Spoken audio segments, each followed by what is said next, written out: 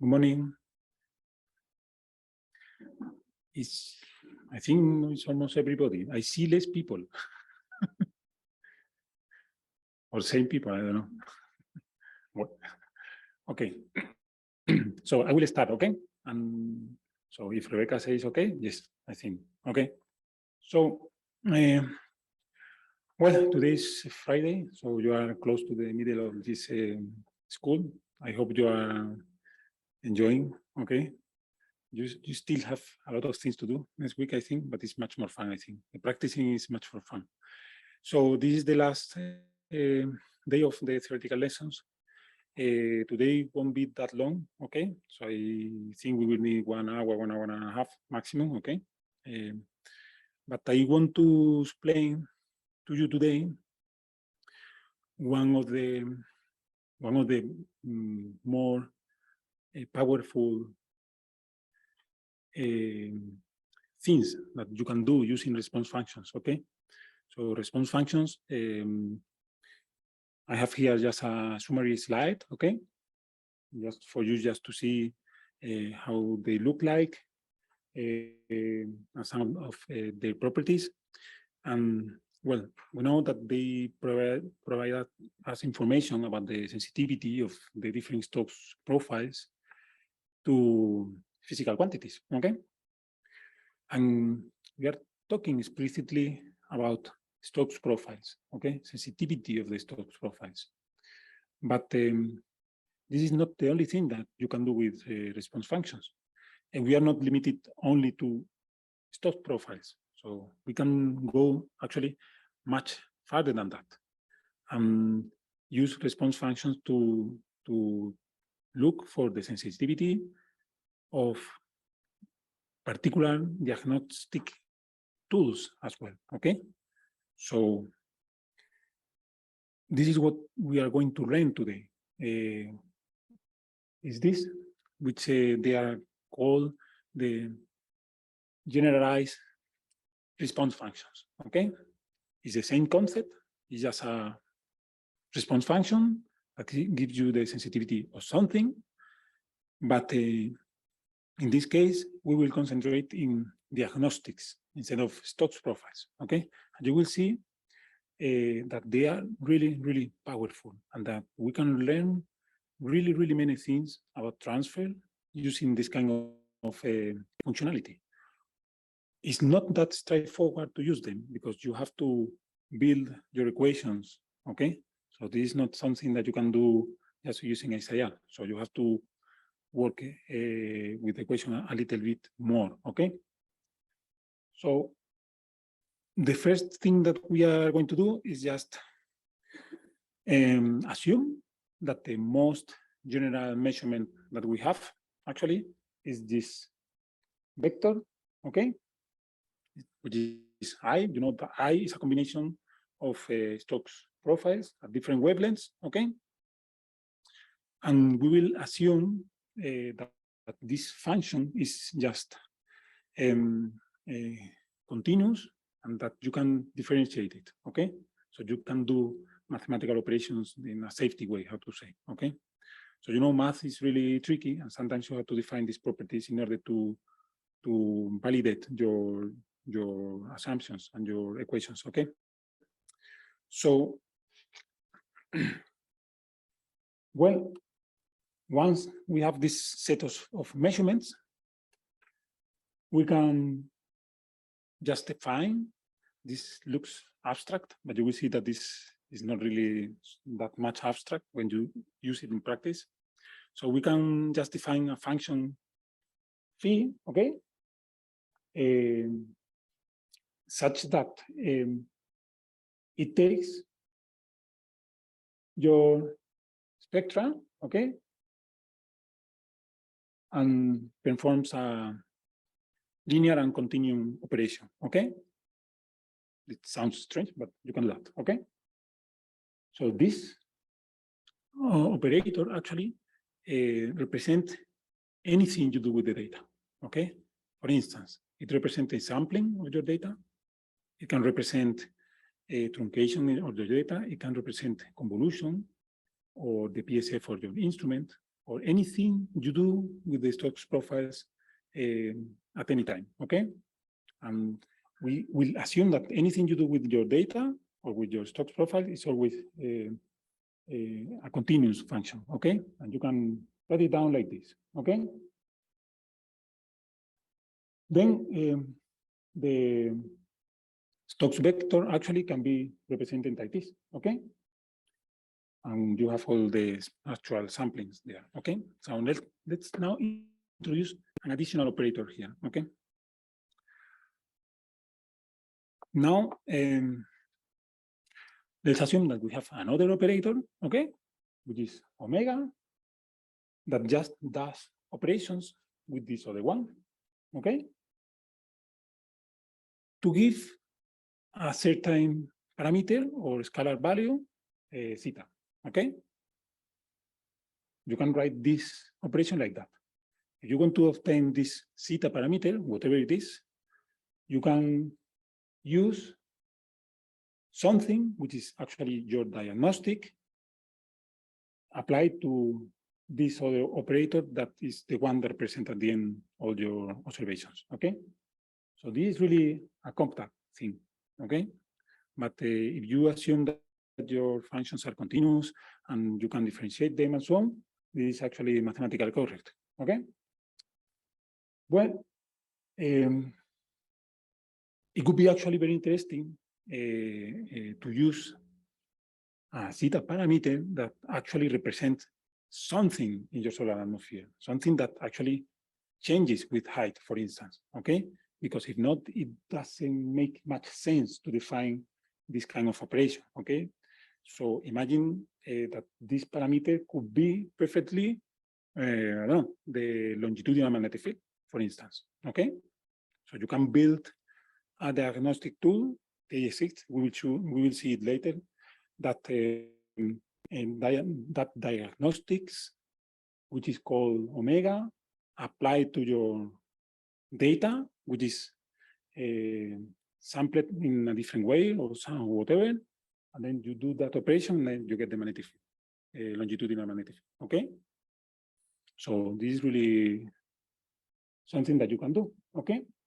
So if you start to do the math and so on, you will realize that actually the differentiability of this omega operator is very important because any variations in the Stokes vector can actually associate it with any variations in your theta parameter through this equation, okay? Where you can directly relate perturbations in your theta parameter, which is what you want to measure, with the gradient of your diagnostics multiplied by the variation of the Stokes vector, okay?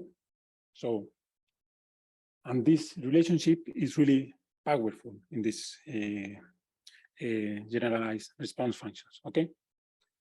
So now the only thing that we need to do is to establish a connection between changes in a physical parameter, okay, in your atmosphere, in the temperature, pressure, whatever, and changes in this theta parameter, okay?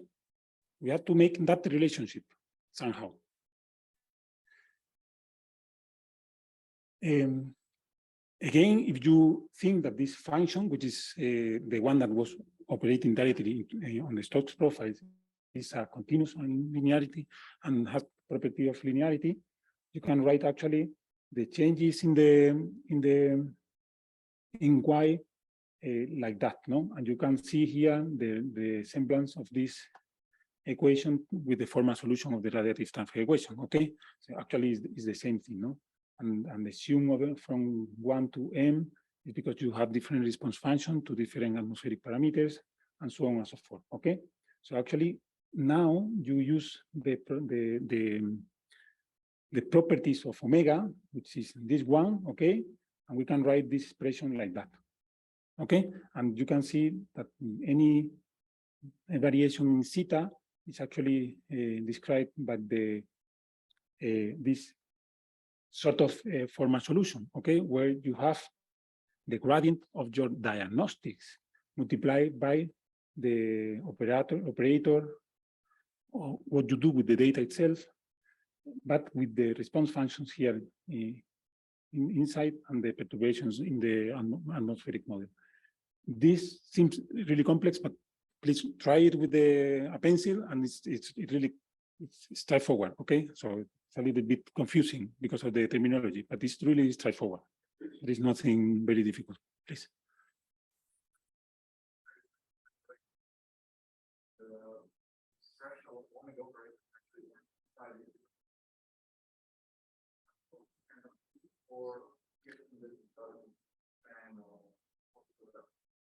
You mean this one? But yeah, because you put it here and then you put it inside, no? Yeah, because this is an operation that you do over the Stokes profiles, and then it's equivalent to do it over the response functions. Actually, okay. So it's not a real mathematical operation; it's just equivalent. Okay. Yeah, but I know what to, because you are putting here your formal solution, isn't it? And then you would like to see this over this thing, okay? But actually this thing is an operation that can go inside, so it doesn't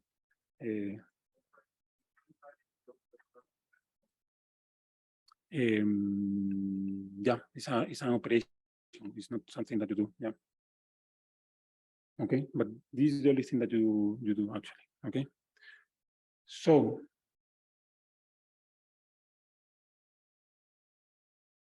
well, now, so this is the two previous equations here.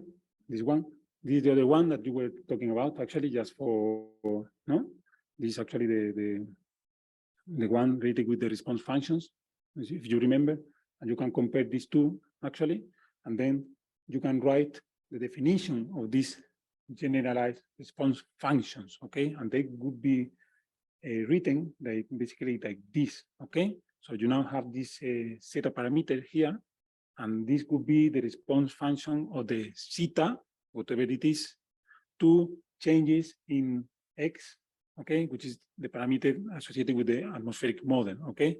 And this response function is actually the gradient of your diagnostic. I will show you later how is this in practice, multiplied by the way you operate over your Stokes profiles, okay? But these are not the Stokes profiles. These are the response functions, the ones that we already introduced on the Stokes profiles, okay? So this is a different way to write it down, okay, in a compact form. So when you look at this definition of generalized response functions, it's really compact, and it's sometimes, if nobody tells you how to use them, maybe you can think it is not straightforward just to put them in practice, okay? Because it's a little bit abstract. But actually, it's not that complicated. And the math, since you have the slide, you can make the formal math by yourself, and you will see that it's really simple. It's much more simple than solving the RTE, actually, okay? So, well, this is just a summary, okay, of all the ingredients that you have here. So you have to take them somehow into account when you use them in practice, because at the beginning it might be a little bit confusing. So you have this operator, that one represents any change that you have in the measuring process, okay? You have also this operator, which is differentiable and performs operations over this to give the zeta parameter, okay? And then the properties of omega allows you to write this other equation, okay? And then at the end, you have the generalized response functions like this thing, okay? So how do we use this concept in practice, this thing? Because it's actually very powerful, because what I'm telling you here is that I can use response functions not only to see how is the sensitivity of the Stokes profiles to perturbations in your model atmosphere, but I can also use them to see the sensitivity of my diagnostic tool to changes on the parameters in the model atmosphere. And then you think about that and say, okay, so there are a lot of diagnostics. Well, the first one is solving the full RT, no? Isn't it? That's a powerful diagnostic tool, but we already have the response functions for that. But you can think about, for instance, I will tell you only three, which are the ones that we are discussing next, okay? We can think about, for instance, the Zeeman splitting itself, okay? We can look at Stokes P and measure the distances between the blue and red lobe and use it as a measurement of the magnetic field strength, okay? You can assume that the magnetic field is strong, and then you can go there, measure it, and then you get the magnetic field directly. That's a diagnostic, okay? It's an operation you do with Stokes B, actually. You can think about the equivalent width of a spectral line, okay? The equivalent width of spectral lines has been used to diagnose many things in the solar atmosphere, okay? So you do some operation with the Stokes I, and you get with a number, which is the equivalent width, okay? And you say, okay, my zeta is the equivalent width. My omega operator is the way I use Stokes I just to get the equivalent width, okay? And you can put all this information here in this simple equation, okay? And you can actually analytically, and that's the important thing, you can analytically see how sensitive is your diagnostics, okay? And this is very powerful. And actually, it tells you a lot of things. So I will show just three examples. Two of them are solved. The third one is not solved, okay? I mean, it's not solved in this presentation, but let's see if you get the idea with these examples, okay? So, first example. Let's say that my zeta is the equivalent width of the line, okay? I can do this. So zeta is equal to the equivalent width, okay? From now on, I will just change these two names, okay? And then I know that my y, okay, is basically a set of wavelength samples over Stokes I, okay? This like that. So now my zeta is a linear operation that I do over a set of points, basically, okay? And actually, I can write down that operation because I know how you have to calculate the equivalent width. And actually, the operation itself is like this, okay? You have to take into account the wavelength sampling, and then you do the sum on all wavelengths of this quantity, 1 minus the ratio between the intensity and the continuum intensity, okay? This equation directly gives you the equivalent width of the line, and you can actually define that, okay? Say, perfect. Now I will use the properties of the omega function and look for these perturbations in the zeta parameter, which could be delta omega, calculating the gradient of this operation and multiplying it by the perturbations themselves, okay? So if you calculate this thing, you will see that actually the gradient can be written like that, okay? And these all the different components because it's a vector, okay? This is why you have 1, 2, 3, several continuum intensity, okay? And then the sum over the sum in the intensity, basically, okay? So this is just the derivative of this function. Actually, in practice, is the derivative. There is nothing else there, okay? And now you can basically write down all these expressions in the compact form that we were discussing, and you can basically write down your zeta parameter, your equivalent width, this operation that we saw.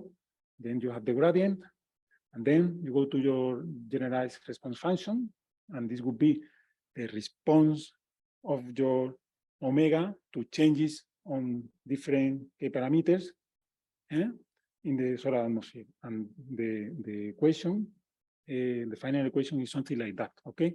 where internally, okay, you have the response functions of the model to K, which is the physical quantity, okay? In this case, this is the one with the continuum, and this is the one with two stocks I at different wavelengths, okay? This one is stocks I, okay? And this is something that you can really calculate with SIR, for instance, okay? You can calculate the response function to the continuum, you can calculate the response function to any wavelength, and then you can assume that this is the magnetic field, for instance. You run this calculation, and then you have the response function, the generalized response function for the equivalent width, okay? The only thing that you have to do is to mathematically arrive to this expression, okay? So I have this thing here that's for, so you can compare actually the things, and because of the nomenclature and so on, is not sometimes not easy to follow, but it's really something very, very easy to do. You can do it with your notebook, okay? Well, when you do that, actually, you can use them. You can represent the response function of the equivalent width, okay, with respect to changes in the magnetic field, in the velocity, and in the temperature, okay? And you get, with optical depth, how your diagnostic tool react when you change these parameters in the model atmosphere, okay? This is the sensitivity of your diagnostic tool. And when you think about that, you say, okay, I'm looking at the equivalent width at the stock side. So what do you expect? You don't expect it to be sensitive or very much sensitive to the magnetic field strength or to the velocity. You expect it to be very sensitive to the temperature, okay? And actually, this is what you have here. So you have the temperature, okay? This is the response to the temperature. And you have also the response to velocity and magnetic field. But just for comparison purposes, these two has been multiplied by 30, okay? So these two are really small. So the strong sensitivity is just to temperature, okay? And you can actually learn many more things, because it's not only sensitive to temperature, but you can see that it's a two lobes function, telling you that you have a very strong sensitivity in low layers, because it's where you are putting all the light, all the photons, and then it's going down and so on. And you can actually see how the sensitivity spreads over the whole model, actually, okay? So yeah, it's very useful to see how your diagnostic tool actually works in practice, okay? Remember, this is always model dependent.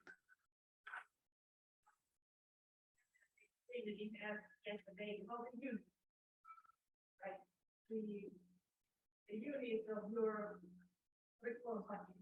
Because you're putting together the response function to temperature, which is degrees, and then to magnetic field, and so on and so forth. How can you put them all on the same plot? Because they are relative. They are relative. Yeah, you have to put them. But then you have a what is that? A picometer? It's a unit of no, part per million. I think is the PM. Picometers. It's a wavelength. Yeah. Right. So that's the unit of the diagnostic. And the actual response function for like temperature would be picometers per hour.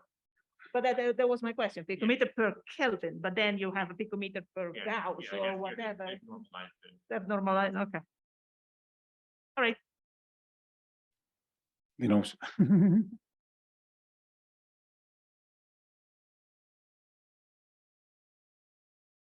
I still cannot feel what is the meaning of negative response function. I can understand that, okay, the response is high or response is low.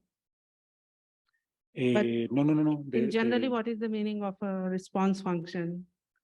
So here it means that the value of omega increases and then or decreases, basically. Okay. Okay, so here 0 means it is least responsive, zero and means positive means towards positive of increases that and value. decreases. Yeah. But it's more responsive also in like, for example, in this case, when it's in negative from 0 to -2 log tau, though the response function is negative, but it's very highly responsive, right? Yeah. Yeah, and the physical interpretation of why it's like this is not that straightforward. I don't remember. We can check later, okay? But it has to do with how you it's somehow written here, but it's a little bit more entangled. It's described in a paper, and this figure is from a paper actually, okay? So this is for the equivalent width, okay? So we can try other things. What do we try now? The magnetic field, well, okay. So you can try to do some more complicated things, because in this case is this, no? Okay, it doesn't look very complicated, isn't it? No, it's just showing several profiles, and well, it's not difficult to do. But you can go to more complex diagnostics, okay? You can try with the, well, I call it Zeeman splitting, but yeah, you can try with the Zeeman splitting, okay? So you know that Zeeman splitting is proportional to field strength, okay? Say, cool. So then I can say, okay, so let's say that my zeta is actually the distance between the blue and red dot of Stokes V, okay? Is that distance. Okay, that's fair, no? That can be done. And later, of course, we could relate that distance with the splitting itself, no? And then we can get the magnetic field value. So I don't have necessarily to put there the magnetic field strength, but I can just rely on the distances between the two lobes, okay? Then my function here would be something that you apply to Stokes V only, isn't it? Because you do it with the Stokes V, so you have everything here, okay? But I need to find where is the Stokes V peak profile, okay? I need to do it. And this is not just looking, so you can, no, it's like that. You can look at the maximum or the minimum of the lobes, isn't it? And then calculate the wavelength where you have that point, and then you do one minus the other, and you have the distance, okay? But how do you look for the maximum of Stokes V? You have to basically make the derivative of Stokes V, isn't it? But you don't have Stokes V. I mean, you have that in your measurements, but making that derivative implies that you have to do it numerically, using the deriv function in IDEA or whatever. But this is not what we want to do. We want to do it analytically, and that's not fair actually, and it doesn't work like that. So okay, so then I need to define a new function that is, for instance, a parabola, okay, that I know that I can fit in the Stokes profile in the one lobe and in the other lobe, and there I can calculate the minimum, and I know how to do that analytically. But things are a little bit more complicated now, because now I have a merit function, okay, that is defined like that, okay? And that merit function is the one that allows you to look for that strema positions, okay? But well, fortunately, in the case of a parabola, you can do it analytically. You can just apply a least squares method to the parabola and then end up calculating the A, B, I'm missing A here, by the way. Okay, there should be an A parameter here, okay? So A, B, and C parameters analytically. And I know it's a combination of different wavelengths from Stokes V, okay, in a certain way. Okay, so you can go actually to the numerical research book, okay, and you have the equation there. It's an analytical equation. But then I wanted to to calculate the generalized response function for this theta parameter, the distance. So that would be a little bit difficult, but I can separate the problem in different components, and I can say, okay, let's say that my theta is now A, I have another one for B, and I have another one for C, okay? And I have this operation over the Stokes profile, and this one, I have three.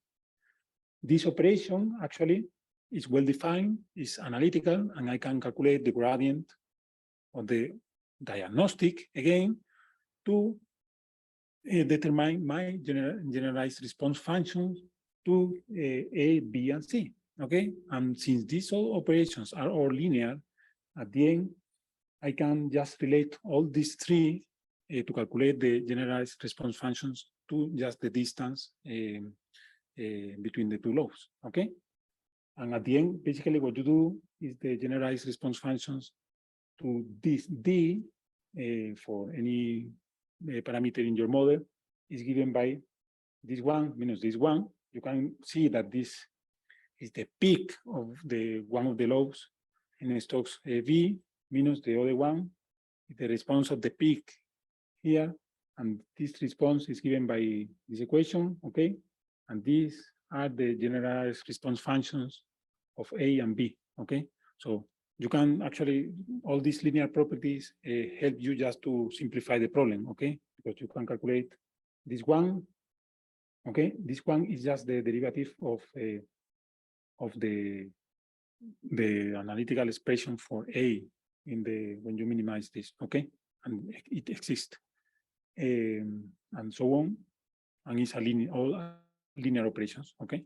So even though when you have to minimize something, if you can write down an analytical expression for such minimization, you can actually check which is the response of your diagnostic to changes in the model atmosphere. Again, it's very powerful. In this case, it's more complicated because I have kind of several steps, okay? It's not that a single operation, there are several of them. But you can do it, and you can do it by hand, actually. So try it. So it's not that difficult, it's easy. And you can actually, when you have that, you can represent that, okay? That's very powerful. This is the wonderful thing of these things, no? So here, this is the V peak distance, the D parameter, okay? Directly. And this is log tau, again, optical depth.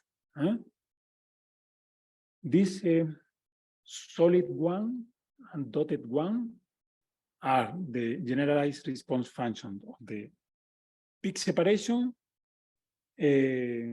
with respect to changes in the magnetic field, okay? This dashed line and dashed dot lines is the same, but with respect to temperature, okay? The difference between this one, the dashed and the solid, and the dashed dot and the dot is that the second has a constant magnetic field along the line of sight, okay? So, and the first one is a magnetic field that is decreasing with height, okay? It's two different models provide you two different responses, actually, and you see that very well here. But now I want you to think what's the conclusion of this plot, because these two responses, to magnetic field and temperature, are scaled to the same relative size, so you can really compare them.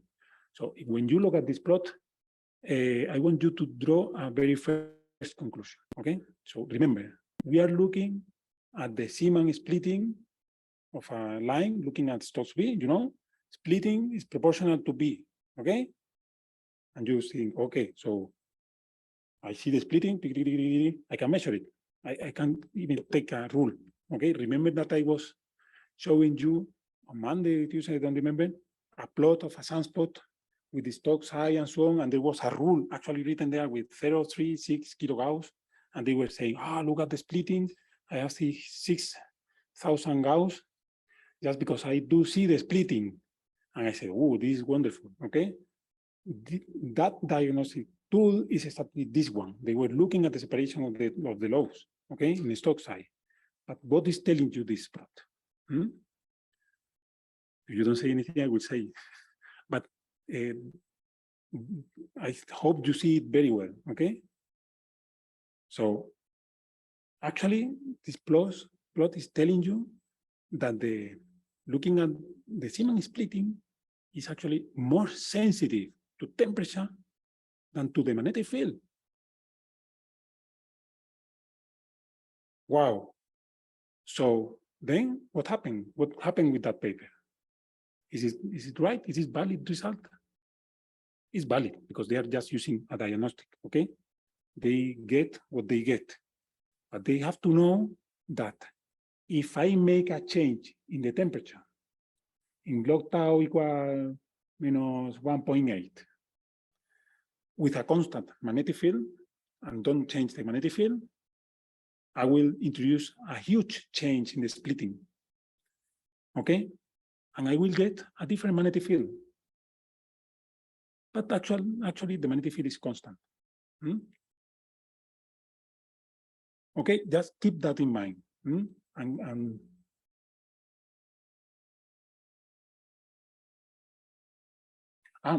yes, depends, of course. It depends on the model. So in this one, I don't remember how much field, no? I'm maybe in 6,000 Gauss, the sensitivity of the magnetic field here is stronger, okay? Than for temperature, okay? That's for sure. So I'm not trying to invalidate that result. What I'm trying to say is that you always have to use with care your diagnostic tools, okay? And you need to understand them. And the fact that you use a diagnostic that only depends on your formula from the magnetic field, it doesn't mean that is decoupled from the rest of the parameters, okay? If you skip to your problem, you can even provide error bars, okay? But the radiative transfer equation is a non-linear problem, and everything is mixed, everything together, okay? This is the message here, okay? And this is why they are very useful. So, and I think you got the idea more or less, no? So, well, let's try that this before the break, okay? The last 5 minutes, and then we break, and then we will discuss another thing, which is way more complicated, but it's using the same concepts, okay? So, other thing, come on, more diagnostics that you can use, okay? So we can really take all diagnostics that solar physicists are using and look if they are valid or not, okay? Many of them have even been not checked. This one have never been checked analytically, okay? So I'm not giving you the solution. I do have the solution. If you have the solution, you could even publish it if you like, okay? Because it's not in the literature. But it's very easy to do, the math. So maybe I publish it, I don't know. But think about the weak field approximation. Another approximation, okay? What do you do with the weak field approximation? What's the meaning of that?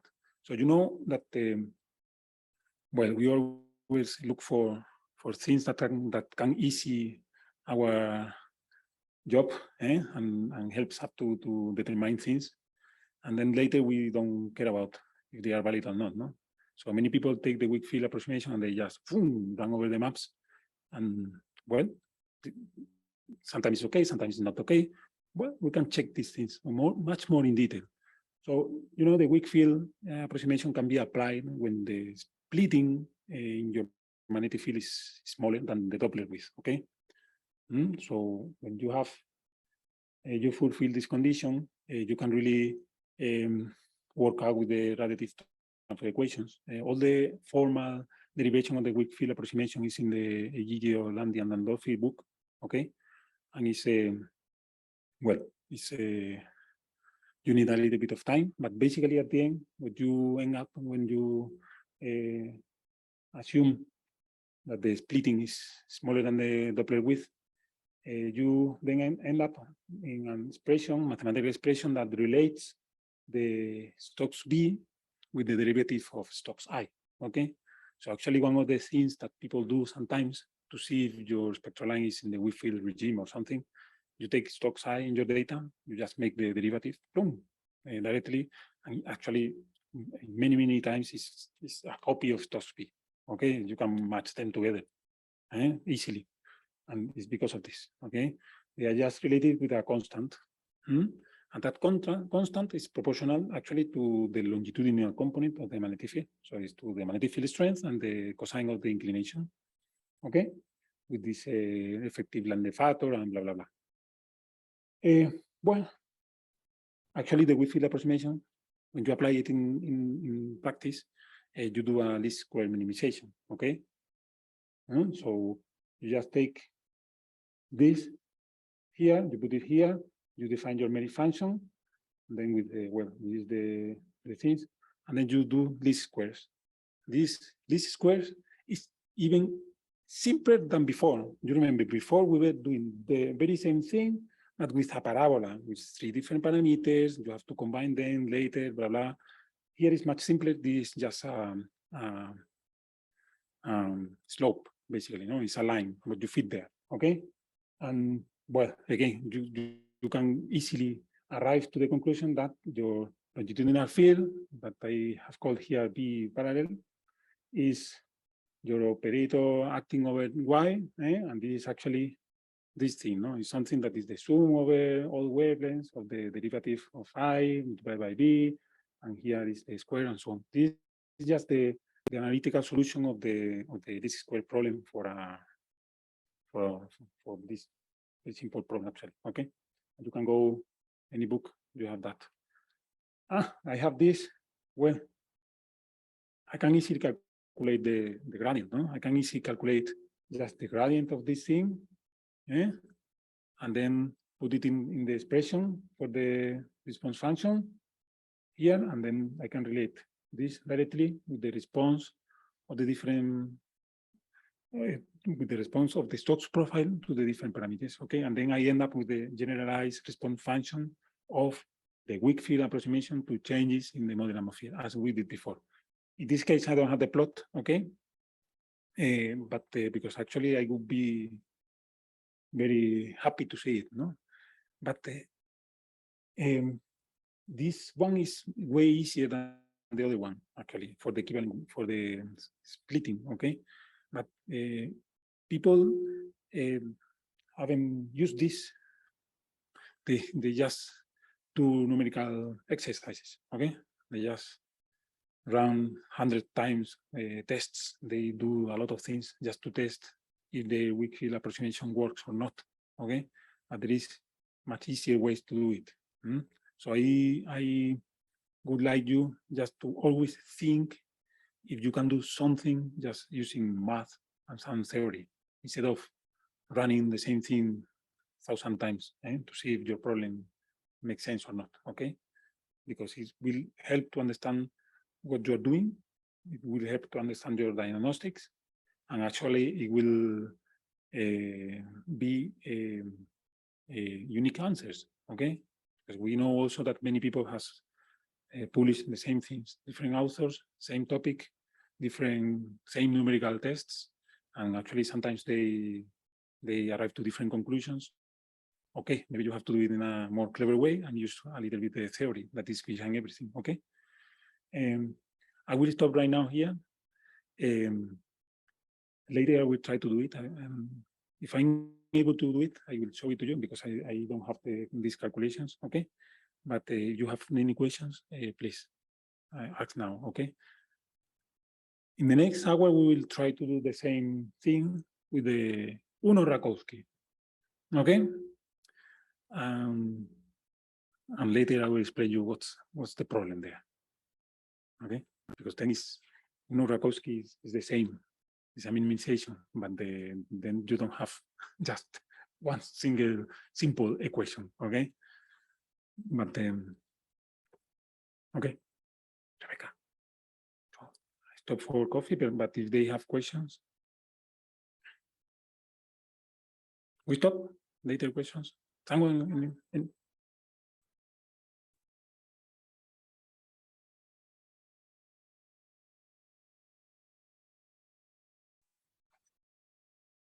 okay, but it was crystal clear.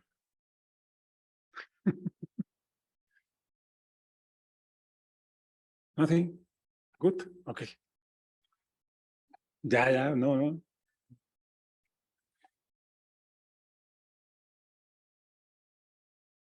Mm.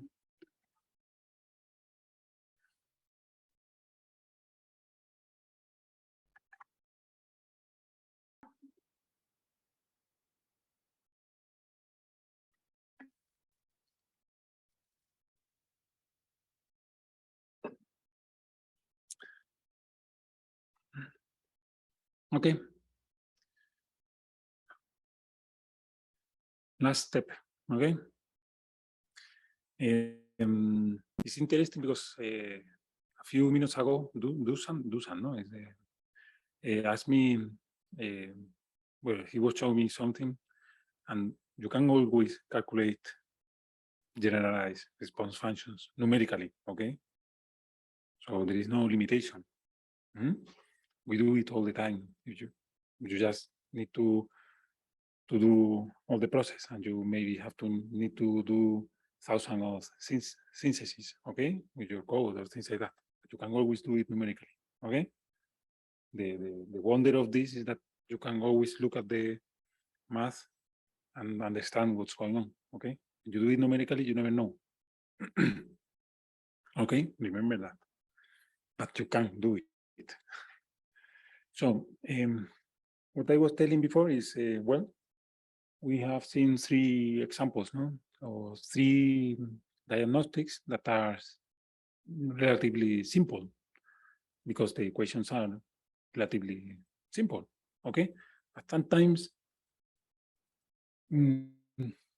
that's not very possible when your diagnostic is complex, okay? So imagine now that you want to do the same exercise, okay? But your measurement or your theta is kind of an average of your model atmosphere, okay? So imagine that you have a diagnostic that will provide you an output. It can be the magnetic field strength. That is a kind of an average of your model atmosphere, okay? This is kind of naive because this is what is happening in reality, but just keep this in mind, okay? So the different techniques that we have been discussing are just basically proxies. So the peak distance is a proxy. The magnetograph signal in the weak field approximation is a proxy. Sometimes the Stokes high minimum is considered to be a proxy for the velocity, although you know that the Stokes high minimum is not actually the best place to measure velocities because the sensitivity is in the line winds, not in the line core, okay? But well, the Uno-Rakowski solution of the radiative transfer equation is also a kind of a proxy and provides you single scalar measurements, okay? And these measurements are probably some sort of an average or something of your model atmosphere, okay?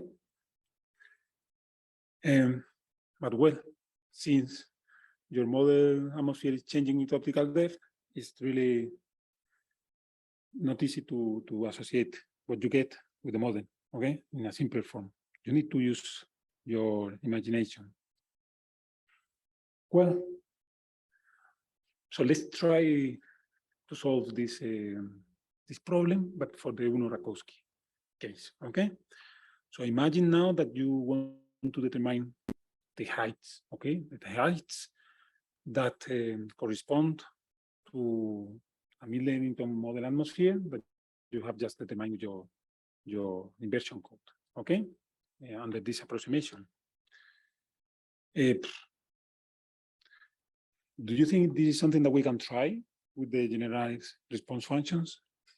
Would be easy to do it, or would be very complicated? So I think, well, you have here a simulation, okay? This kind of plots, we saw them before.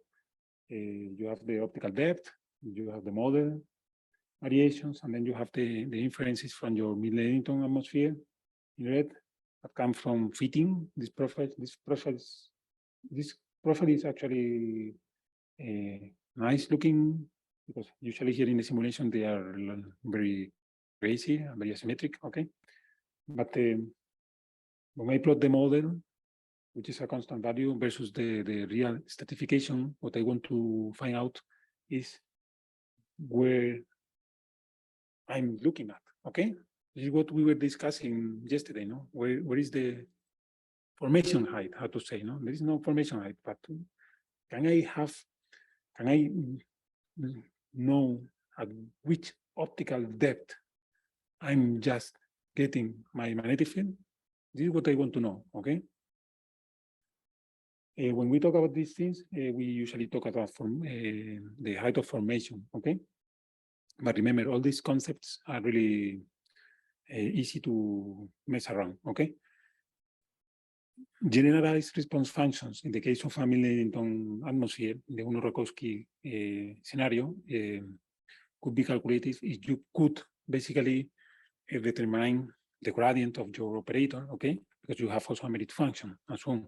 But since the mid-Eddington is way more complicated than the weak field, for instance, it's very difficult to separate the magnetic field from the rest, okay? Actually, this is something that some people have tried before, how to just separate the magnetic field from all the equations, because then you will have a way to measure directly the field strength.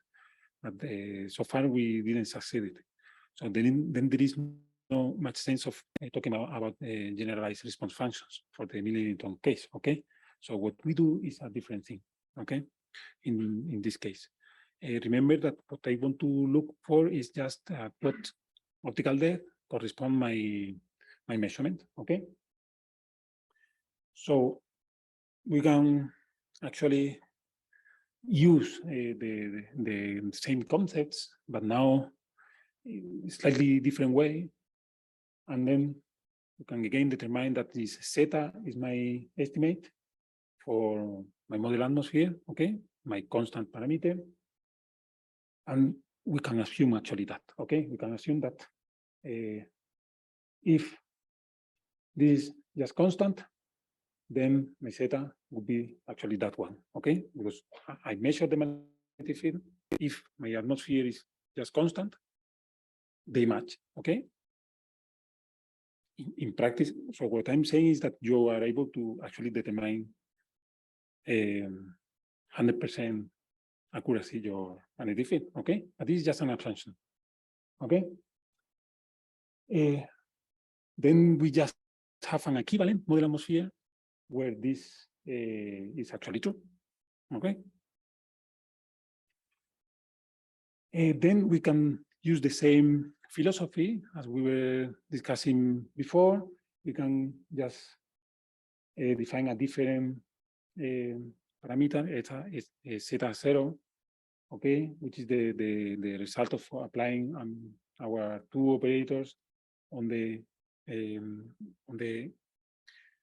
applying these two operators on the profiles that emerge from this equivalent atmosphere, okay? This equivalent atmosphere that would be constant and actually matches the value that I'm obtaining with my diagnostic, okay? I can write that, what? I'm disappeared.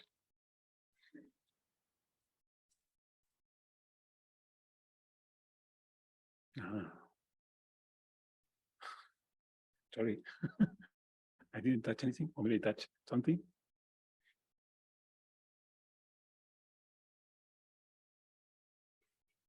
Is it okay? Okay, sorry.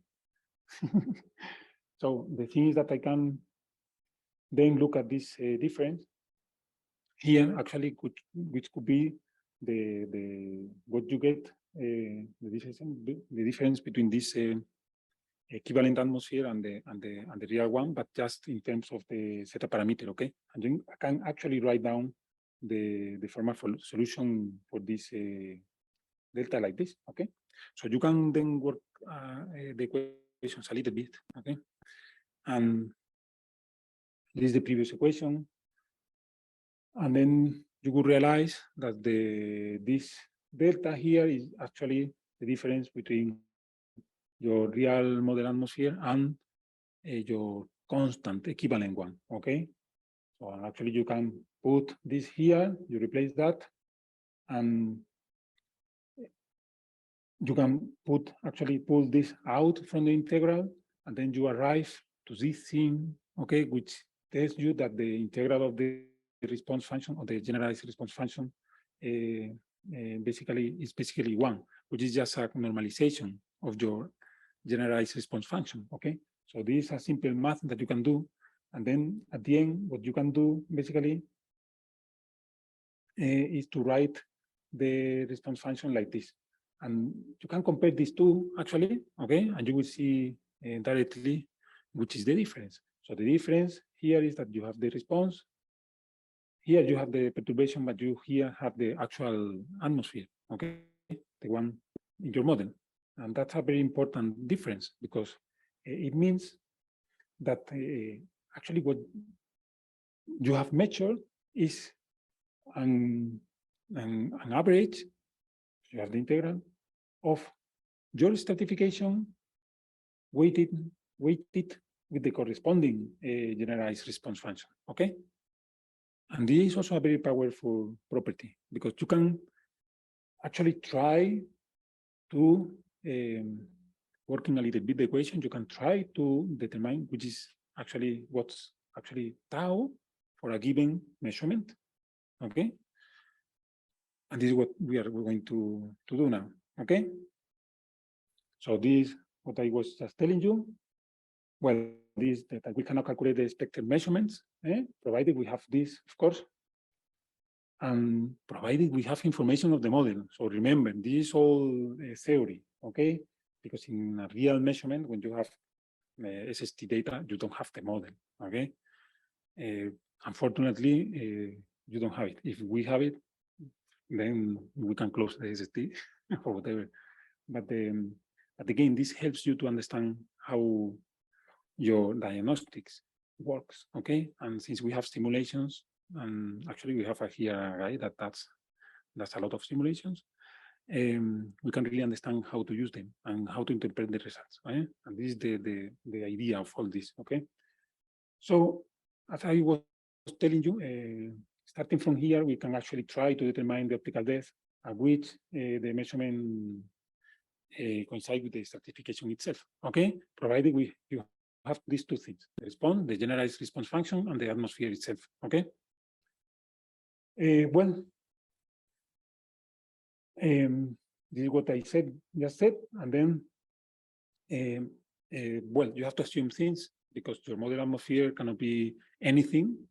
It has to be a continuous and monotonic function, okay? In any other case, you cannot continue doing math because it's not possible.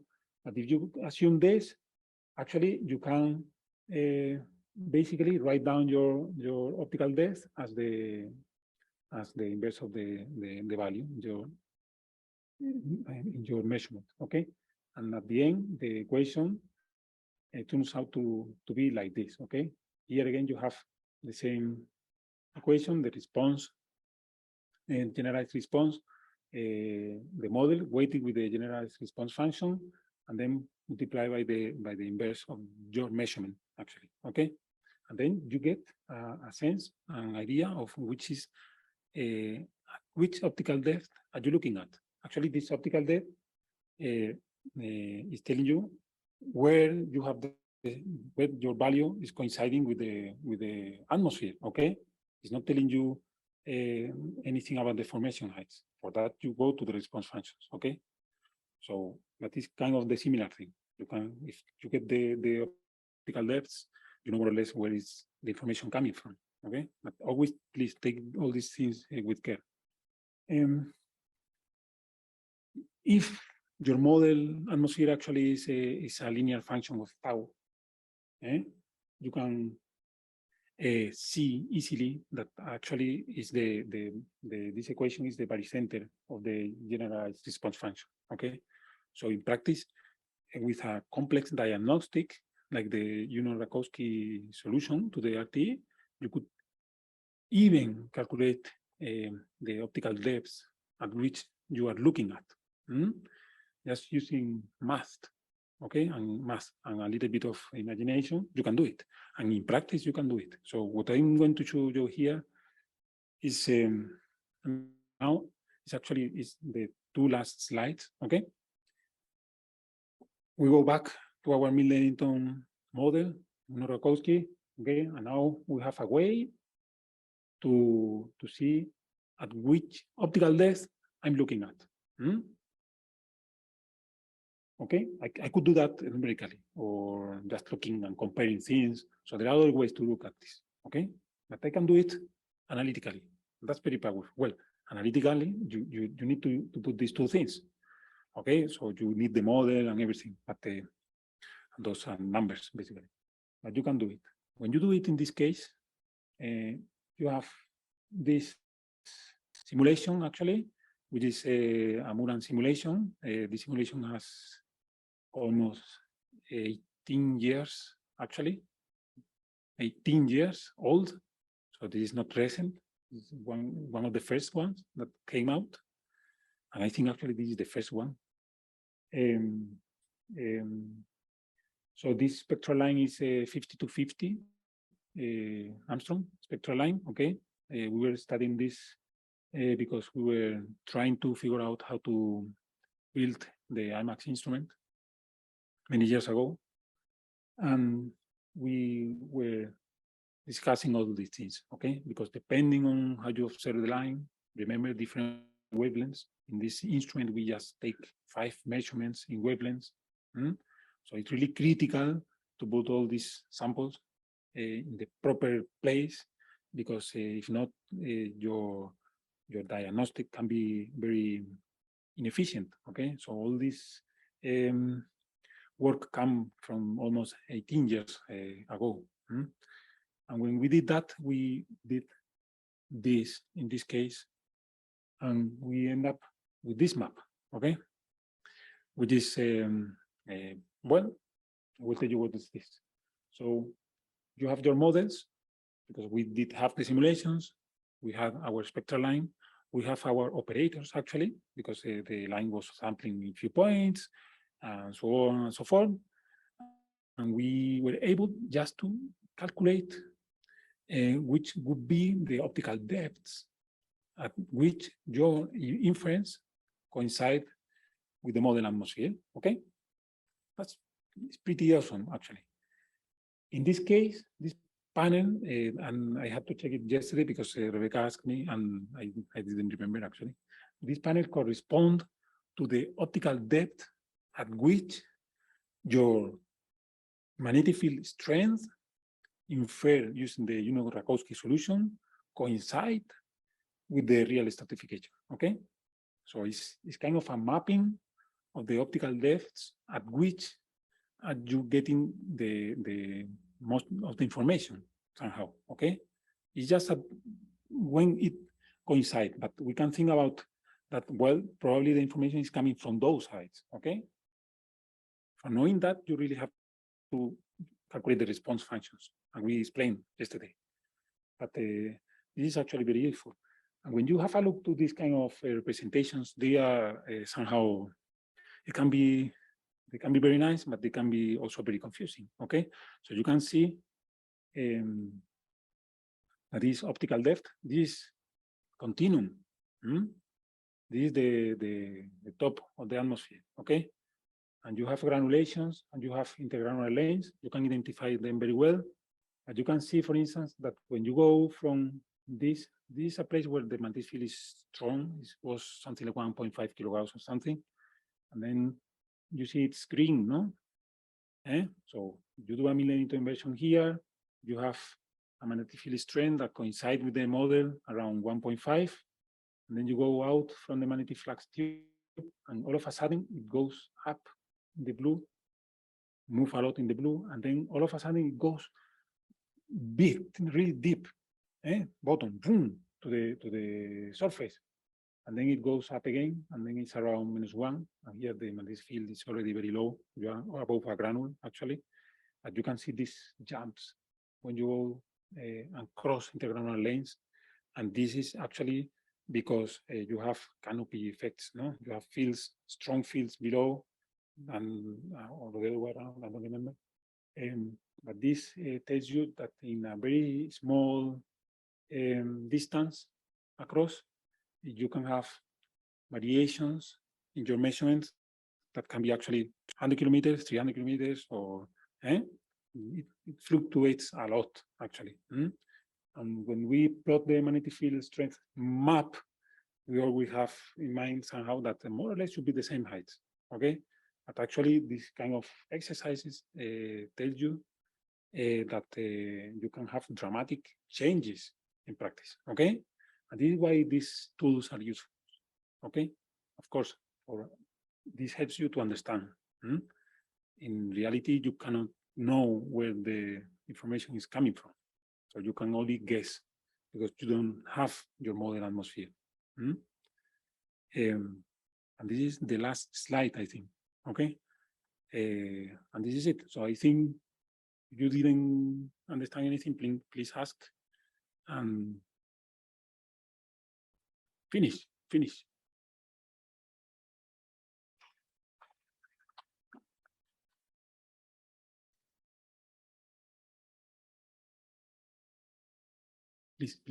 ask.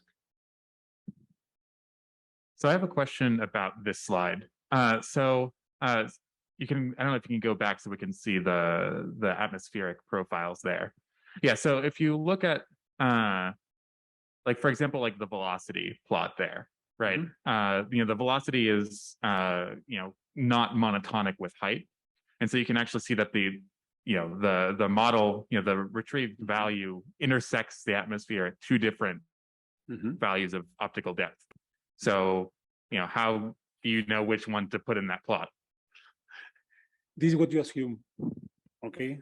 So you assume it's monotonic. You assume that if it is monotonic and is linearly changing, you can actually calculate those optical depths. But this is the assumption. In reality, these models sometimes change a lot. And that means that they might give you not the right result, okay? But this is the assumption that we have, okay? And this is the best thing that we can do so far. But yeah, yes, that's a limitation, actually. Yeah. That's very well seen, actually. Yeah.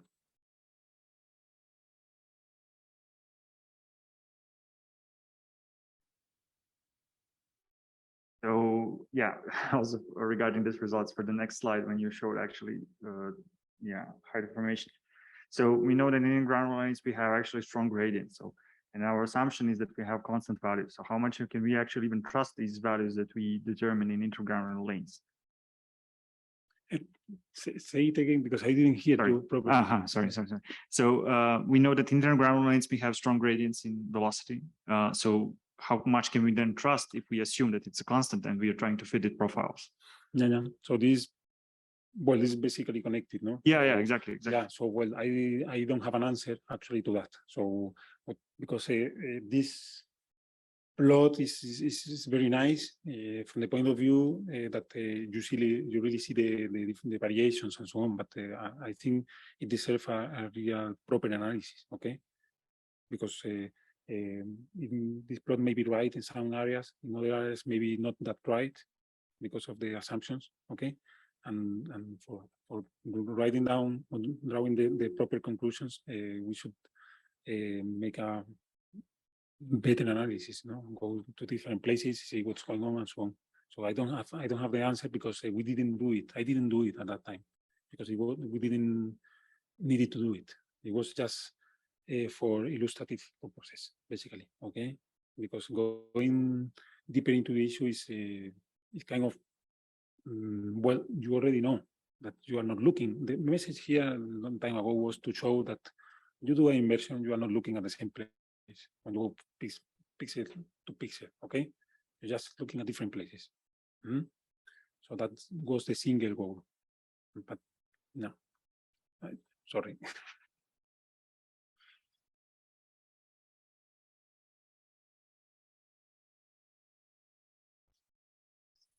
You mentioned that different optical depths. My question is, how can you relate the different optical depths to different heights? Because for two different physical heights, because different optical depths can span different physical heights if the atmosphere is different. You just use that. Okay. Yeah. So this is again the same question. You can have this, no? No, here, no? You have two different possible solutions here, for instance, isn't it? And actually, the assumption here maybe not that valid, and we just use the equations, and then you get the output. Okay. So I don't know if you are asking that, or you want. So I have some confusion. Maybe I can.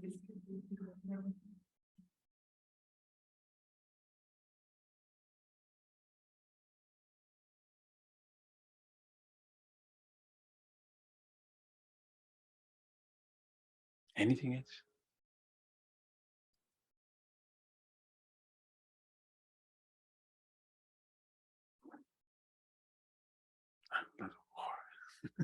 It's bit by bit.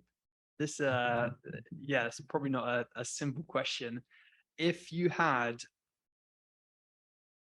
the same observations from multiple vantage points, such as phi or phi on solar orbiter versus HMI, how could that be incorporated into inversions, and could that help restrict the formation height, or is that just way too complicated for the computational power that we have? From the practical point of view, I mean, what you are talking about is basically combined measurements taken from different instruments, no? So that has been done already. Since many years ago, this is something that we are trying to do now, actually, because I'm working on that. So we have Solar Orbiter, and we have HMI, and we have stereoscopy, actually.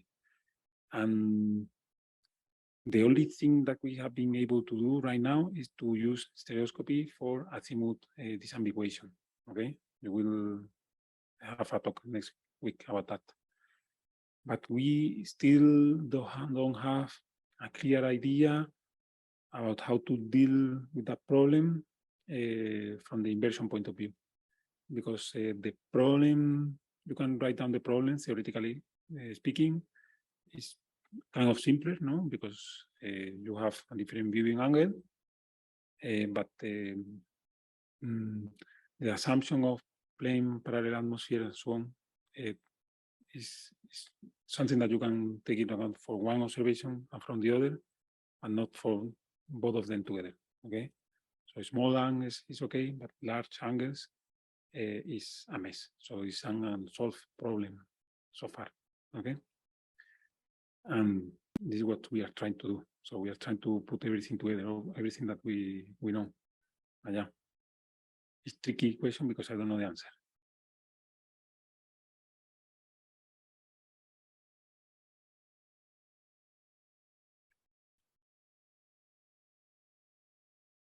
I think I just want to check assumption I have in my head. So you give a number of examples of, in the generalist case, you have zeta, right? So if you're looking for, say, like the distance between the Stokes phi, for example, and then you have another example where we're looking for a different observable, but it's not so much related to the line profiles themselves, but the horizontal magnetic field, right? So if you were to like exchange, I got kind of confused in my head because if you're looking, again, like something for the line profile, and then you move to like a physical observable. But when you're using that example of the horizontal magnetic field, is that only applicable in the case where you don't have any sort of change along the optical depth, or like any sort of gradient in the atmosphere? That's the only case where you can use the magnetic field, or is that kind of makes sense? You mean if I can apply my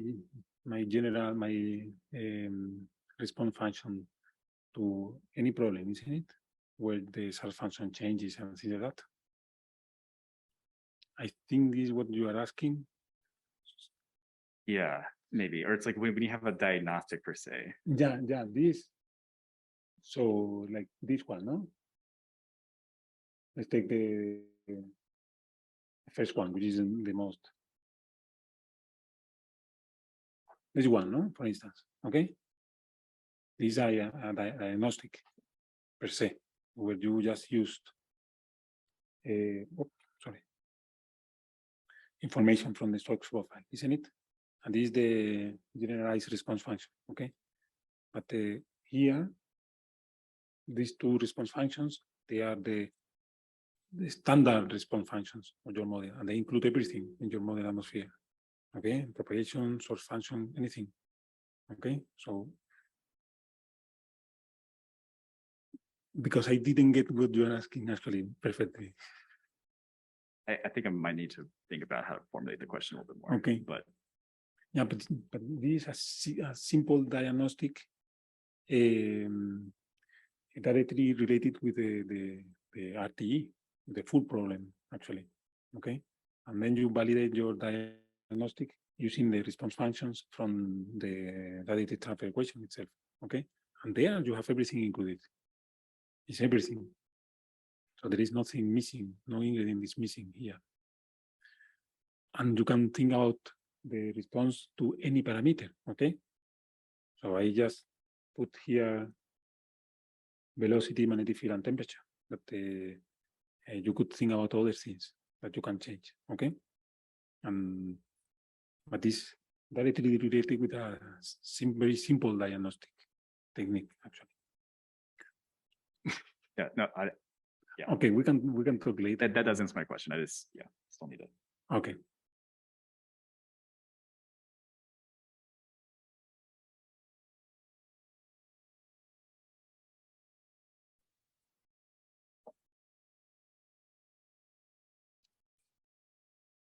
I have a question. If we have some really complicated diagnostics, is it possible for us to, find the analytical expression of the omega operator, or if we cannot, what should we do? Well, this is the theoretical scenario, okay? So you may have a diagnostic which is simple, like this one, or a way more complicated. And if you cannot calculate the derivative for your operator, then, well, you are done. No, that's not true. You can always use a numerical approach, okay? So this is always available. So you can, numerical approach is kind of, I calculate the magnetic field using all these calculations, no? And then you know that the profiles come from a model atmosphere. So you start changing your model atmosphere and calculate the derivative in your diagnostic and numerical approach, okay? So the only difference is that first, when you do things numerically, it takes time and you cannot explore all the parameter space easily because there are a lot of things that you can change. Theoretically, it's easy just to see, okay, I will calculate that to temperature, to pressure, you can, and they just pop out directly, okay? The other difference is that when you do it theoretically, you can have a view to the actual math, okay? So you can see you have something in your denominator and that is telling you information which is really valuable, okay? And that's also very useful in many circumstances, okay? But you can always do it numerically, of course, unless your diagnostic is something crazy. You never know.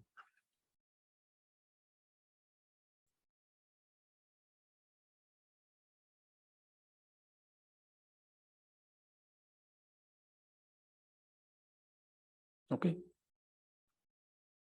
I will be here, so we can. So I hope you enjoyed and follow more or less. It's way too long and there have been some fluctuations, okay? So sometimes good, sometimes bad. But if you have any question, please ask.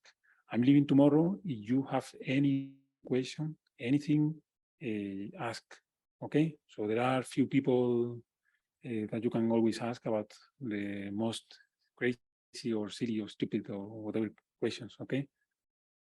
Some questions are in the books, but sometimes you don't need you don't know which book to use. Okay, just ask. It's much better and much more fun, actually. And I'm leaving, Rebecca.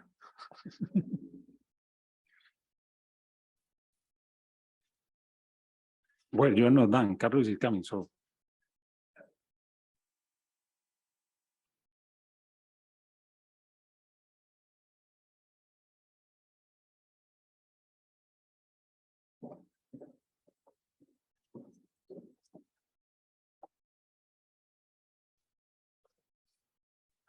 Yes.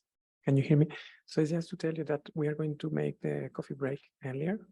And just to keep you updated, remember that yesterday, the last thing we did was doing the inversion of a profile. And now what we're going to do when we start is learn how to do inversion itself. So what things we are going to change in the control file, and what things we can change in the next tutorial to improve results and things like that. So just keep in mind that we are starting from there, but we are going to have a coffee break now. Okay, so I think Rebecca at 9:40 we start again. So 10:40, sorry, or 10:35, 10:40. Okay, see you soon. Okay. So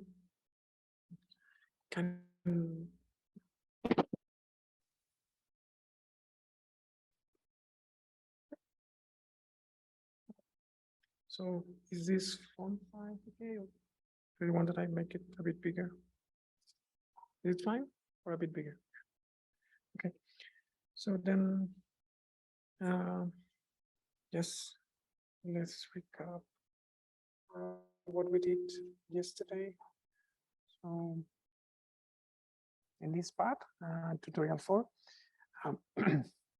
we took the profiles from tutorial 2, that are the profiles from tutorial 1 plus noise. Then we use the atmosphere that we created in tutorial 3. That is a falsy model that we cut it and we add values in all the atmospheric parameters that we wanted to embed. And then we just run the inversion. I prepared the configuration file in advance. So we run inversion, and in general, people got good results. Just in some cases, we had weird behavior, but in general, it worked. So now what we are going to do is to check the control file to know how to configure it. So I'm going to open it, but then I will go back to the script. So this is a control file, but just before that, I want to quickly emphasize the difference between synthesis and inversions. So the idea is that synthesis, as we said, we have the input atmosphere, we feed the code with that atmosphere, and we set some configuration for the spectral lines, and then the output is profiles. Okay, now we are going to do inversions. So the input is the profile. Okay, this is what we feed the code. We also provide an initial atmosphere or a guess atmosphere that we are going to change, and eventually it will be different. So then input are profiles and the guess atmosphere, and then the output will be 3 things. Okay, it will be an output profile, that is the one that is created from the base atmosphere that the code gets, then that atmosphere, and then we will also have an uncertainty or error file. Okay, so every inversion cycle we will have these 3 files. Okay, the atmosphere that gets a good fit, the profile that is created from the synthesis with this atmosphere and our configuration, and then an error, a file. Okay, the way they are defined, oh, this is type here, so is here. So in the control file, we will write that our initial atmosphere is like this. So this is our guess atmosphere, and if you remember from tutorial 3, we call it initial.mod. So then this will make that the code will create initial dash something. So initial is because it's the name that we have here. Okay, then dash will be related to the cycle. So if we are inverting with one cycle, we will get initial dash 1, and then the 3 files that I mentioned before, profile, atmosphere, and error. If we have 2 cycles, then we will get initial dash 1, initial dash 2, and so on. Okay, and then we will get with extension.mod, that will be the atmosphere, with extension.pair, that will be the profile, and with extension.air, that is here and here, that will be the error. Okay, so the name that you're using in your control file is the name, so the name you're using in your control file for the gas atmosphere is the name you will get for the results, plus the dash and other things. Okay, so if you change these, then the code will always take that name and it will update it. Okay, so then just again, I want to repeat it. So we start with an input profile and we get an atmosphere, another profile, and an error. Okay, so this is what we were reading here. So in the plot, we read this original profile, and then we were comparing it with this profile. Okay, that is the result from 2 cycles and of inversion. Okay, so then the idea is just check 1 second. In this case, I think it's not very clear, but maybe in your case, it's probably better. So the idea is that if you have 2 cycles, you can check how the code is moving from the starting point to the best solution. So if you load the initial profile as 1, that is the result of the first cycle, and then the initial profile dash 2, that is the result of the second cycle, you can check how the code is getting closer and closer to the solution. Okay, so then let's do this very quickly. And this, okay, this is the first part, and then this is the second part. So in my case, it's relatively similar. So it's like make a lot of zoom. But the idea is that, I don't know if you see it. So you see that there are small differences here. But my profiles are very simple. So let's try to run it in your case and check if the code, when it started, it was far away from the solution. And then in the first cycle, it got close. And then in the last cycle, it got much better. Let's try to run it. Just go until this line and put a comment here in 152. And let's run it and let's check your results. The idea is that the result of the first cycle will be in dashed lines. And then I think the results from the second cycle will be dotted lines. Yes. So in my case, it was very simple, but in general, you don't know how close you are from the solution. So the first cycle, usually the profiles are far, but then in the second cycle and the third cycle, it gets closer and closer. So let's see if in your case you have big differences between the first and the second cycle.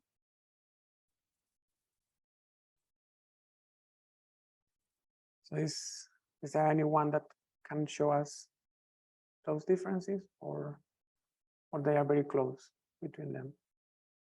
Yeah, good. Yeah, let me stop sharing. Yeah. Okay.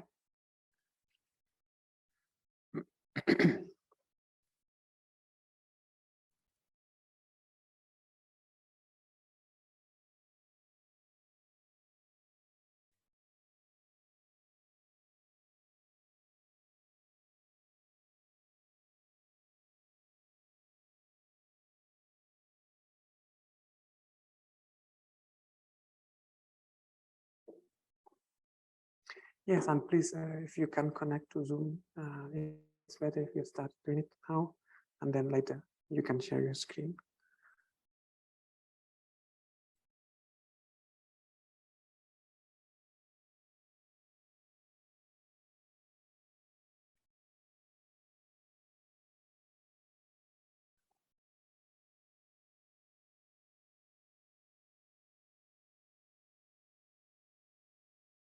Okay. So, yeah. Yes. Yes.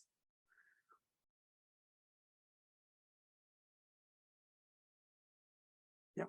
Yeah. So I think in your case, what is happening is that you have a gradient, right, in inclination. So then the configuration that we have now in the first cycle, the perturbations are constant. So then the code is starting from your initial atmosphere and it's moving the inclination and the field strength constant. So it's getting something close to the profile. But then in the second cycle, the code can add gradients, and then it's where it's fine tuning and it's getting better results. Okay, and probably the same with temperature. So in the first part, the cores are not so well fitted. So then in the second part, we have, in the second cycle, we have more freedom. So then it's tuning a bit, both continuum and maybe higher layers, so it can get closer to the solution. Okay, so in generally, what we do is that we start from a simple atmosphere and also with simple perturbations in a first cycle. And then we start adding cycles and adding more complexity. So in that sense, the code usually moves in average in the first cycle close to where we have. For example, imagine that the inclination is opposite respect to the one we have. So then it moves to that place, and then the polarity is similar. And then in the second cycle, we can add gradients. So then we can start tuning the area symmetry or the things that we can have. And then if we have very complex profiles, we can add even a third cycle where we add more freedom. So then the code can finally get the best result. Okay. So is there anyone that has a yeah? Okay.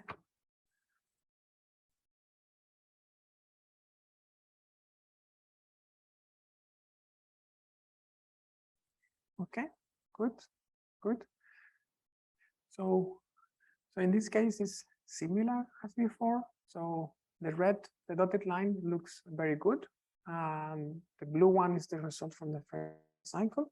And it seems that the code is trying to get there, but it needs more freedom. That is what we provide in the second cycle. So in your case, you have gradients also along the line of sight. Okay. And you have a very inclined magnetic field, right? Okay, good, good. So are you following what we are doing? So the idea is that this is an iterative process, and usually we go step by step, so adding more and more freedom, and this allows the code to slowly move to the best solution, playing with response function and changing the atmospheric parameters in each case, okay, in each cycle. Okay, thank you. So then let me go back. So thanks for sharing your screen. And then let's move. Sorry, my voice sometimes drops because I'm usually a bit tired. So then let's go to the control file. Okay, so here we have a lot of things that we can tune. So let's start with the simple ones, and then we will experiment with others. So the first one is the number of cycles. So here is how many cycles you want to try for the inversion. And usually by cycles in this case, we refer to a configuration in terms of nodes. So if you want to have a Milne-Eddington-like inversion, so where everything is constant, you can do just one cycle. If you want to add gradients, we usually put like 2 cycles. The first one, everything is constant, and then in the second cycle, you add gradients. If the profiles are very, very complex, I would recommend you to put 3. And in the third cycle, depending on the atmospheric parameter, you can add like 3 nodes or even 5 nodes. Okay. Important thing in this case, and I will try to mention it later, but just in case I forget. So if you see all the comparisons that we are doing, we are using -2, but because in the example that I am using, we are using only 2 cycles. But if you put 3 cycles and you want to compare the results, then you change the name here and you put -3. Okay? Because otherwise you will be just using the previous inversion, not the last one. And the same here. So if you are doing this example later on and you want to add more cycles, just change this or what and the third profile just to do the comparison. Okay. So then our set profiles are those created in tutorial 2. So they are the noisy profiles. Then, as I said, straight light and PSF profiles, we are not going to add it in this workshop because they are a bit specific for certain scenarios. So let's keep things simple. The wave grid is the same. In this case, it's the same because we are doing synthesis and inversion. But ideally, when you get an observation, then you need the information from the instrument in terms of what was the spectral coverage, what was the spectral sampling and resolution. And then from that, you create your wave grid file that should be compatible with your observed profile. But in this case, we had it from the synthesis. Abundance is the same. And then this is the initial atmosphere that we created in tutorial 3. And we are doing 1 component inversions. So then here you can leave it empty. Okay. And then we have weights. And I think this is a very interesting topic. I think it's the next, yeah. So you can read it later here. I will try to just explain it quickly. So the idea is that when the code is doing a cycle, it changes the atmosphere, it creates a profile, and then it compares that profile with the initial one. Okay, I compute the chi-square value. The chi-square is essentially the difference between the 2 profiles weighted by some parameters.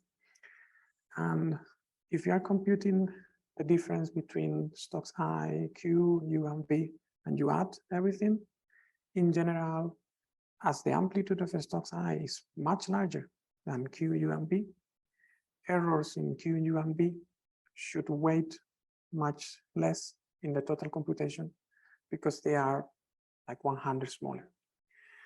But usually, if we don't fit Q, U, and V properly, we are not fitting the magnetic field properly. So then this is a correction factor where you are telling the code, I know that there are some errors in stocks I, but I want to have a stocks V, for example, well fitted. So I want to put more weight in a stocks V. So in that sense, the relative differences between stocks V in the original and the output and the stocks I are weighted. So then the code accepts having a bigger or larger error on stocks I, but is fitting better stocks V. Okay. Another example. So if you remember, your name was, sorry. Hi. Your name was, your name? Kai. Yes. So Kai's example yesterday was very noisy in stocks Q and U, and it has signal in stocks V. So if your profiles are in general this way, it makes sense to put low weight in the stocks Q and U, because otherwise the code will try to fit the noise, in fact, not the signals that are below, but it will try to fit the noise. So then, depending on your configuration, sometimes you can decide to set, just focus on the stocks I and V or the opposite, and then put less weight in the other parameters. Okay, so then I think I had an exercise here. Yes, so I think, let me check how this works. So let me run it 1 second. Okay, I close this one. Okay, 1 second. Let me comment the previous one just to be sure. So the idea is, okay, so this is what I'm getting now, right? So I'm going to do a test where I just put here 5,000 and 5,000. and I run it again. And then you can see now, I hope you can see it, that stocks Q and U are well fitted. I would say maybe a bit better than before, but stocks I is terrible and stocks phi is also terrible. So weights can help you, but it can also make things worse. So my recommendation is to just check your data. If it's quite some, generally Q and U are going to be basically noise, so they are just lower the values. But if you have a mixed configuration, my recommendation is to try to put more weight in Q, U, and V, like 5, and then maybe ratio of 1 or 2 in stocks high. So then let's do an exercise now. Let's put here a stop in the same line. Where am I? Here, yes, line 204. Put any weights that you can think would help you or not in your specific case. And let's try to see if it helps or not. So just one thing before that, try to, so this is in 204. So in 200, sorry, in the previous one, so in line 74, so save the file, this one. So keep either the PNG or the APS. So now we can compare the original ratio that it was 1555. Save this image here and then comment this. And then let the code go through until here. That I think the name is different, but changing the weights. So let me say it back again. So run the code until line 70 and save the plot with the original weight configuration, 1555. Then comment that plot, change the weights, any value that you think it could be interesting to try, and then let the code go through until 204, and let's save the image. And then we will compare both configurations.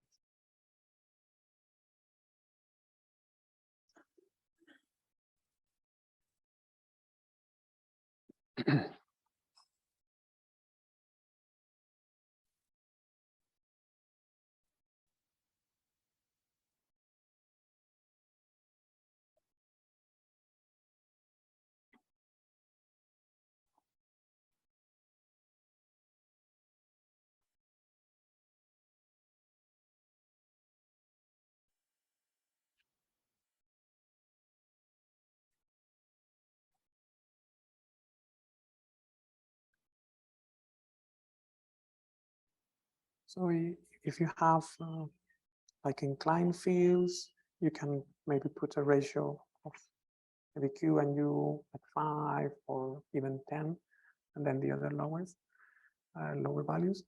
And the opposite, if you have very vertical fields, then you can reduce the weight on Q and U and make stock be like 5 times larger. But be careful with the stocks high. If you put too much weight on the polarization parameters and forget about the stocks high, then it may not work. But let's check it in your cases, and then let's try to get a feeling of which values are reasonable.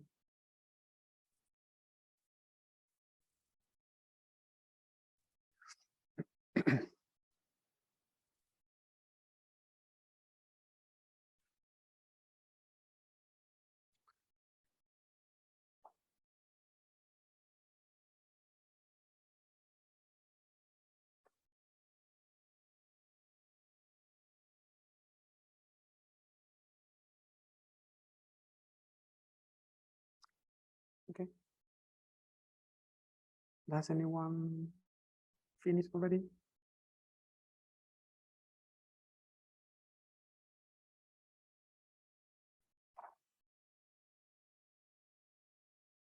No? Okay, let's wait.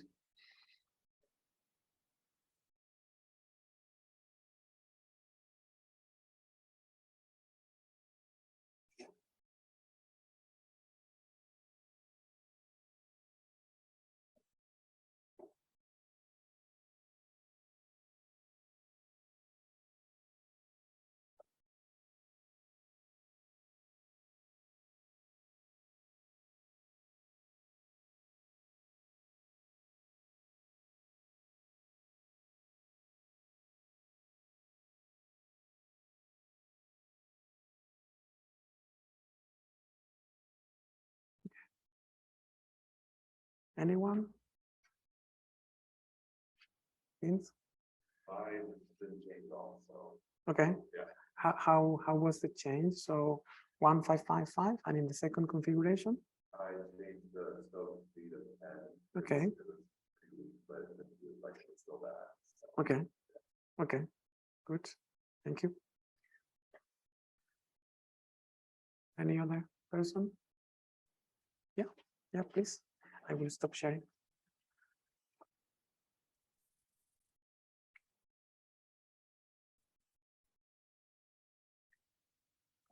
Okay.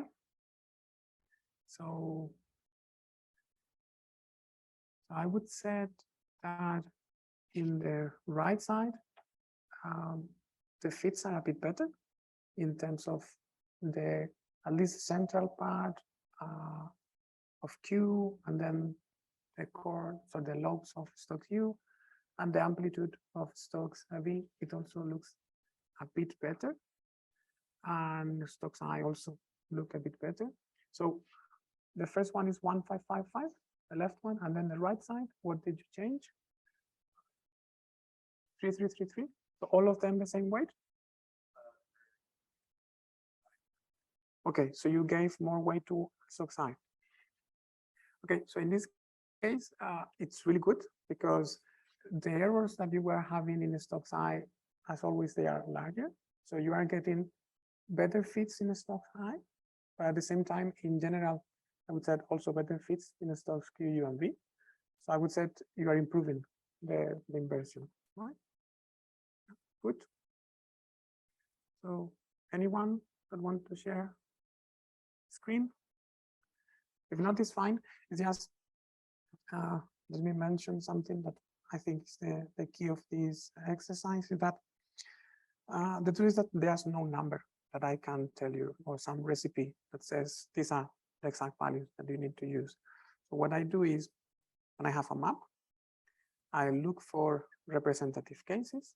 So imagine that you have the quiet sun simulation that a bit showed at the end. So it was granulation and then some concentration of magnetic field. So is this is not mine? Sorry, yeah. So then what I would do is to take 1 pixel from a granule, 1 pixel from an intergranule, and 1 pixel from another area. And then I will try to fit those pixels the best I can, playing a bit with the weights, but all of them. So eventually none of them will be perfectly fit because they are from different scenarios. But the important thing is that all of them work well. And imagine that you have a sunspot, and things are much more complicated because penumbra, umbra, and quiet sun. So everything is going to be a bit difficult. So still pick a umbra pixel, penumbra pixel, and quiet sun pixel, and then try to find weights that work for all of them. Okay. And then from there, you just run the inversion. I would say, in general, 1555 or 2555 is a good starting point. But in your specific case, just try a few pixels before running the full map, and then find a balanced solution. And if it doesn't work, then you should embed the different patches of the map with different configurations. Because, for example, in a sunspot, the physics are so different between umbra, penumbra, and quiet sun that sometimes it makes sense to embed the umbra with a given configuration, and then penumbra and the quiet sun with a different one. This is also possible to do. But in general, pick representative cases and define a set of weights that work for all of them. Okay. So then nodes. So again, here you have a long explanation in the script, but yes, let's try to cover it relatively quickly. So let's jump first the automatic selection of nodes line. Let's start here first, and then we will go back to that. So as we said before, nodes are where the code is going to change the atmosphere, and then we will have an interpolation between nodes. Okay, so if you have one node, the code essentially is changing the atmosphere up or down. If you have two, then it will change the extrema, and then you can have gradients or flat. If you have 3, it will be in the extreme and 1 in the middle. So then you can have like parabola or the behaviors. So then a node is what will allow you to perturb the atmosphere to get a good result. The values, as we said yesterday, are defined by the number of optical depth points that you have in your initial atmosphere. And then you can put any, and the idea is that a comma is related to the cycle. So in this case, we are doing 2 cycles. So we are using 2 nodes in the first cycle for the temperature, and then 3 nodes for the second cycle in temperature. You can have more numbers here, but in principle, if you just use 2 cycles, then the code will just stop here. So even if you have more numbers, it doesn't matter. Okay, but if I now put 3, then the code will go until this point, and it will use 5 nodes in temperature, 3 in magnetic field, and then the last one in for the rest of parameters. So there will be 2 here, 2 here, 2 here. Okay. So let me say it again. So if you have 3 numbers in the 3 cycles, it will be changing. But if you have 2, like in velocity, you will have 1 in the first cycle, 2 in the second cycle, and then 2 again in the third cycle. Okay. So if you don't specify any number, it will just pick the previous one. Okay. And if your atmosphere doesn't accept, for example, 3, then the code will move to the lower closest one. Okay. And then some kind of general convention that we have is that, as David said, I think several times, the profiles are most sensitive to temperature, and then the other parameters can change them. But in general, temperature is the one that dominates the perturbation. So we usually give a bit more freedom to temperature than to the other parameters. So in this case, I usually start with 2 nodes for temperature and 1 for the others that I want to embed. And then, for example, if I jump to 3 to temperature, then I usually put 2 for the others. And if I jump to 5 to temperature, then I can use, for example, 3 for velocity of magnetic field. But I usually give more freedom to temperature because the stratification is more complex. So we need to have it always well fitted, but also because changes, very small changes on temperature affect density profile, and this also affects the SOC parameters as well.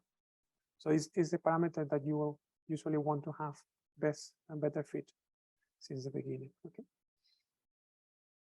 So then 0 will mean no changes on the atmospheric parameters.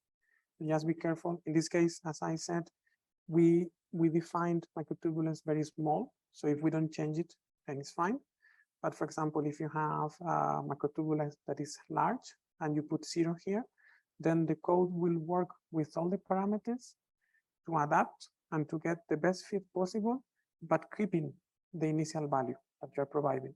And this could also mean that it will not get to the good solution because it's not able to change that parameter.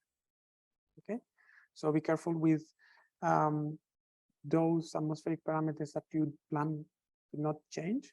Just give them very small values, so then you cannot force the code to struggle to get the fit. Okay, and then automatic selection of nodes.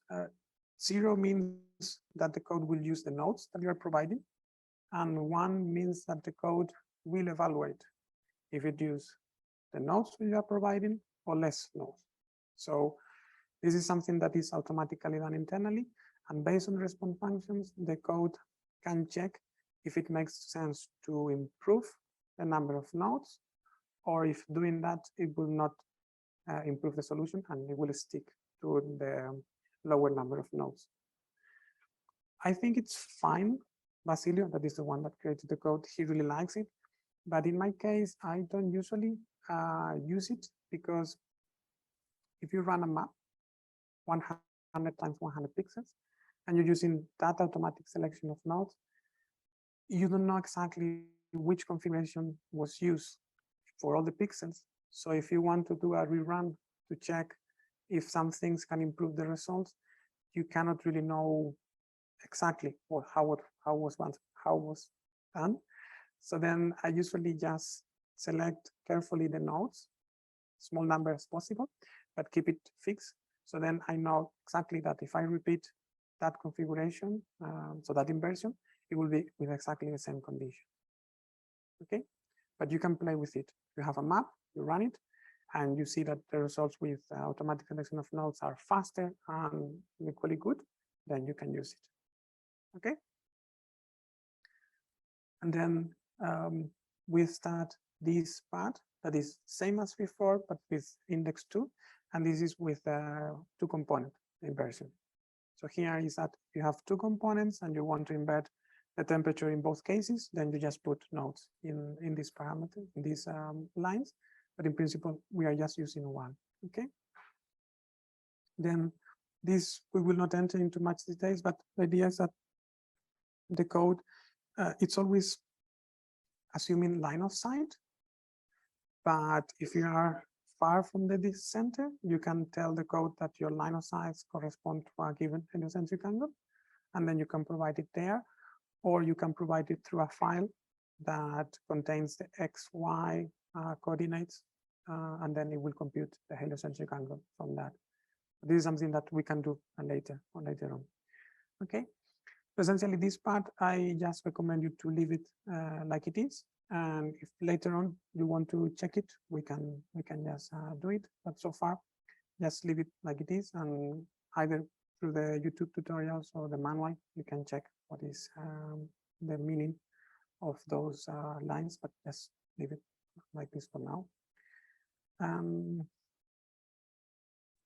Yeah, exercise, I think is what we did already.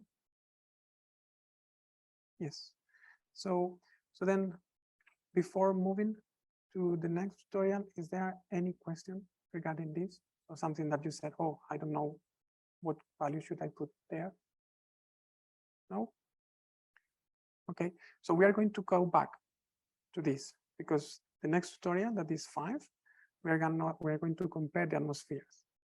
So even if you got good results, if the atmospheres are bad, then we can go back to tutorial 4 and change some things, maybe add more cycles, maybe play with the weights, and then let's see if we can get better results. You cannot do this with observations, but as we are doing synthesis, we can play a bit and experiment and try to get a feeling of how we can improve the results. Okay, so then let's move to tutorial 5.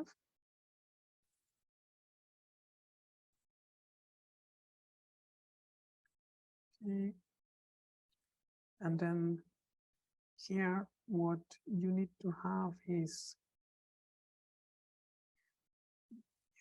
yes, here. So you need the initial atmosphere that you created in tutorial 3. I don't know if it's the same as mine, but if not, bring it from tutorial 3. Then you need the atmosphere that you use in tutorial 1 for creating the profile, because we are going to compare with our solution. And then you need to bring the initial -2 atmosphere from the inversion in tutorial 4, and also the error estimation from tutorial 4. Okay, so please bring those profiles, sorry, those files from your cases and copy them in this folder.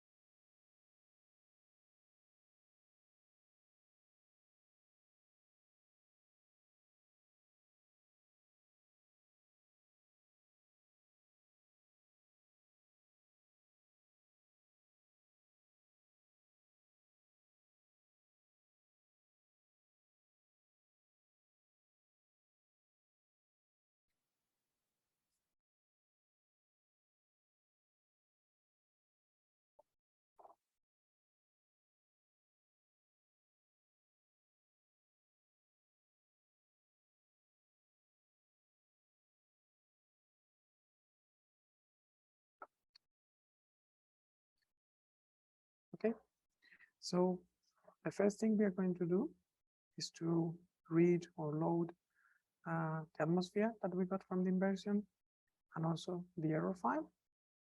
So the error file, if you open it, it will look like the atmosphere. Let me see. Now, yeah, sorry, it was Zoom, it was in the middle. So it's the same format. So the first column is the optical depth vector. Then it goes like temperature, electron pressure. So can I proceed, or are you copying the files? Is it okay if I go? So then columns correspond to the same parameters that we had before. So it's optical depth, temperature, electron pressure, microturbulence, field strength, velocity, inclination, azimuth. But now the values that are there are the uncertainties the code provide. Okay, so then, for example, in the first column or in the second column, these are uncertainties. So 30 Kelvin uncertainty, 28, 26. Okay, so then we can load this file and then make a plot using, for example, this function, this error bar. Just let me go until here, until line 79. And then, sorry, I need to move to tutorial 5. Okay. Okay, so then what we are plotting here is the atmosphere that we obtain in the inversion plus the uncertainty the code gave us. Okay, so I'm putting error bars, and you can see that in the case of temperature, it seems that the error bars are so small in this part, and then they just increase a bit here. In the case of microturbulence, I think basically no error, but I think we didn't invert it, so I think that for now it's fine. And then we have, for example, for velocity, that you have given error, and then it increased a bit in the extrema. But I think in your case, it will be much more interesting, these plots. So now we're going to check them, and then we will discuss a bit how you interpret those errors. So please try to run it until this line and make this plot, and let's check how it looks in your case. Okay, and when someone has it, just let me know and we can check it.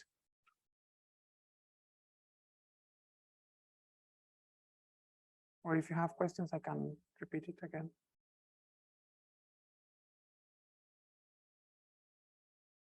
Do you have it? Can you show it to us?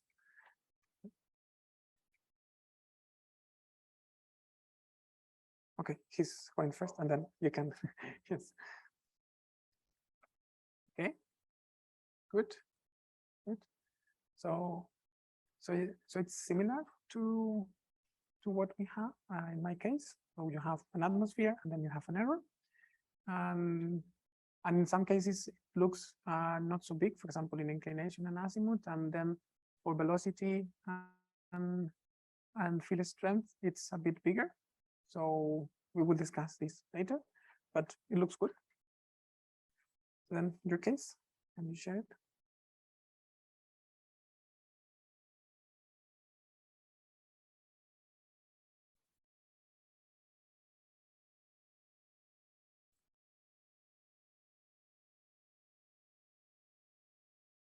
Okay.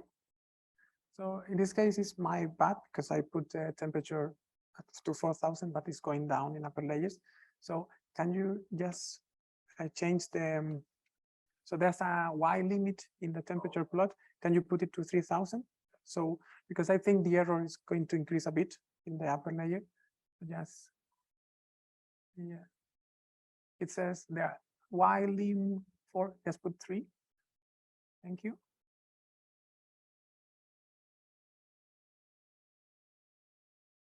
Okay, so it happens as in my case that it's getting a bit larger, the amplitude, as we move to upper layers. And then as before, it it looks fine. So I think it's good. Good. Thank you. Anyone else or? Yeah, Nancy, thank you. Yeah.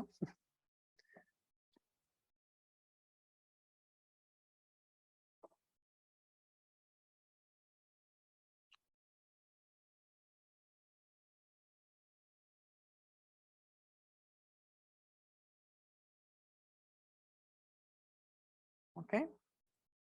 Now we have the same issue with the temperature, but I think it's fine.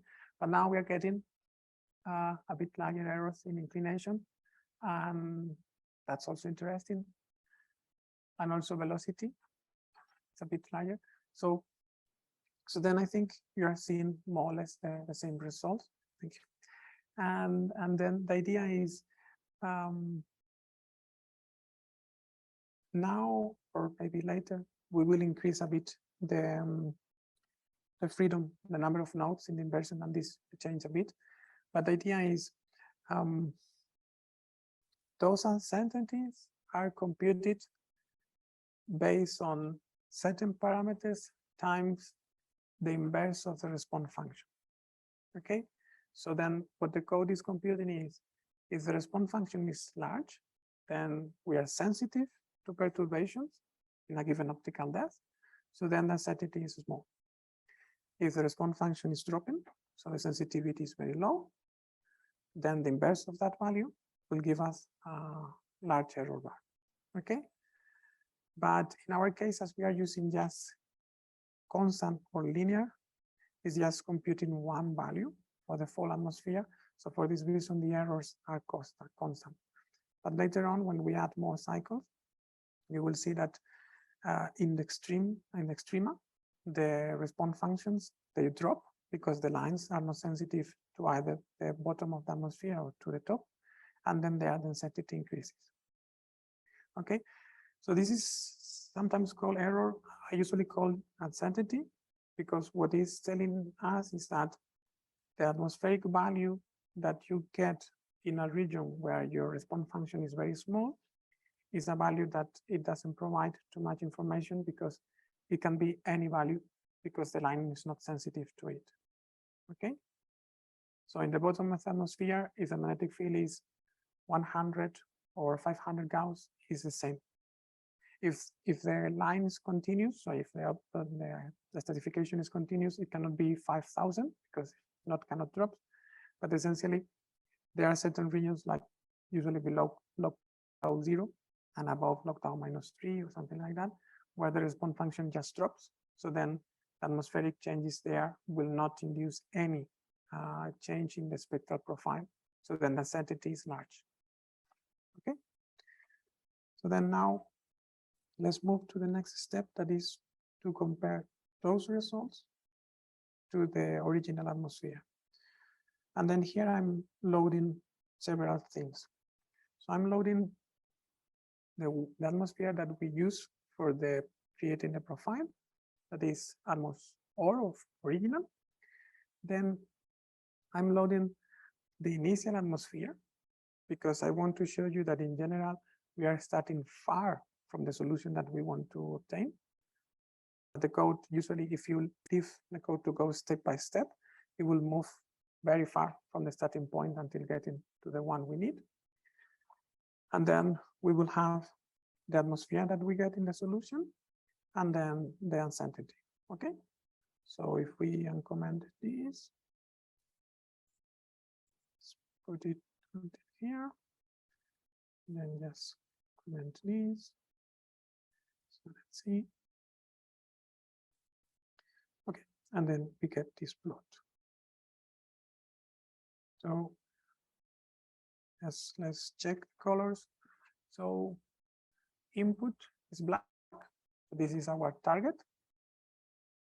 The gas atmosphere is our starting point. That is, in principle, is orange, but I don't know exactly which color is this one.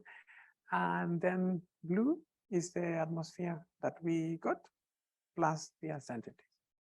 So for example, let's start with the temperature.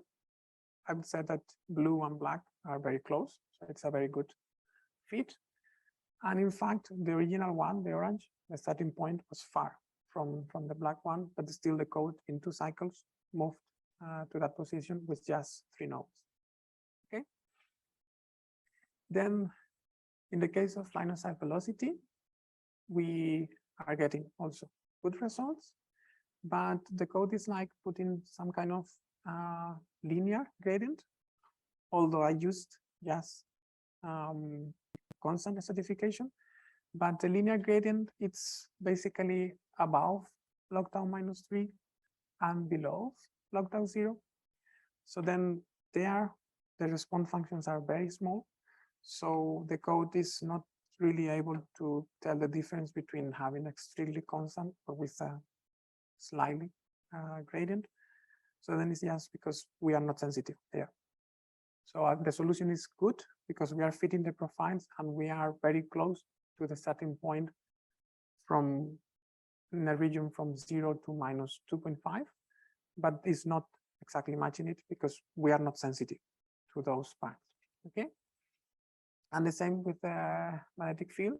So we started very far from the initial atmosphere and it's getting very close, but it's not really putting it horizontal because we allow to have gradients. And as we have noise, then the code, it's trying to get to do its best, but it's not exactly matching it. But for me, this is a great fit. So just as a reference. And the same for the other parameters. In my case, I think the noise in Q and U was slightly large. So for this reason, the azimuth it's okay, but it's not as good as the others. But this happens because we have weak Q and U signals and we have noise. Okay. But in general, we are seeing in this example that the fits that they were reasonably good, they also provide a reasonably good atmosphere. So it's very close to the starting one. Okay, so now let's try it in your case where your atmospheres are much more complex than mine. So the idea is just uncomment this part and then stop in 160. And just let me know. Vincent, you have it already? Okay.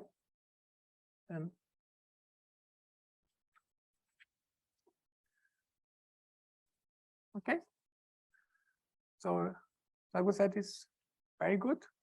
Temperature again is very nice. I forgot to say. So again, below 0, changes are not, they don't have an impact on the Stokes profile. So the code is not really trying to put the blue line on top of the black line below that because it doesn't change. So it's trying to put it in a way that the extrapolation of the other nodes that are in -2, I think, and -4, they get close to the solution. But usually we get deviations below 0 and above -4 or something like that. Okay, but in this case, it's very good. The same for velocity, that is really matching it. So that's great. And again, for magnetic field, we have the same issue. So we are fitting the profiles and we are getting close to the original magnetic field in the region where the line is more sensitive. So in your case, it was 6173. Okay. So in general estimations said that that line has a peak to the magnetic field around -1, -1.5. But this is what we are seeing here. So we are crossing at that region more or less. And then in this case, inclination and azimuth are really good, really great. Okay, good. So anyone? Yeah. Okay.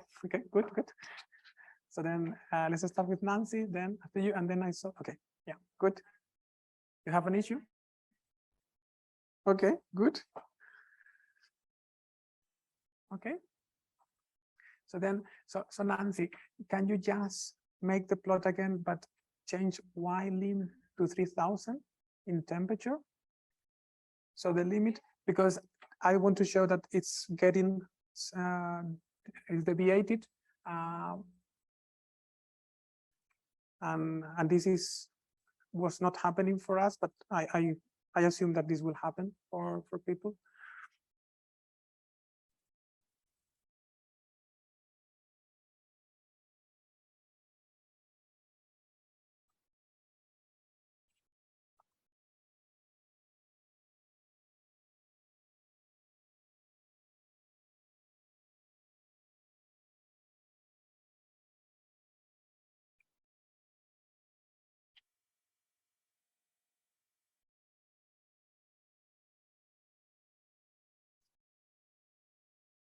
So it's, yeah.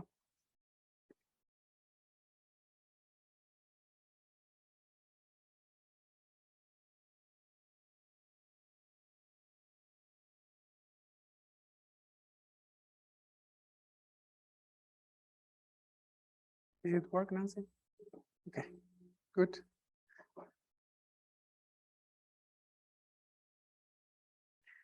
So yeah, so in this case, we have again that the temperature is very, very close between log tau 0 and -3. But then we have deviations in the bottom part and in the upper part. But this is essentially because, again, the response function drops. So then the code cannot really know if having 100 kelvins more or 200 kelvins more will get any better. So it's just extrapolating more or less what it has from the central part. And then you can see that in the line of sight velocity, the results are very good. And it's very, very, very close. But again, it separates below 0 and above -3. So this is one aspect. Which lines are, Nancy? Okay, okay. And then again, the same behavior with magnetic field and inclination. So we get very close to the original atmosphere around -1, -2, and then we get a bit deviation. Okay, good. So then let's check next one. Yeah, thank you.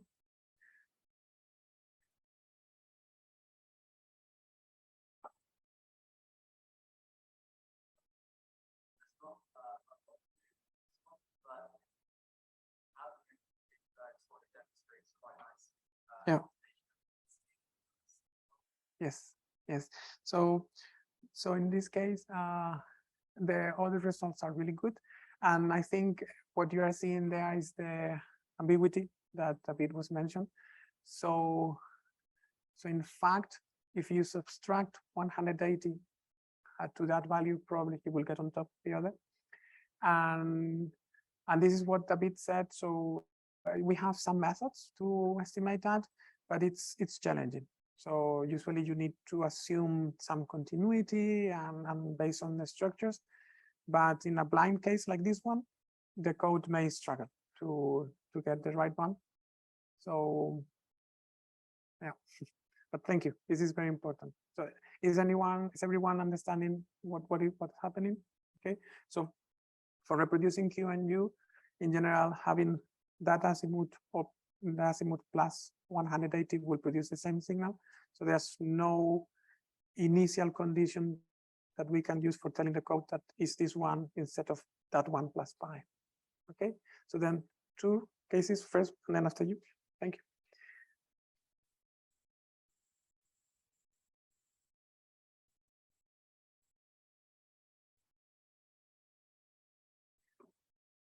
Okay. Very good. So in this case, we have some deviation log tau -1. So which line are you using with the spectral lines? Do you remember?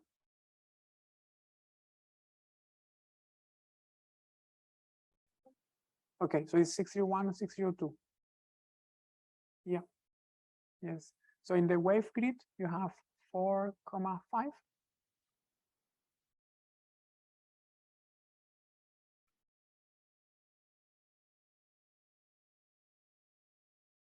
But in general, I think 4 and 5. Okay, thank you.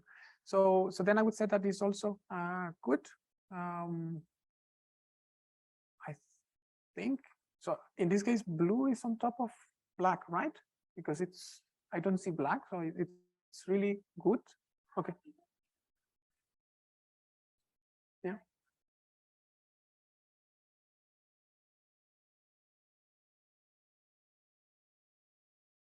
No, so if blue is not appearing, so maybe did you copy the initial atmosphere that you use in tutorial 1 and it's not appearing here?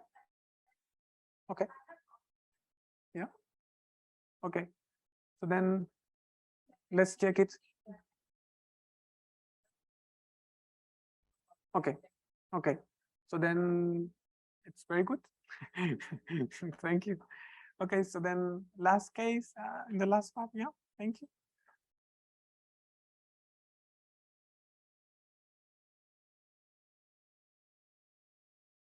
Okay, good. So we are in similar conditions, except again in the field strength here doesn't look so good. So probably we may be able to improve it. But again, in general, it's very nice. So I think this you can start to get a grasp of how the code works and how if you start from an initial solution that is not related anyhow with the atmosphere that you want to get, still the code will move to there. Okay. So, but just one thing. So I think we are going relatively well in terms of speed.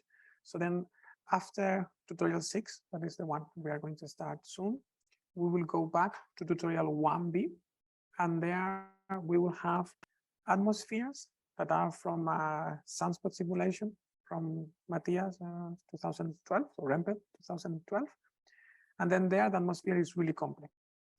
And we will use it for doing the synthesis. We will add noise, and then we will embed it. And then the exercise that we will do together is adding more cycles, playing with the nodes, and trying to get the best solution we can. Because we are not going to get it perfectly like this one, but that will be a case more representative of what we have in the sun. That we have a lot of complex atmospheres in the sun, and the code will struggle. But still, in general, it will work well. And also the uncertainties will be more realistic because we will have more nodes, and you will see that, in fact, the uncertainties can be large in the extrema, then small, and then large again in some cases because the response functions are very complex. So I think we are in time to do that. But just let's move to response functions, in fact. Okay, so I think that's probably, we did it already. So then let's move to tutorial 6. Okay, let's close this one and this one. Okay. So then in this case, what you need to copy is the atmosphere that you obtain in the inversion in tutorial 4. So it will be initial -2. Okay.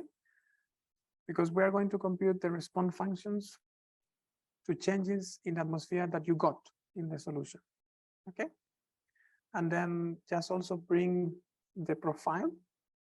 This is because we are going to extract information from the profile. But I think we are not going to use it. So just bring atmosphere, and then let's start.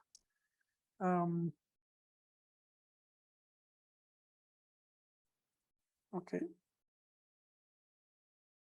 So if we open rf.control, so I changed the name just to make it easier. And the idea is that anytime you can compute response functions if you have an atmosphere. And the way of doing it is to add -1 in the number of cycles.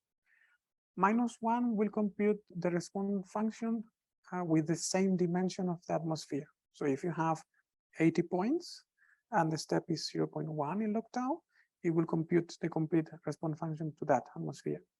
If you put -2, you will get the response function, but only in the position of the nodes. But I don't usually use that option. So just stick with -1, but just be aware that -2 can do things as well. Okay. So then the configuration here is very simple. Just keep these things as before. And then the important element that we need to change is the input atmosphere. That is the one that we got from tutorial 4. Okay. And then just leave everything here in 1 for simplicity. And then in this mode, so when we provide -1 as an inversion cycle, then the option is to put 1 or 0 in the atmospheric parameters. So So here in what we have the option for nodes, 1 means compute the response function to changes on temperature, for example, in this case, and 0 means do nothing regarding these atmospheric parameters. So then in this case, I'm telling the code, please compute the response function for temperature, magnetic field strength, and then line of sight velocity. Okay, so if you do this, yes, let me stop here, and then put this, and then I go to that. Okay, and then so you can see that a message appear. So it says this information and then that information.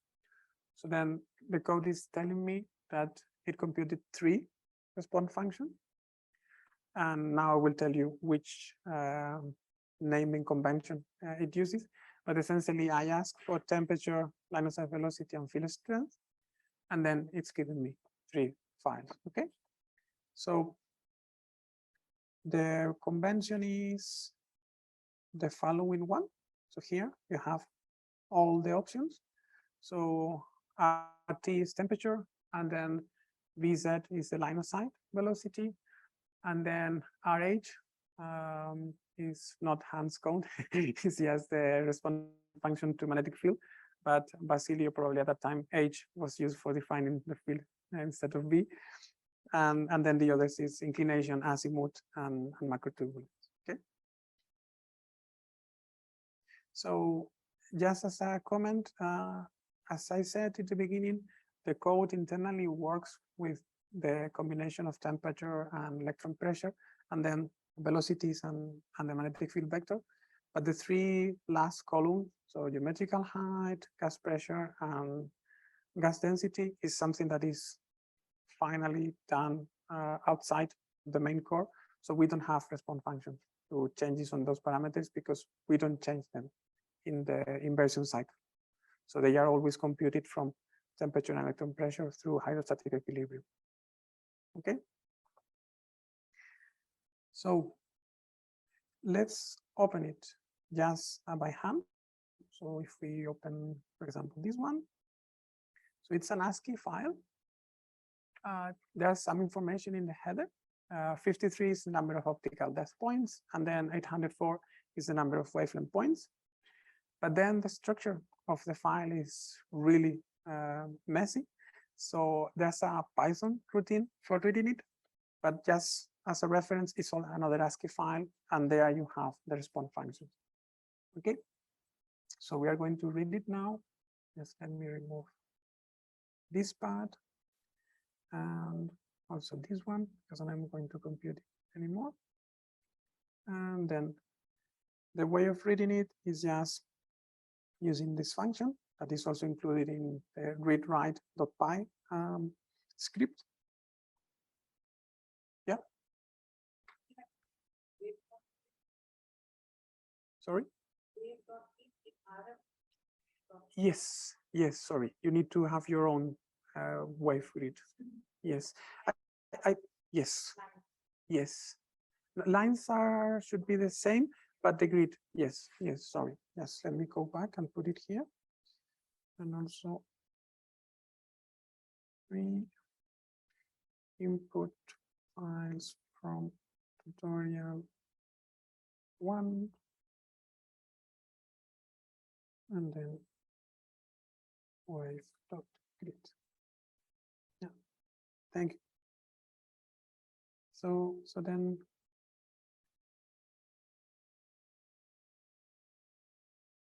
yeah, sorry for that. So then what I was saying is that we can read it this way. Yes, let's run it until here.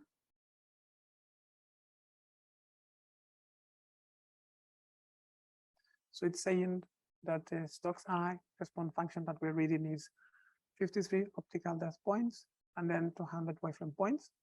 And as we have 4 Stokes profiles, these are the 800 wavelength points that we were seeing in the header. So these are the wavelength points, okay, for the four Stokes parameters.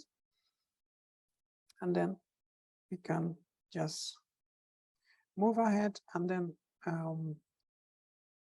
let's start with 2D plots, and then later on we can check if we want to do some 1D plots. So, okay.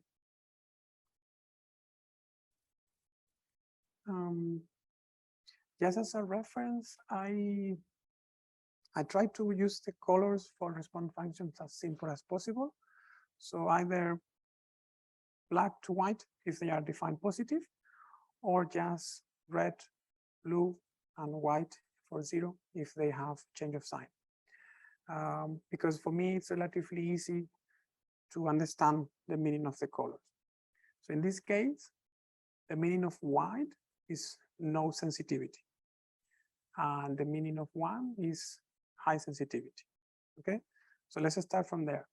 0 is response function very weak, and black is a response function that is high. Okay, so then response functions are 2D. Okay, they're wavelength dependent and height. So then what we are seeing here is that we had 2 lines, 2 spectral lines that more or less they were centered around 0 and 1000, although I had a velocity. And then we have an optical depth that grows from deeper layers, that is 1, to higher layers, that is -4. In this case, the response function is to changes on temperature. Okay, so then if we look at this, it's saying that for this atmosphere and for this combination of spectral lines, if we change the temperature at log tau 1, there's no change at all in any wavelength. Okay, so then we can have huge values of temperature there locally that our profiles will look the same. Okay, we'll go up in the first, so to log tau -4, for example. Again, everything is white in the wavelength direction. So any change in temperature at log tau -4 for this atmosphere and for this spectral line selection will not have any impact.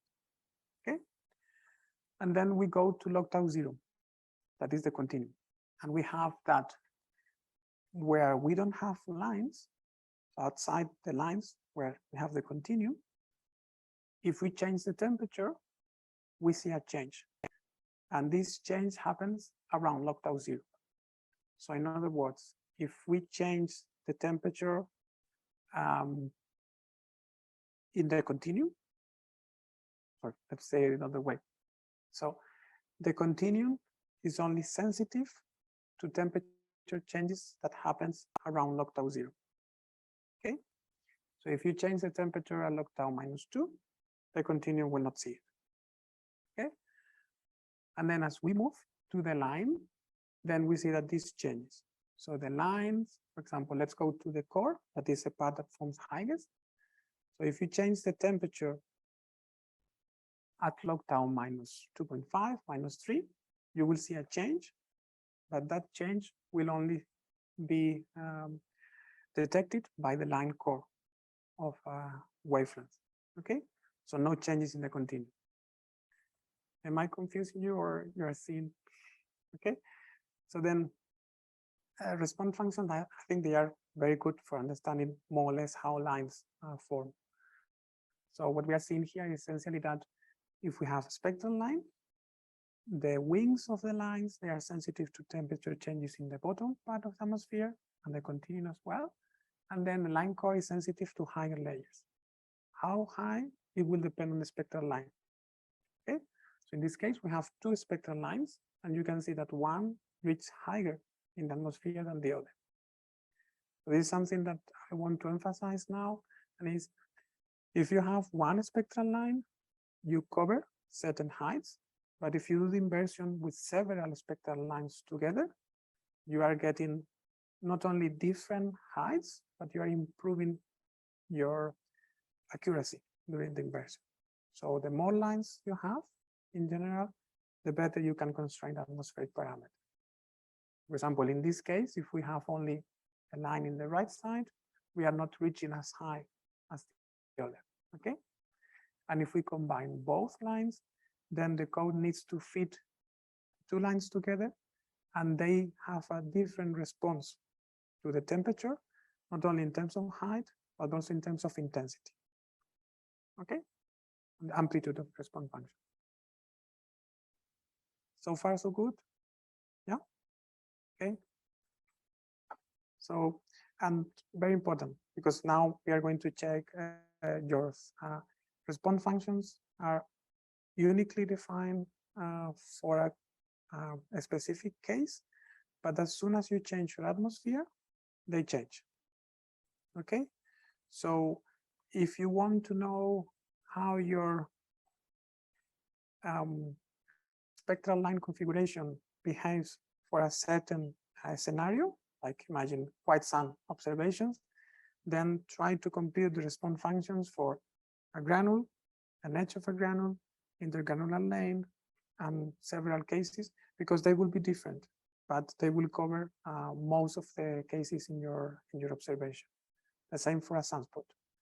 Try to have it for the penumbra, white sun, hypershed region, things like that. Okay. So I'm going to check after that the response functions to velocity and field strength, but I think it's better if now we check yours response functions to changes in temperature for your spectral lines and for your atmospheres. Okay. So can you run the code until this line 126? Just I don't remember if this was commented or not, so just be sure that it's uncommented, so the code runs and computes the response function, and then let it go through until line 126. Okay.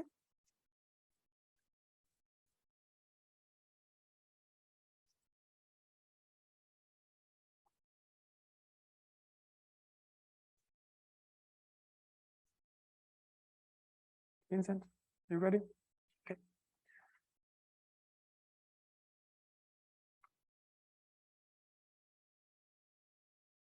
Okay, that looks good. Okay, so then what do you see that is different? There are several peaks, right? So I think the spectral lines are either the same or 50 to 50 region. So which ones? This is 601, right?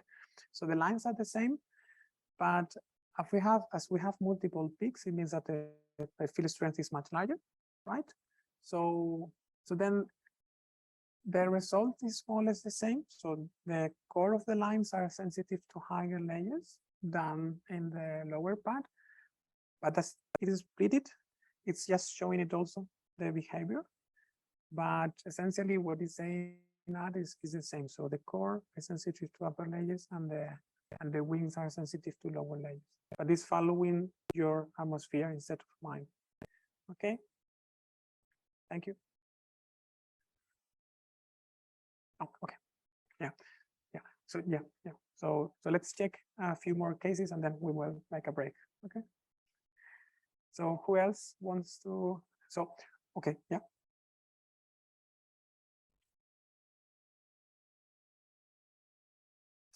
Okay. Good. So in this case, I would say that this is 1.5 micron, right?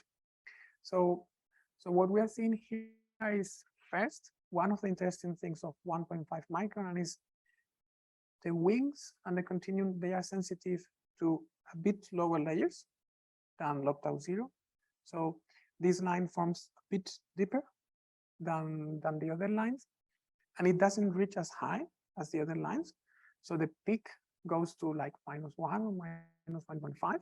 This is the first condition, and this is related to the spectral line itself. But then we have two things. The first one is that we see the splitting. In this line, it happens very early, so I'm not sure if the field strength is so big, but it's still like probably above 600 Gauss or something like that. Yeah. Okay. Okay. Okay. So then it's producing and splitting the line, but also, and this would mean 3 components, like in the case of Vincent, but in this case, they are like asymmetric. And this is because you probably also have a gradient in line of sight velocity, and also it's redshifted, right? So it's probably increasing or decreasing, but towards the red, right? Yeah. Yeah. Yeah. Yes. Yes. Yeah. Yeah. Yeah. Yeah. Yeah. Great. So then this is another thing that I wanted to show you. So different spectral lines, they have a different response to the atmospheric parameters. But then if your atmosphere is different, it will change that response, making it like this. Okay. So always so have this in mind. So response functions depend on the model that you are using. So you cannot say my spectral line is sensitive to this scenario, and you can extrapolate this to all the cases. It will be a bit different. Okay. And then the most important thing also is that the height of formation. So different spectral lines, they cover different layers. So for this reason, it's always good to combine with a few spectral lines together, like 2 or 3 is usually a good thing, because then lines, they form different heights, so then they can complement each other. Okay, great. So then one last example. So is anyone using, okay, one, and yeah, Ellen, you can go. And then is there anyone using a spectral line different than 6301 or 1.5 micron?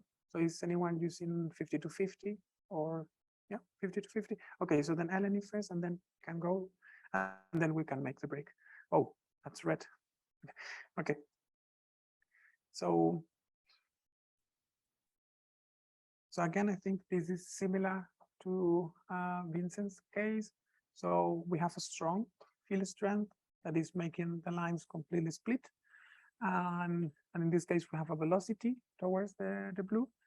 And again, as before, my main thing that I want to emphasize is that they have different height of formation. So 601 reach higher than 602. And as compared to the previous case, they don't reach as steep as 1.5 micron. Okay. Okay. So then, yes, the last case, and then we can go. Thank you, and we can go to have some food. Okay.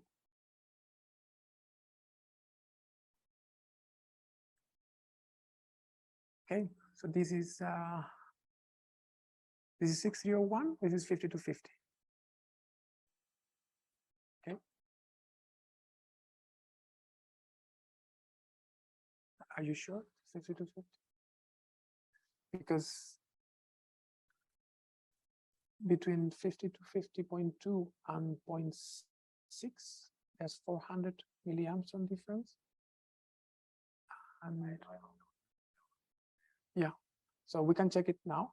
Well, I mean, after finishing this, but we will check after the break his results, because 50-50 are also lines that are complementary somehow to 6301 or to 1.5 micron. So it's good to double check their response function, and we will check it later, because now we are talking about in terms of temperature and in terms of height of formation. But after that, we will check field strength response functions, and there you will see that, for example, 602 that forms a bit lower than 601. It has much more sensitivity to the magnetic field because the Landau factor is much higher.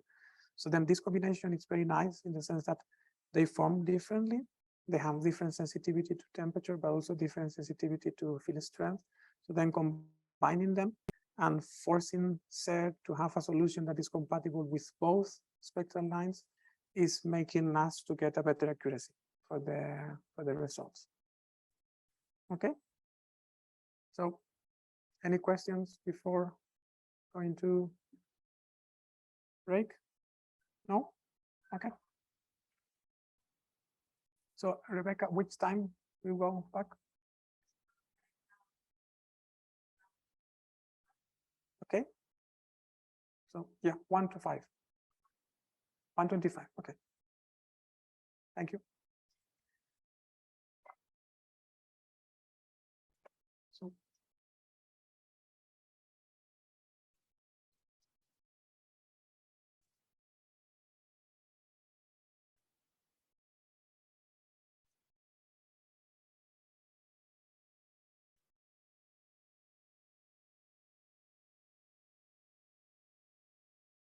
okay. So yeah. So can you hear me? Well, yeah.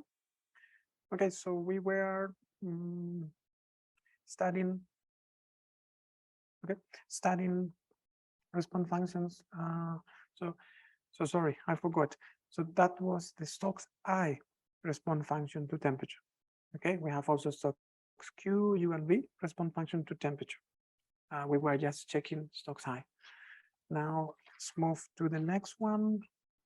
We comment this, and then we are going to read line of sight velocity response function, and again Stokes I.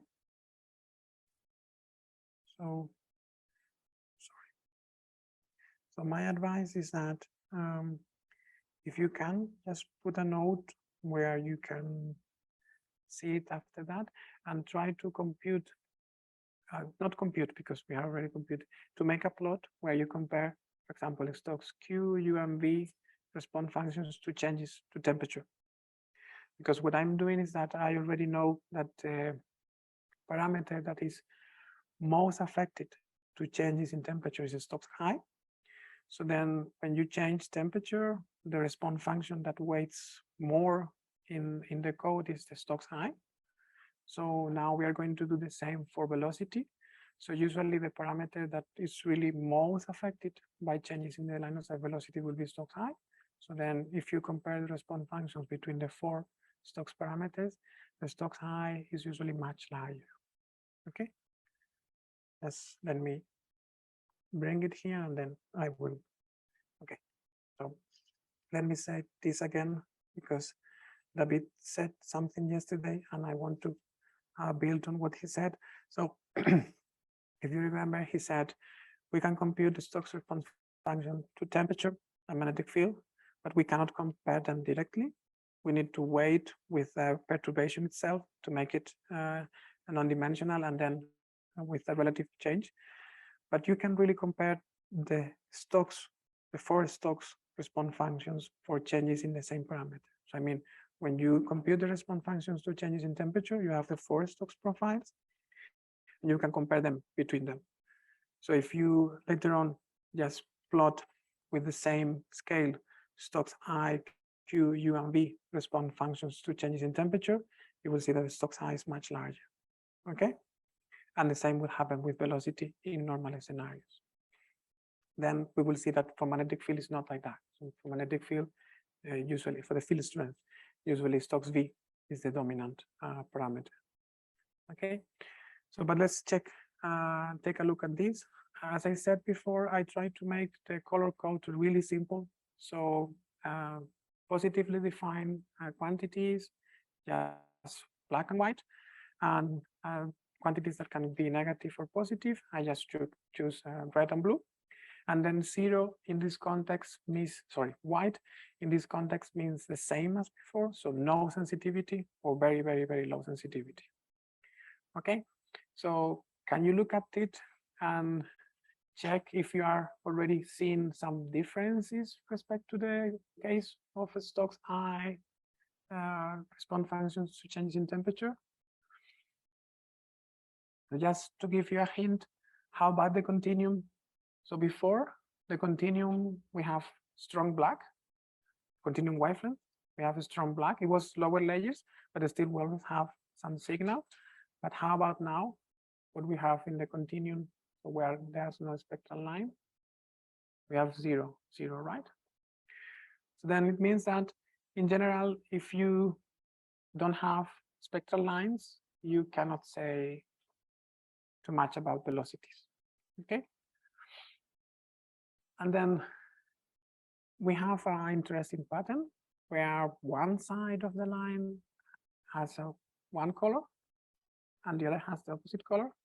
So it means that when you do a perturbation, in this case is constant with height, if you apply a velocity, then it's saying that one side of the line will behave in the opposite side of the other. And this is because you are just shifting the line. Okay. Are you following this argument? Okay. So then in normal cases with constant velocity, these response functions are symmetric and are very, very simple like this. So no sensitivity in the continuum and also no sensitivity in the core. Okay, velocities affect all the parts of the line except the main core in this case. Okay, so then let's check response functions from cases where you have gradients and magnetic field. So in this case, such as uncomment the previous line, you already have computed the response function, so you can comment the line where we compute them if you want to make things a bit faster. And then let the code go until 100, line 162.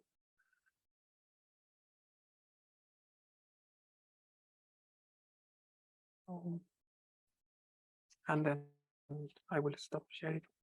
So okay, so Vincent, do you want to show us yours?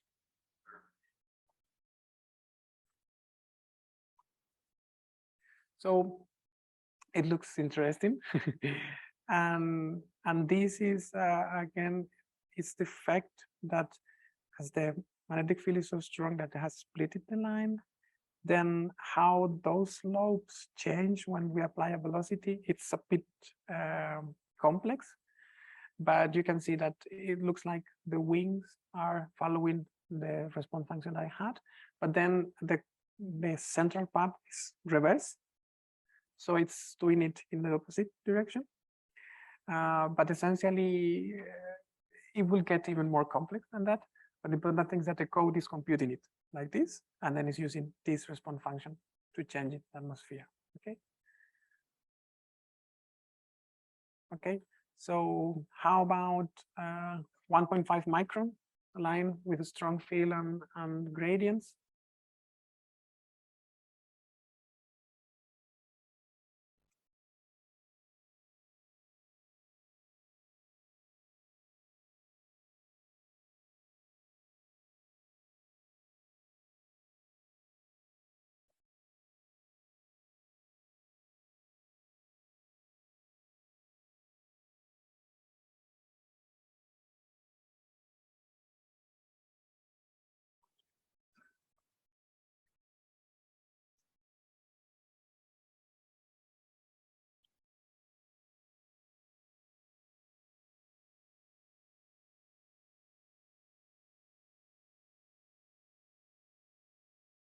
Okay.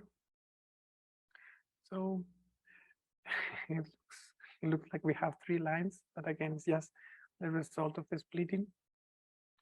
And also, as before, they are not like straight, like the one that I showed, because I was using a constant velocity with height. We have a gradient. So then the response function is like tilted. And also, as before, it goes a bit deeper because the sensitivity comes from the wings. So it means that the wings in the 1.5 micron, they go below log tau 0. So the line forms a bit deeper. And then the core doesn't go so high as the one for 6173 or 6301 or 6302. Okay, so what we saw in temperature is also happening here, except that velocities can only be inferred where the spectral line is located. So the continuum, there's no information of velocities there.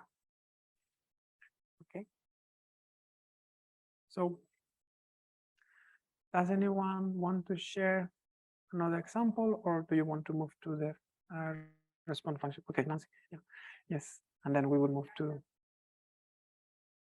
Okay, so you don't understand it. Okay, let's check. Okay, so in this case, I sometimes don't understand it either. It's you have a strong gradient, if I'm correct. So yes, but it's high. Is this? I mean, the slope it's high. So then in this case, it's just how it looks. And probably the field strength is relatively strong, so you have split it. But then there's a strong gradient, so it's producing just a complex response function that is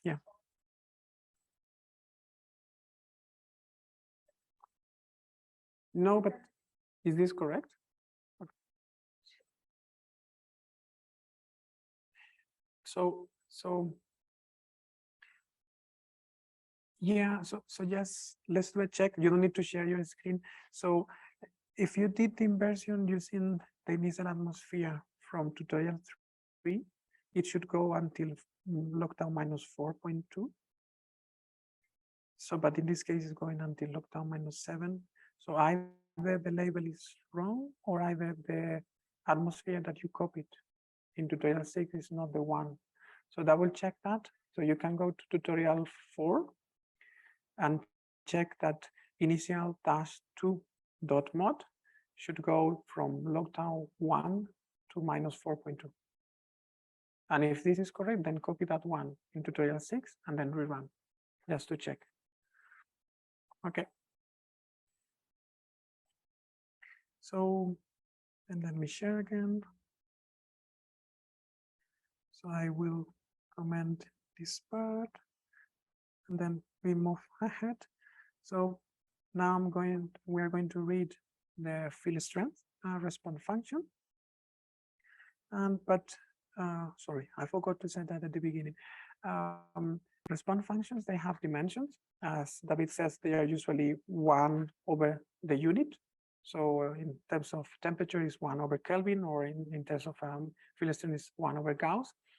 But I'm dividing them by the maximum value of the response function. So for this reason, the response functions to temperature went from 0 to 1, and the response functions from velocity, they were from -1 to 1, because they are normalized by the maximum. And in this case, I'm also doing the same in the plot. So I'm normalizing the Stokes speed response function, that is the one we are going to check now, by the maximum. So it will move between -1 and 1.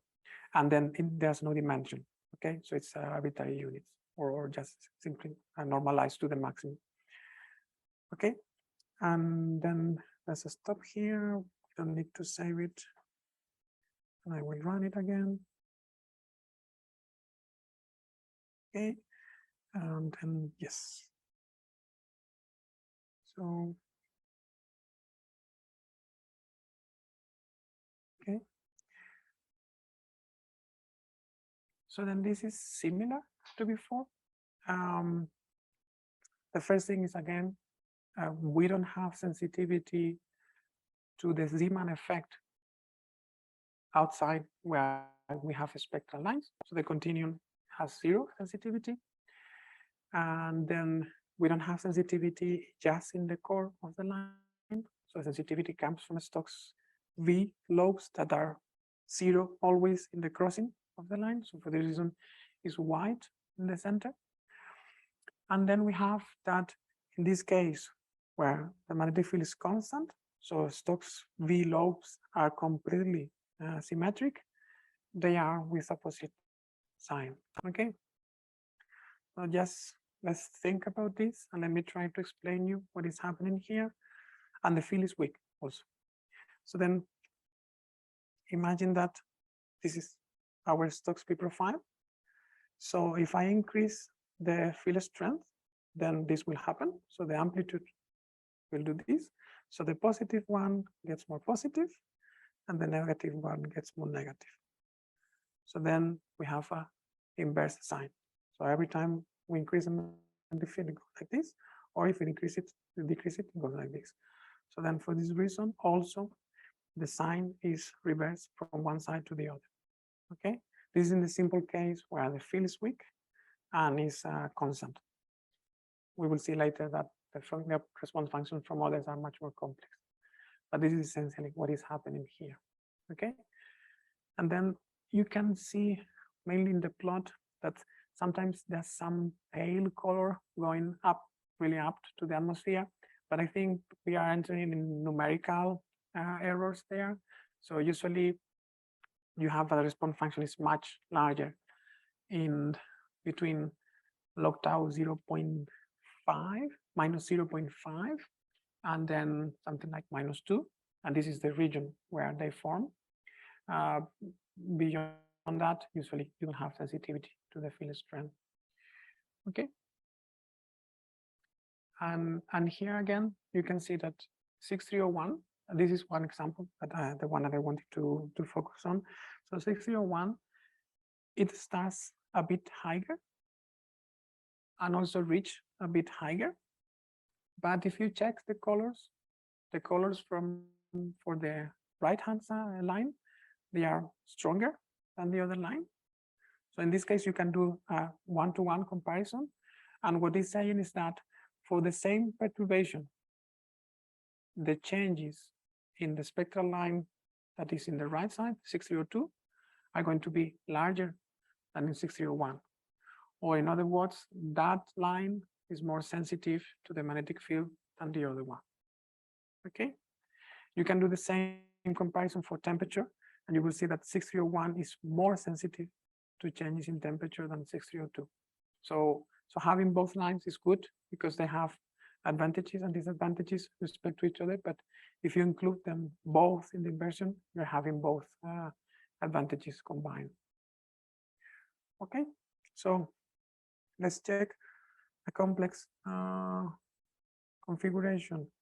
So try to do the same. So just let the code go until 184, and then let's check your response functions.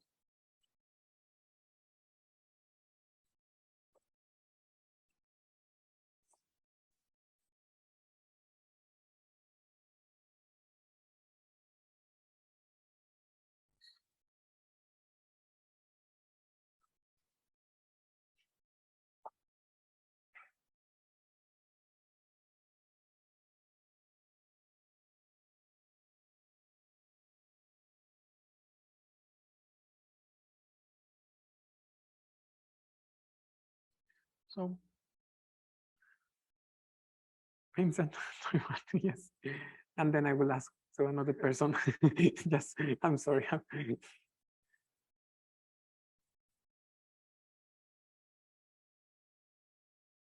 Okay.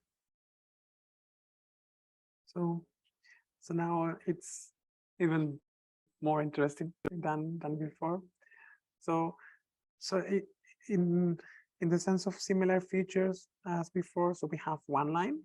So then, where we have line, we have blue and red, and besides that, everything is white. And then also there's when continued, there's no sensitivity. The line reach is around 0, but a bit deeper. This is because the line is different, so they have different range where they are sensitive to the atmospheric parameter.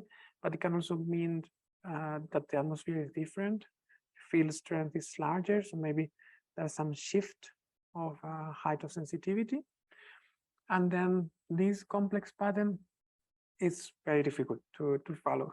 It's just that the line is splitted, and then when you change at this level, just maybe 1 Gauss, how the profile changes is this way, but it's really not easy to follow, because just remember that what we are doing is that in this case, you have your atmosphere with your strong field, and then the code is just changing it a bit. I think it's 1 Gauss, I don't remember, but it's probably 1 Gauss.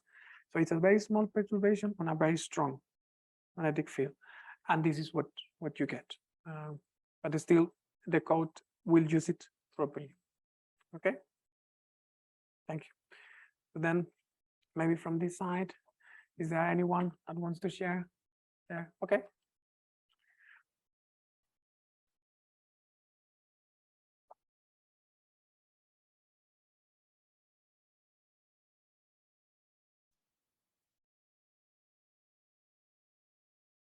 Mhm. Okay. So then in this case, we have, I think, 6301 and 6302, and then strong magnetic field, but constant with height. Okay, so then we see the splitting. We see it like if there were two lines, but they are like straight, so there's no effect from the gradient. And here you can also see that the fact that that line is more sensitive to the magnetic field means that it starts to show splitting earlier. So then here you have fully developed split line, while in the other side is started to see. So the profiles in that size like 3 component, and in the other were like 1, and then we see a small peak. Okay. Okay, thank you. So then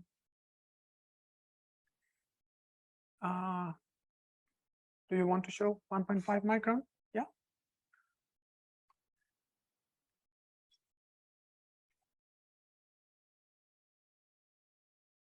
Okay. So then here is a bit more simple, because I think the stocks profile also, it was relatively simple. And again, you see that now it goes a bit lower than log-tau 0, but it doesn't reach as high as the other. And again, it's slightly tilted because of the gradient on the line of sight velocity. But it's just simply showing that if the code takes that atmosphere, just make a small perturbation on field strength, this is how it will change the line. So it will be very sensitive to the perturbation. And it will be sensitive in this range between log-tau 0 and log-tau minus 1.5, maybe minus 2. I think minus 1.5 is probably the top for this line.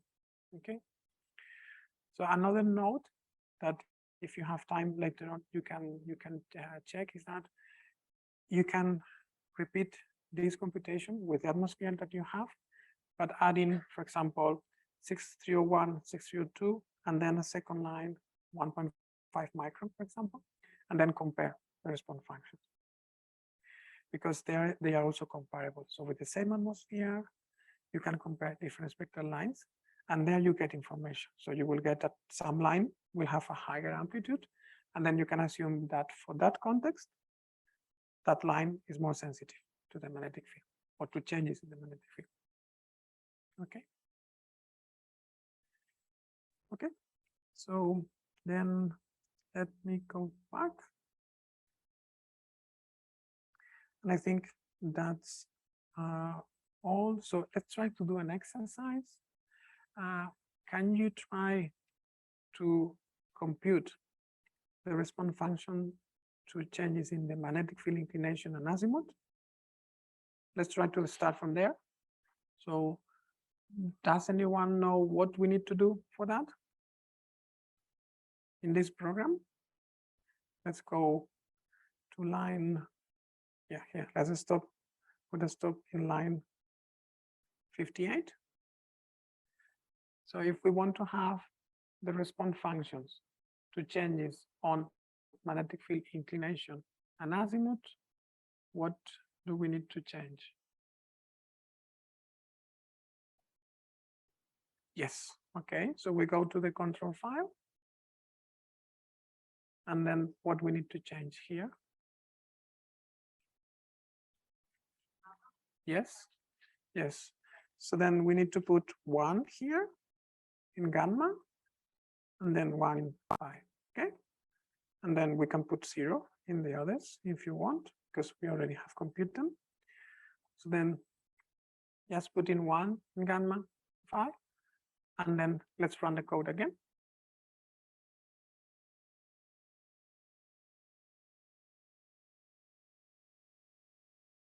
And now what we will get is this. Okay, so it's saying that it's computing as an output the response function to changes in inclination and azimuth. Did you follow this part? Okay, let me repeat it again. So in the tutorial number 6, I had prepared for computing the response functions to changes in temperature, velocity, and field strength. Okay. And for doing that, we had put number 1 here in temperature, 1 in magnetic field strength, and 1 in line of sight velocity, and everything was 0. But now we want to compute magnetic field inclination and azimuth. So then we need to put 1 here in gamma, and then 1 in phi, and then save the control file, and then just run tutorial 6 until line 58. And then you will get that it prints this message that you have in blue highlighted in the terminal.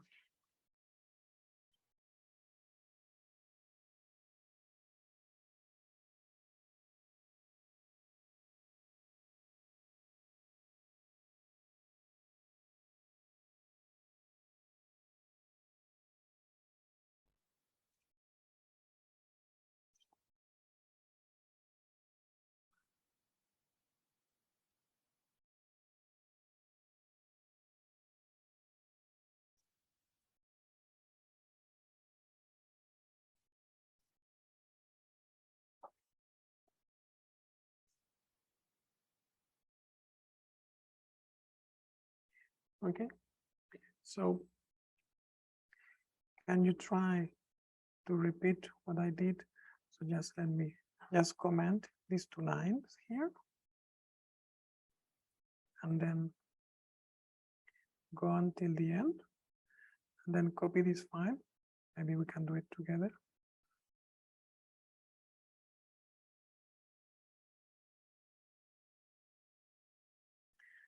So just comment this, and then until here. And now we want to start with the inclination. So I write this here. Okay, are you following me? Can make it bigger. So I copied the previous part where I loaded the response function and made the plot. And I'm going to restore this one. Okay, and then let's try, for example, Stokes Q to changes in inclination. Okay, so then we put here Stokes Q, and then divide Stokes Q, and then we just change here Stokes Q. Okay, and I haven't done it, so I don't know what is going to show us. So yes, let me change the name to make it consistent.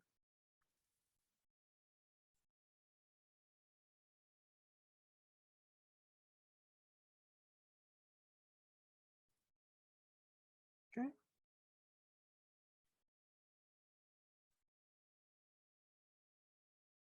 Okay.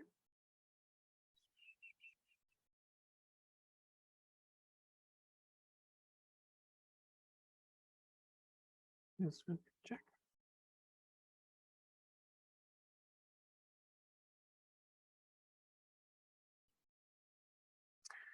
Okay.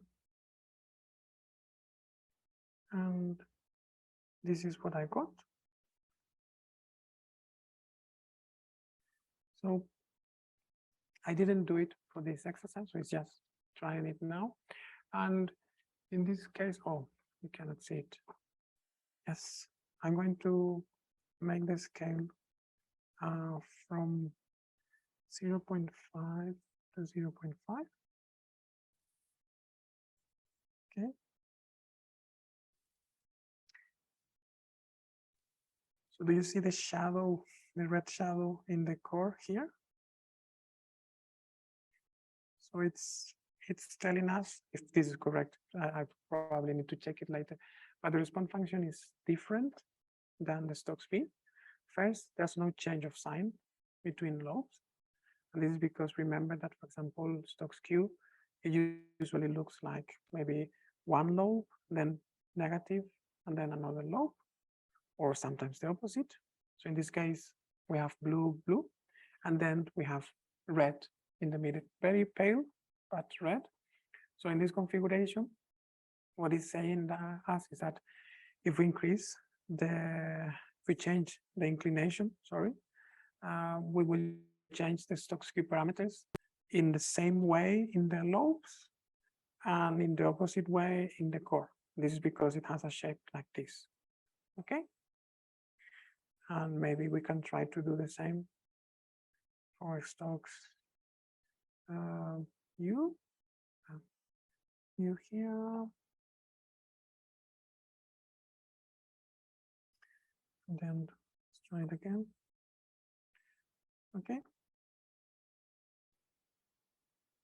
Maybe let's go 1, 1. Okay. So then again, this profile is complex because it has multiple lobes, but what we are seeing from the response function is that changes in the magnetic inclination will modify the Stokes U and V and Q and U profiles in this manner. Okay. So you can experiment, but I think the most interesting thing in this context is that try to compute response functions to changes in temperature, line of sight velocity, field strength, inclination, and azimuth. That is what we did. And then try to make plots where you have 4 panels, and it's the response functions to I, Q, U, and V, and normalize them to anything, for example, to the maximum of the Stokes I, and compare them. And you will see that in the case of temperature, I is the dominant Stokes parameter.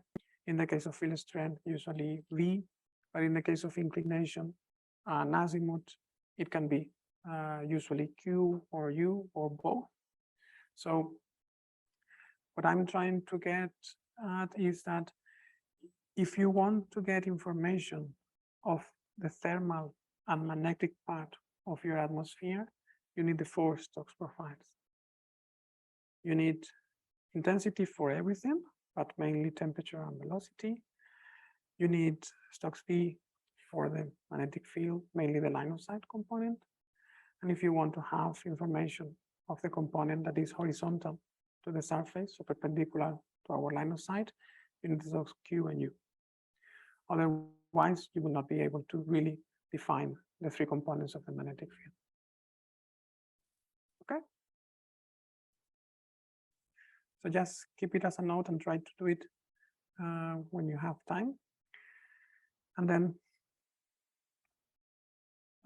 yes, let me summarize, and then we can take maybe a break with questions, something like that. And then we will move to tutorial 1B, because I think we are going faster than I expected. And here we can spend much more time. But just let me open the profile, the tutorial. So here. So let me start from the beginning, and then we can have some questions. So we created an atmosphere. We started from the HSRA model, and each one of you prepared it in a different way. Gradients, stronger fields, weaker fields, inclined, horizontal, vertical. We did a synthesis. So we got from the code as an output a profile. Then we tried to make it closer to what we have from observations. So then we added noise. Then we study how to start an inversion. That this means creating an atmosphere that is suitable for that, with the right number of optical depth points, with the right extension in height for the spectral lines that we are going to embed, and with non-zero values for the atmospheric parameters that we want to fit, to modify. Then we merge everything together in tutorial 4.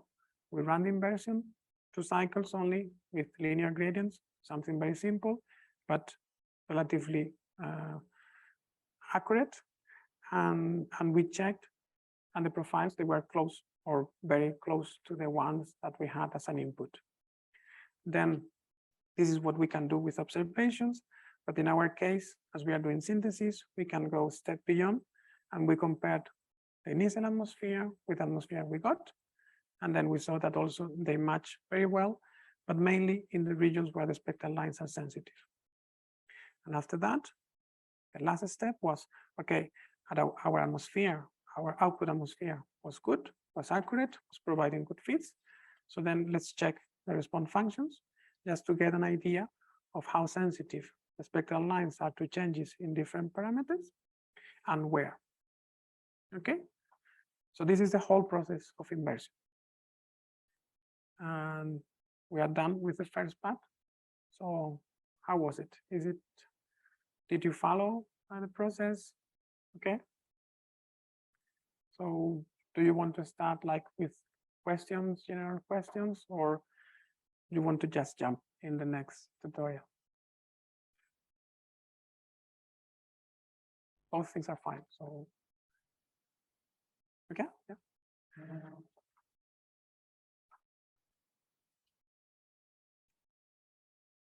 I guess this is more on the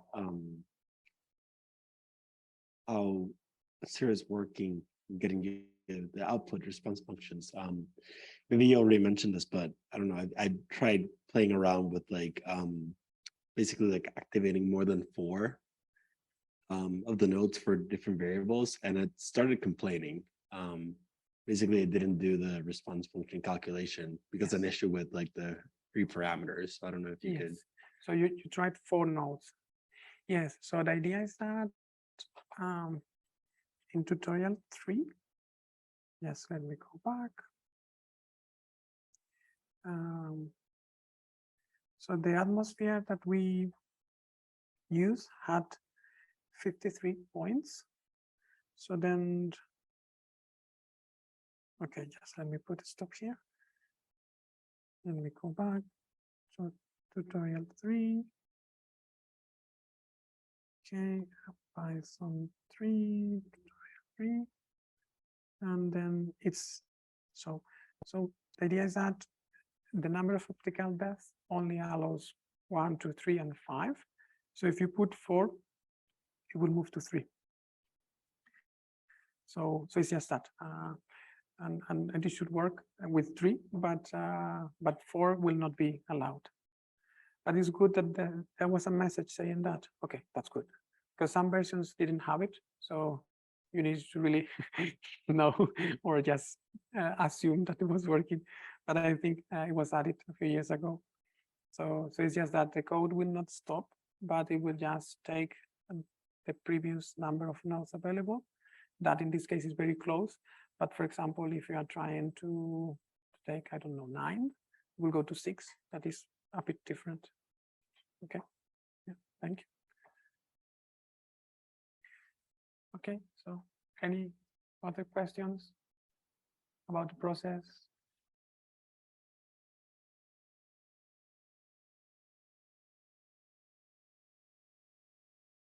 No? Okay, so then just let me comment a bit about how we do inversions in general, and then we will go to the next case. So the idea is that you have learned how to do an inversion. So you can take 1 pixel and do the process. When I started my PhD in 2010, there was no parallel version of SER. So what I did that time was create cubes with profiles. And then I started a loop. And at the beginning of the loop, I loaded 1 pixel.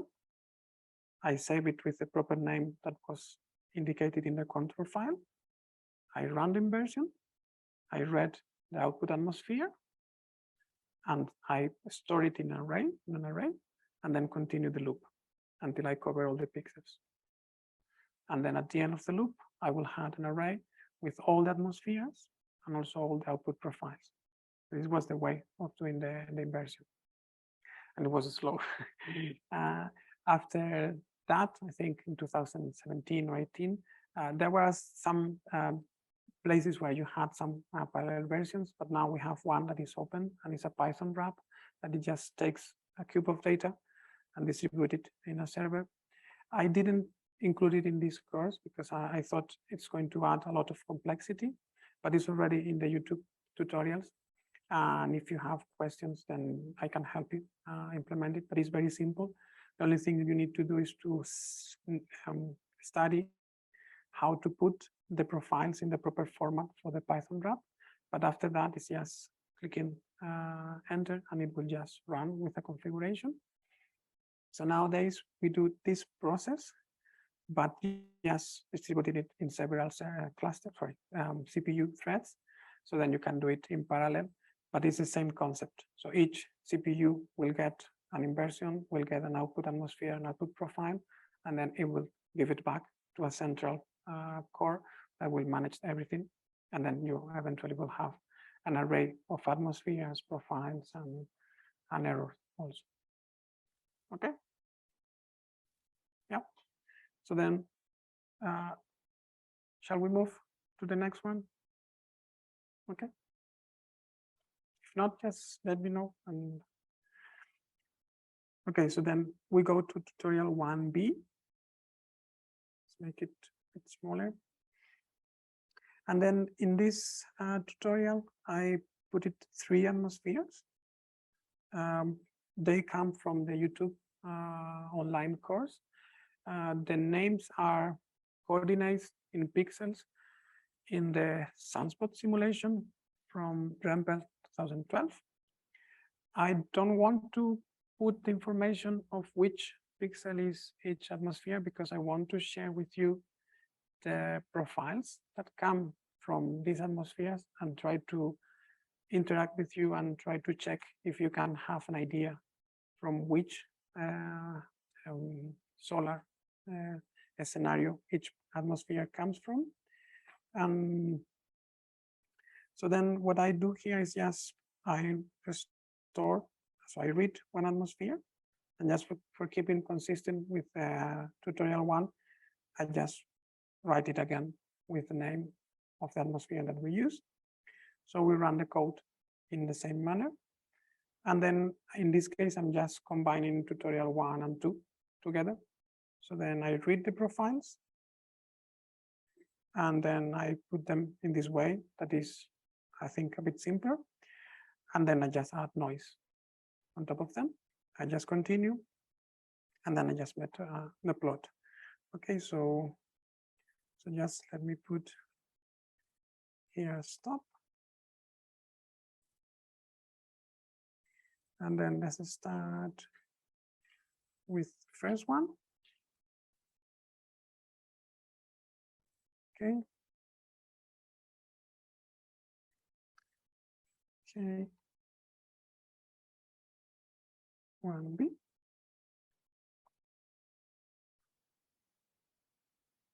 Okay. So again, this is an atmosphere from a simulation. So it's going to be much complex, much more complex than the one we use. And things are consistent. So we were playing before, but in this case, the relation between electron pressure, temperature, magnetic field, everything is consistent in the sense that it was solved internally when the simulation was run. And then we just taking that and providing it to the code. So if you look at this profile, can you guess from where in a sunspot observation it can come from? So I just picked 3 scenarios close to the sunspot, but not the sunspot itself. Penumbra, Anumbra. So if you look at this profile, would you be able to say something about where it can come from? This is again 601, 602. So then let's start with some intuition that I got from observing these lines a lot. So let's start with the continuum intensity. Which value do you see there? It's a high value, right? You don't see it? 0.9, 0.9. So then these continuum values are either bright, region. Maybe it could be quite sun, maybe it could be some penumbra filament that is a bit hot, but it cannot be the umbra, because the umbra is really black when you see it in continued intensity, and there are values between 0.05 up to 0.2 or 3. So these values, they cannot be umbra. Okay. So now let's move to the amplitude of Stokes V. This looks strong, but if we look to Q and U, they are weak. So then we are not in the umbra, but we are not in the penumbra, because in the penumbra, the field is very inclined and the Stokes Q and U are very strong, right? And also, if you look at Stokes P, this elongated part that it's tending to red, this is sometimes redshift that you can have in some intergranular lanes. Okay, so then this pixel, even if I don't know exactly which one is, we can know that is some kind of network part from the white sun part of the simulation. Okay, so let's try again with the second one.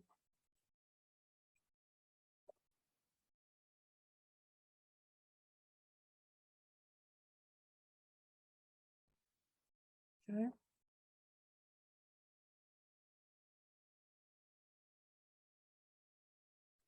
Okay. You can see that things are getting complex. So let's repeat the same exercise as before. So let's start with the Stokes I. What happens with the continuum? It's high. So are you seeing the numbers, or they are very small? Because if not, I can check the APS. No, sorry, this is tutorial 3.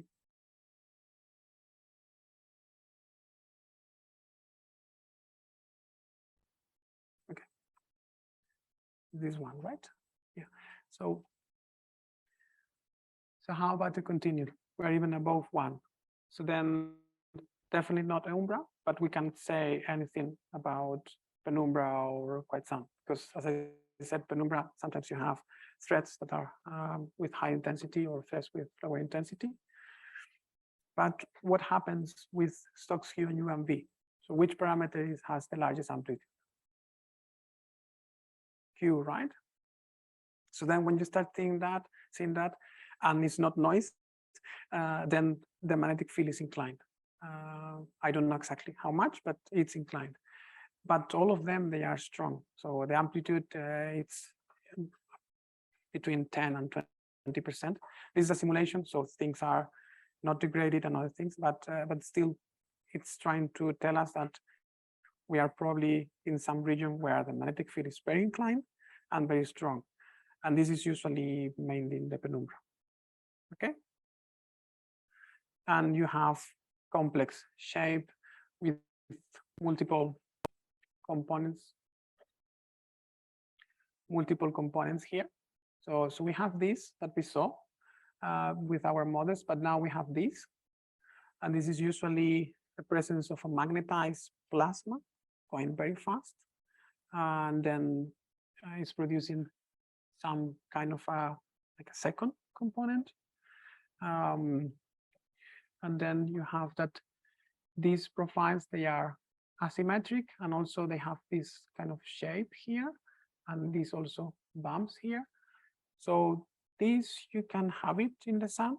So these atmospheres are going to be challenging to get back to them, but it's what we usually have to do. So I think now when we start trying to get to reproduce tutorial 4, you will see that the results are not so good. But the exercise that I would like you to ask to do with me is to play with the configuration files and try to see if you can get good results, or at least reasonable results from this very complex atmosphere. Okay, but before that, let's check the final one. So what do you think in this case? How about the continued intensity? we are 0.1, right? So the noise is the same for the 3 pixels, but in this case, the noise in the stocks high is really large, right? But this is what you will get.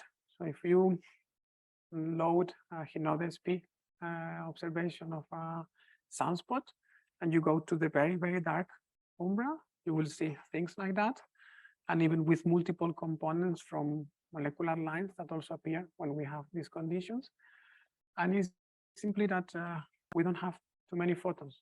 It's really dark. So the noise, it's start to get worse in this region, okay? And then how about stocks Q and U? They are relatively small, and V, it's a bit larger.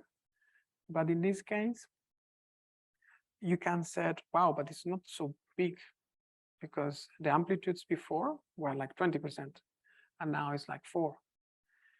But remember that Stokes B is a fraction of the intensity. So now we have 10 times smaller intensity, and we have not 10 times smaller amplitude. So then in this case, the magnetic field strength is much larger. And the relation between the amplitude of the Stokes B and the continued intensity and the Stokes I, it's much larger here than before. Are you following this? So then here and later we can try it. So in this case, sometimes you can play with the weights between I and V, because sometimes if it's really, really, really dark, the Stokes V, even if it's strong, is very close to the noise level. But the Stokes I usually has a splitting well defined, like here.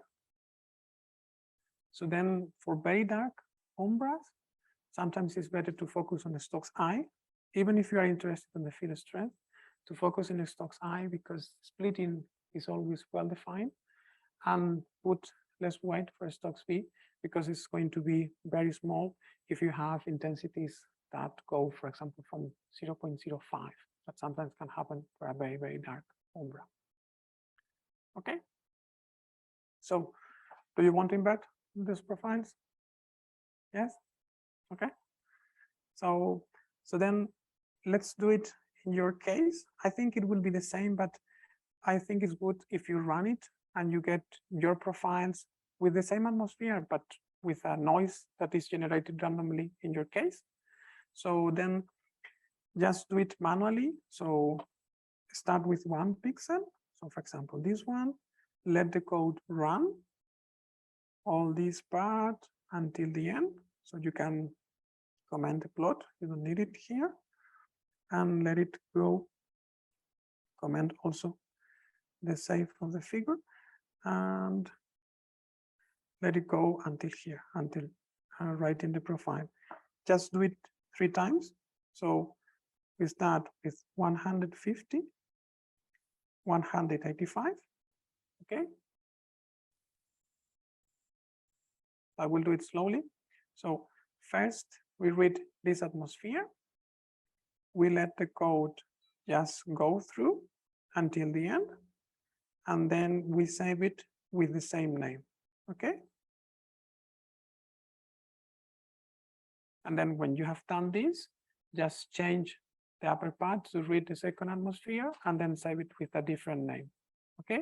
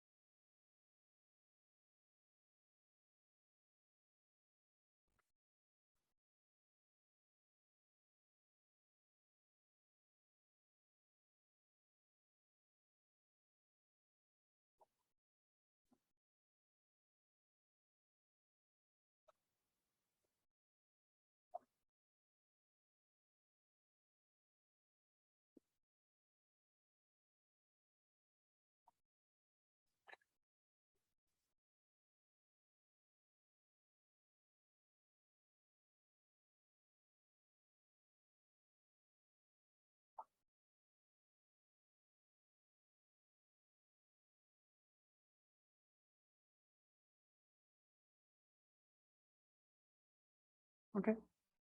So again, just change the name of the atmosphere at the beginning to read it, and let the code go through. If you want to save the profile, the figure of the profile is fine. If not, just let it go through and save the profiles. And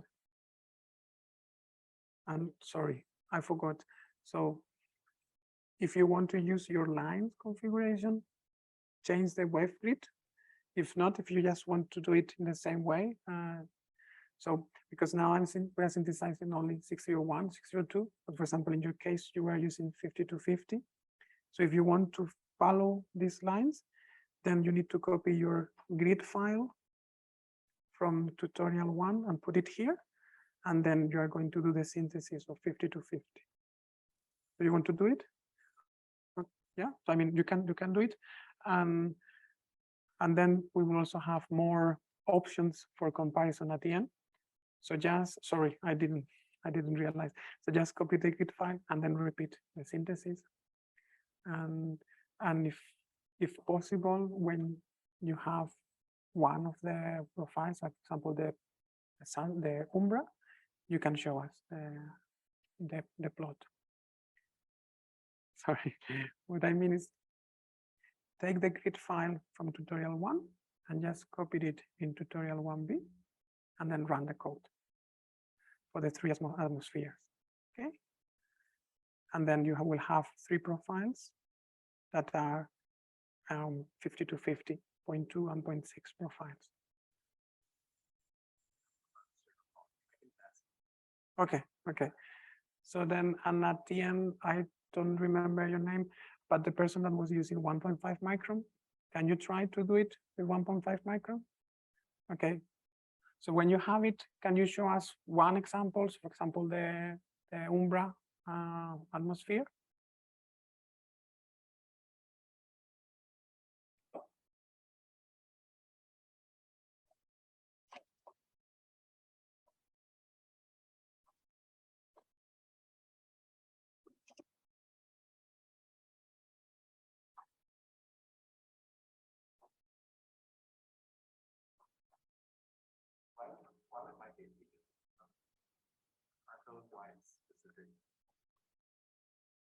It would be yeah. So the idea is that the lines behave differently to different atmospheric phenomena.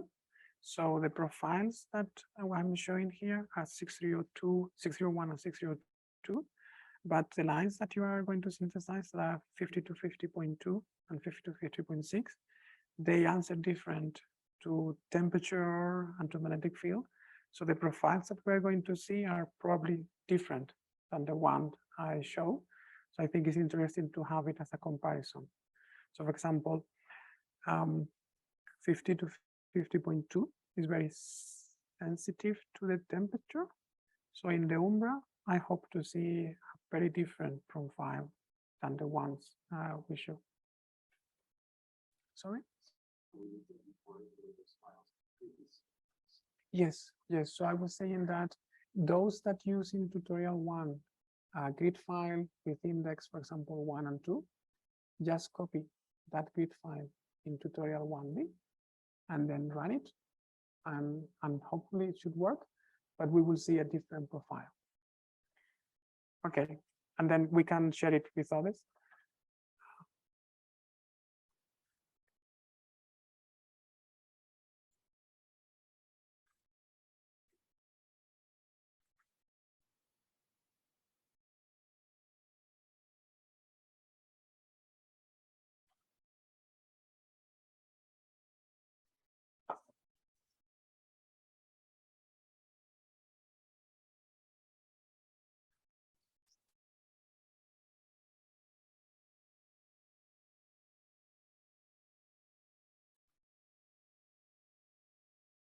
So how is it going in general?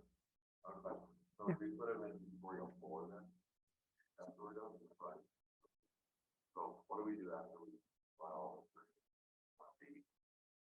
Yes, so we wait a second. It's simply because I wanted to move to tutorial 4b, that is where I'm doing the inversion. Yeah, but I realized that as we had people using different spectral lines in tutorial 1, I think it's good if we check the profiles for the 3 very different atmospheres, just to check that they are different. And I think we can get some info from there. And then we will probably go to tutorial 4B, that is just repeating tutorial 4, but using as an input the atmosphere. So what I'm doing in tutorial 4B is try to keep tutorial 4 the same. So I'm just reading the specific profile name and writing it as a profiles n.pair. So then we don't need to change the control file. Okay, but we will go there. So don't worry. Okay, so do we have 1.5 micron profiles? So did you save it as EPS or just we can see the plot? Both things are fine. So if you just show us the plot, it's also fine. As let me stop sharing. So can we see, for example, the white sun case?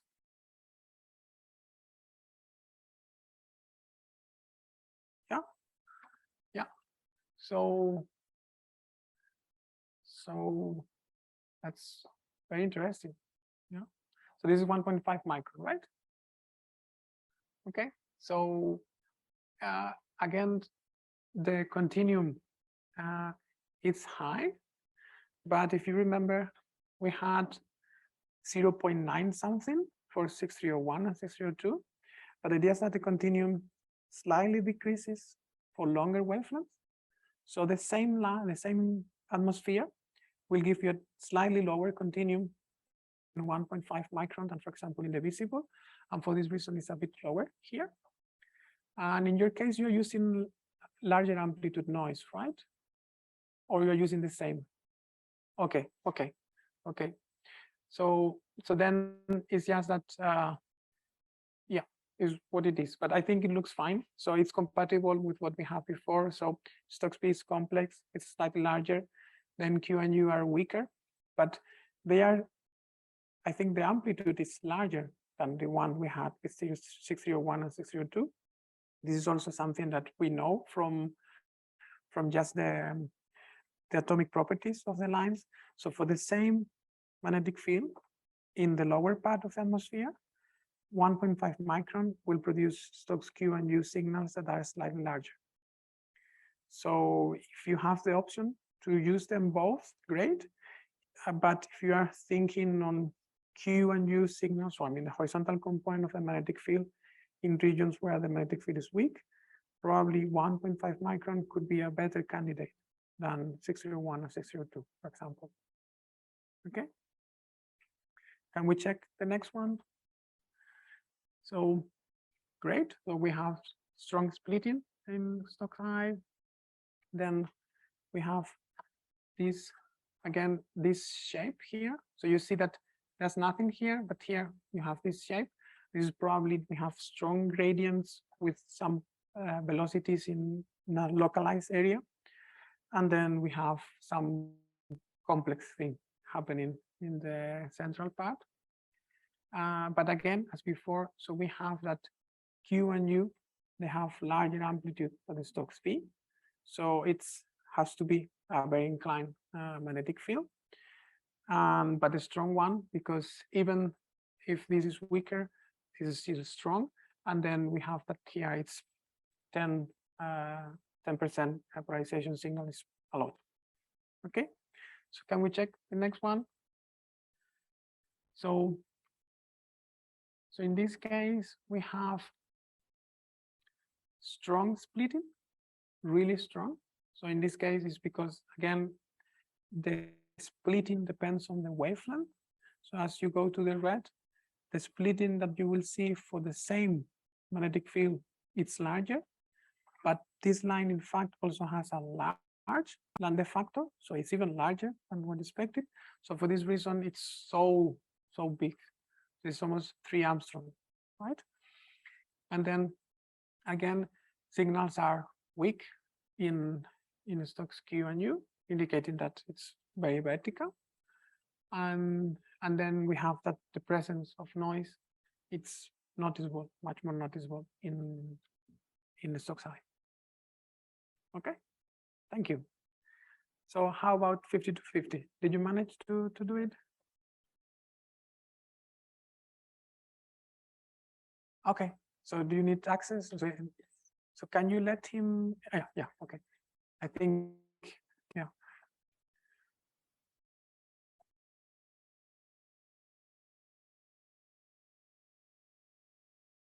Okay, good, good. So sorry, so before I was asking him, are you sure that you are synthesizing 50 to 50? Because the axis was not compatible with what I was expecting. But the problem is that I did the plots with a fixed axis. And then for this reason, he was not plotting the proper one. So it was essentially my mistake because I just said, okay, I'm going to follow from -500 to 1,500 for the full tutorial. So I didn't realize that when people change it, it needs to update, but he already did it. So that's, sorry, he already did it. So now it looks like I was expecting. So the difference between this line and this line, it's just 400 approximately milliamstrom.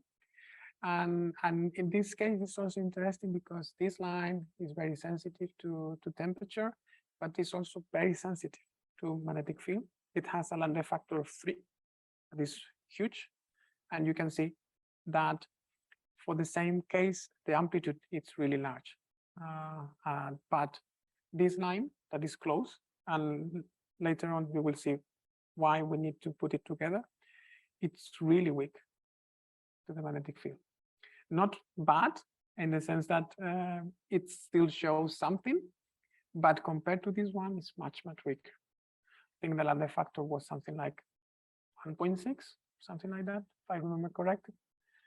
So then you can see that having a line that has a good lambda factor will allow you to have signals in situations where other lines essentially will not be able to show anything. Okay, so these lines are really good for understanding the photosphere. So can we try now the penumbra?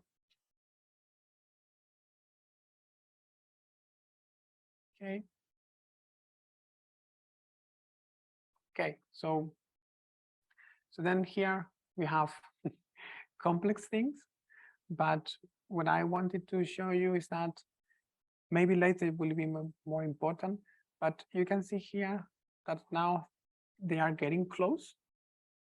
So these lines are so close that you need to model them together, because sometimes a shift in velocity can make you think that you are just analyzing this line, but maybe this line that is shifting towards where you should have 50 to 50.2. So then it's important to have the two lines when you are modeling them. Okay, because they are so close that it can happen that one gets over to the other. Okay, but as before, we have that line is so sensitive to the field strength that now we are getting close to 30%. We didn't see that with 1.5 micron, none with 6301, 602. So this line is really good for polarization signals, so sensitivity to the magnetic field. Okay, so can we try the last one?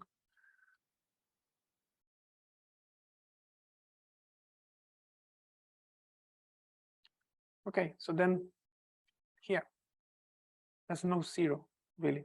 So the magnetic field is so big, the line is so sensitive to the magnetic field that is getting really extended. And this one is also sensitive to the magnetic field. So they are getting on top of each other. It's not bad, it's just what it is. But it's important that if you are going to observe this line, try to be able to cover both lines together and then always fit them together. Because you can see that they get so close that one is on top of the other. Even if at the beginning they were separated, now they look like this. And then you can see that now we are really close to 0.1, and this is very complex. And here we basically have noise. Okay. But you can see the signals are weaker than in the case of 1.5 micron. So it's a trade-off, for me, I always have, and in fact, I have a publication where I compare them. So my conclusion is that there's no one that is better than the other. If you can observe them together, it's the best thing. If you have to choose one because instrumental limitations, the three of them, so 50 to 50, 6301, 602, 1.5 micron, or even 6173, all of them are good. One seems to be better for certain things, but the best thing is that if you can combine, for example, 1.5 micron with this one or with 6302, then you are really getting a lot of information that is complementary, and it will help you in reducing uncertainties and improving the accuracy of the determination of the atmospheric parameters. Okay, good, thank you. Okay, so then let me go back. And then what I was saying to Vincent is that now we go to tutorial 4B. And let me open, tutorial 4B. And here we're going to do the same as before. But the idea is that if you remember, because I wanted to have it as close as possible to tutorial 4. So in that case, we got profiles n.pair from tutorial 2. So now we are going to copy the profiles that each one of you generated in tutorial 1B. And we put it here. And then we just read one of them and then save it with the same name we used in tutorial 4. So then after that, everything is the same. Okay, so then let's start with the first one. In this case, I already added one additional cycle. So we are going to repeat the inversion, but I have 3 cycles there. The weights are just as a reference for now. And then I'm going to use for temperature 235. Then I'm adding microturbulence. I will explain a bit about that later. And then 1, 2, 3 for field strength, 1, 2, 3 for line of sight velocity, 1, 2, 2. I was playing. You can remove these 2. It will be the same. And then also 1, 2 for 5 for azimuth. It's already in the file in the tutorial, but just cover it here. And I put it this option of having a gradient in the azimuth, because as you saw, we have 3 types of pixels, and one has a really strong stock skew and U signals. So then if we aim to have a balanced configuration that can embed the white sun, the penumbra, and the umbra, then we need to have some at least linear gradients for azimuth. Okay. So then I will do it first just to check that it works.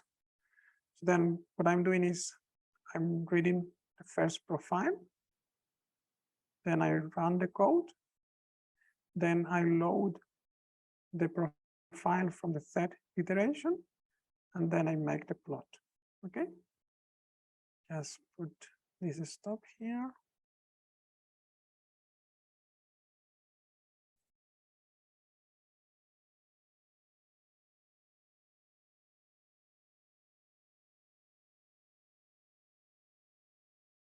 Okay. So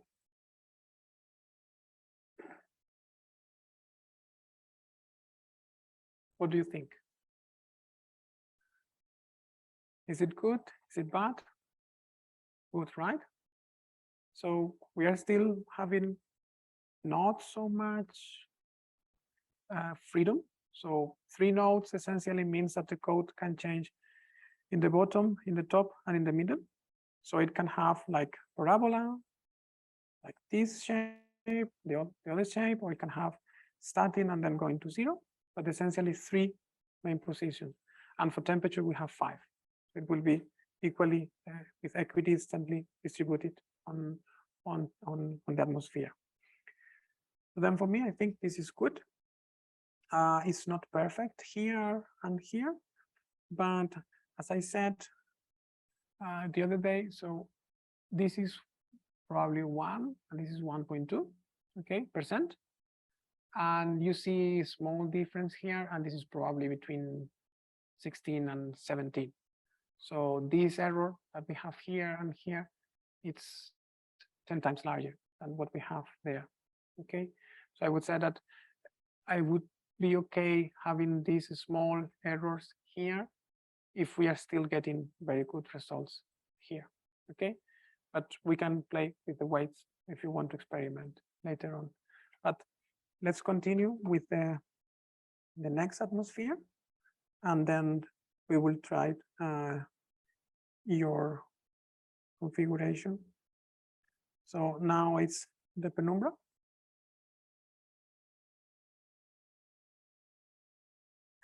Okay.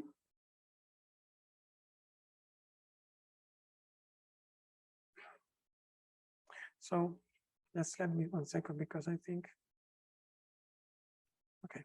So let's use the EPS in the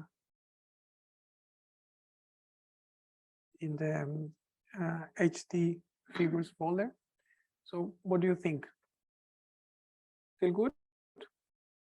Right? So again, the atmosphere is very complex, and when you compare it later, you will see that we are still not covering all the small scale fluctuations that the simulation has. But when you are dealing with observations, you cannot really know what is the exact solution. So you need to trust in this.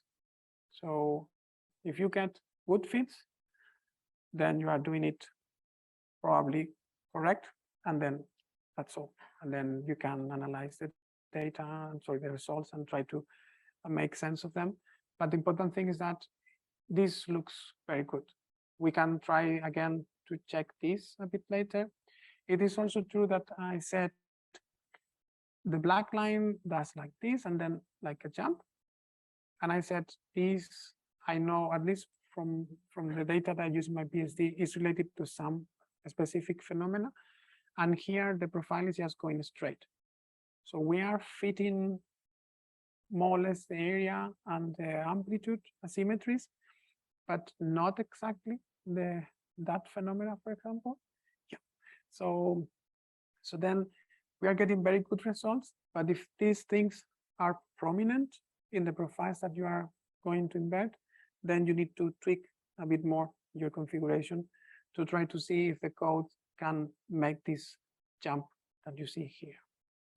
Okay, so just let me show you the Umbra profile, and then we will go to a break, and then we will try each other's configuration, and we will check how it looks, and we will play with different configurations. Okay, so then here again with the same configuration. So I would say that is also really good. So we are getting even this part, this small scale thing that it's well reproduced, and it's not exactly in the same location, but in this case, you should ask yourself if this drop here, that is not related with this one, is a noise effect that unluckily in that position was larger than the other, or if it's actually a signal. In my case, seeing that it's just very narrow, if you reduce the thickness of the line, you will see that's probably just 1 point and then go up. It's probably just noise. So then it's not bad because it's almost in the same height than this one. So probably this is just noise. It's not an effect of the atmosphere. Okay, and then it's very good. We are failing a bit here, but again, we are getting Stokes V very well, and we are getting the distances between the Zeeman component and the amplitude very well. So even if I don't look at the atmosphere, because probably they are not so close as I expect, I would say that if you are analyzing observations and you get those fits, you are done. So it's fine. Okay. So before the break, any question? we will start from here. So we will run the inversion in your computers for the 3 cases, and we will check, for example, for 50 to 50 and 1.5 micron to check how it looks. But before that, any question about this process until now? No? Okay, so let's have a break.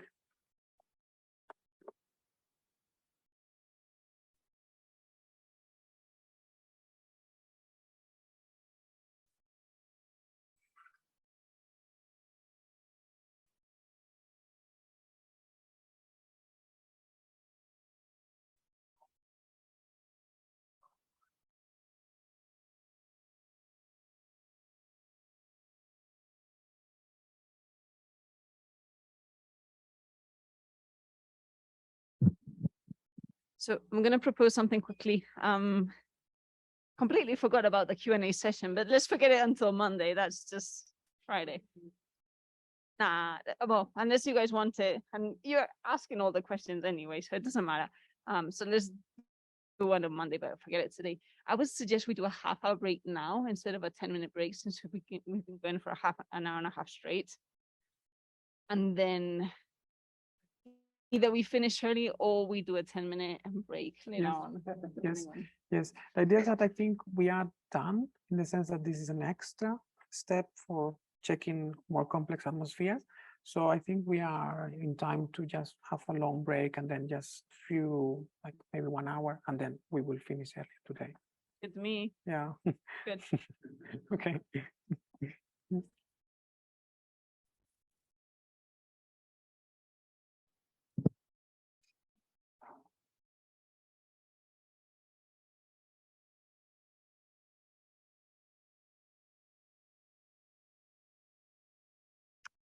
Okay. So as I said before, I thought that until tutorial 6 was the length of the tutorial. I prepared the extra part just in case we were doing. Yes, sorry. Now it's much better. It's jet lag. It's really hard now. It's my family is saying that they are going to bed, so I'm feeling also the desire to do it. So the idea is until 6 was the plan. Then I prepared 1B and 4B just to, if we have time to do it. So we are now going to play a bit, but if we have like a break program and then another class, like 1 hour, we probably can skip that one if you feel that it's Friday, it has been a long week. So let's try to optimize this 1 hour with playing, but also making questions. And then we can leave a bit earlier today, so then you can enjoy the weekend. And I will be here available in the weekend. So if you want to meet to just discuss anything related to what we have done here, I'm available.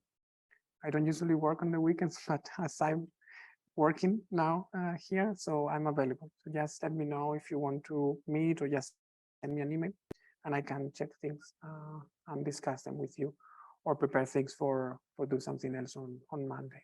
Okay. Okay, so then let's do one thing. These are the results for the white sun case for 601, 602.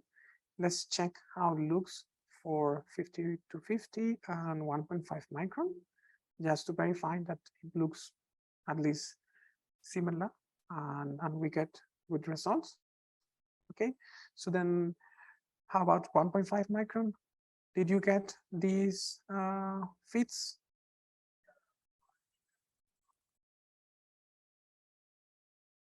Okay, so do you want to run first the Umbra and then you share your screen?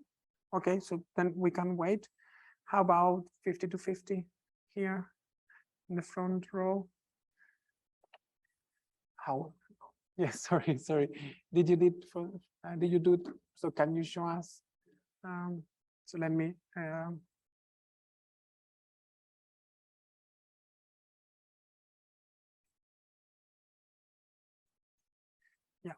So can you give access to him so he can share screen? Okay, thank you.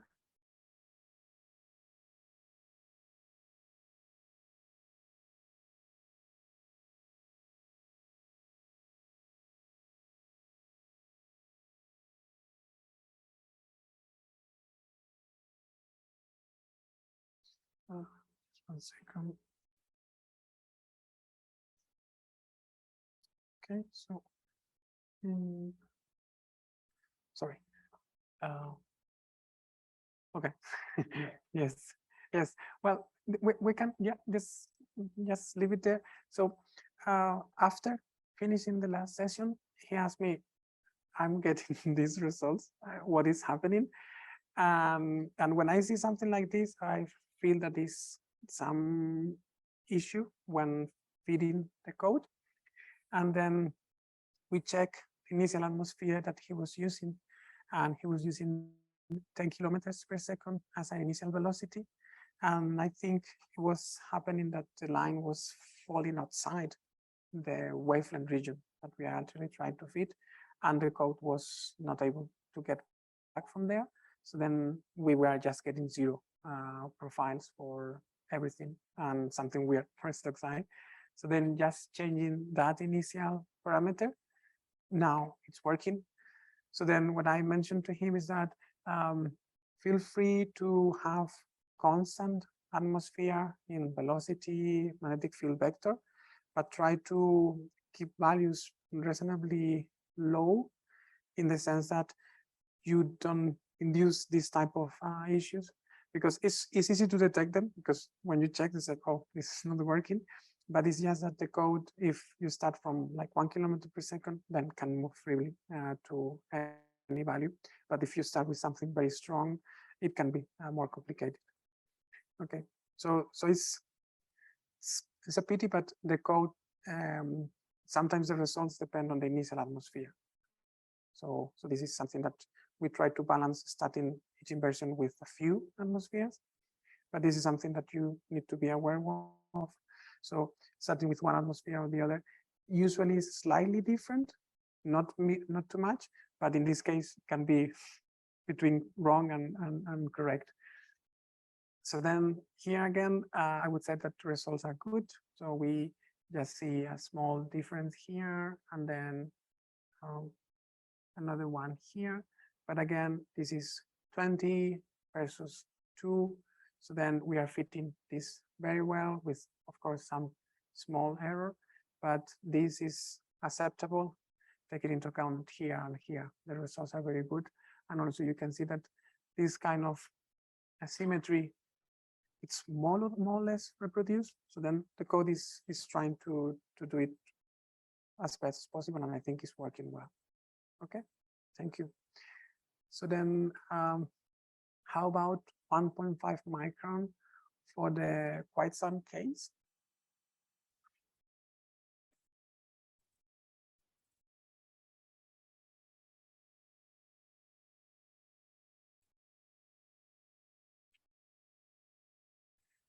Okay, so here I like this one. I like this, still not so great here, but then here something is happening. So then in this case, probably we need or more weight or more freedom.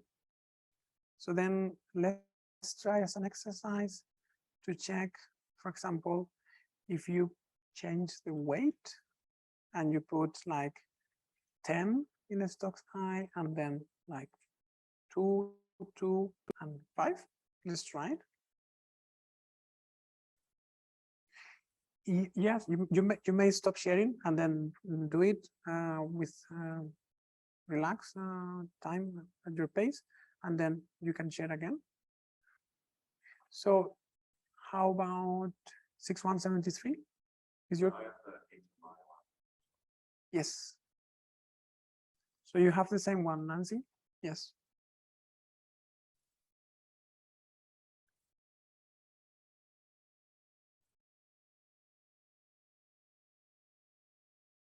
Yeah. Okay. So it's one line. It's relatively simple. Also, we have some gradient, but it's fitting it well. And then Stokes P is great because you see that we have different amplitude in Stokes V, different area. And then we have this like shape here that is like getting like inclined, but this is because gradients in the line of sight velocity, and they are well fitted. And then here you see that it's fitting this one, and it's making things compatible with this one and with this one. So then here the code doesn't really know because the noise is like this. So then it's just making these shapes that essentially comes from making this compatible with this one and with this one. Okay. But this is great, I think. So how about 1.5 micron? It works? Just check it. Yeah, just show it to us.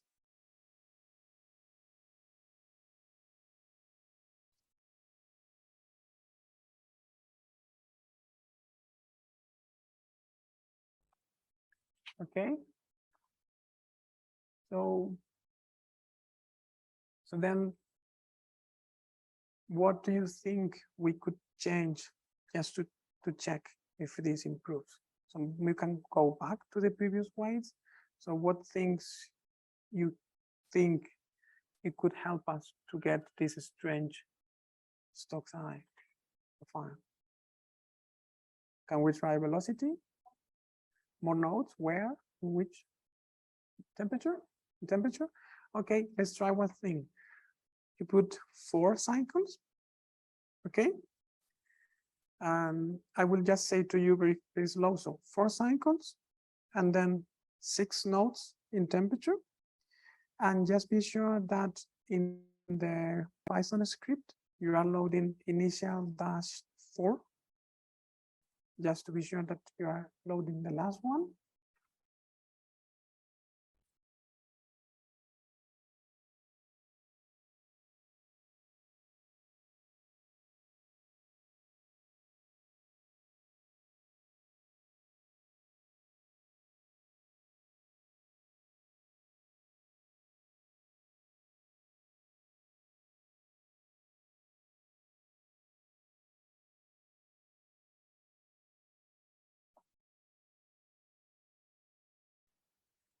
Okay.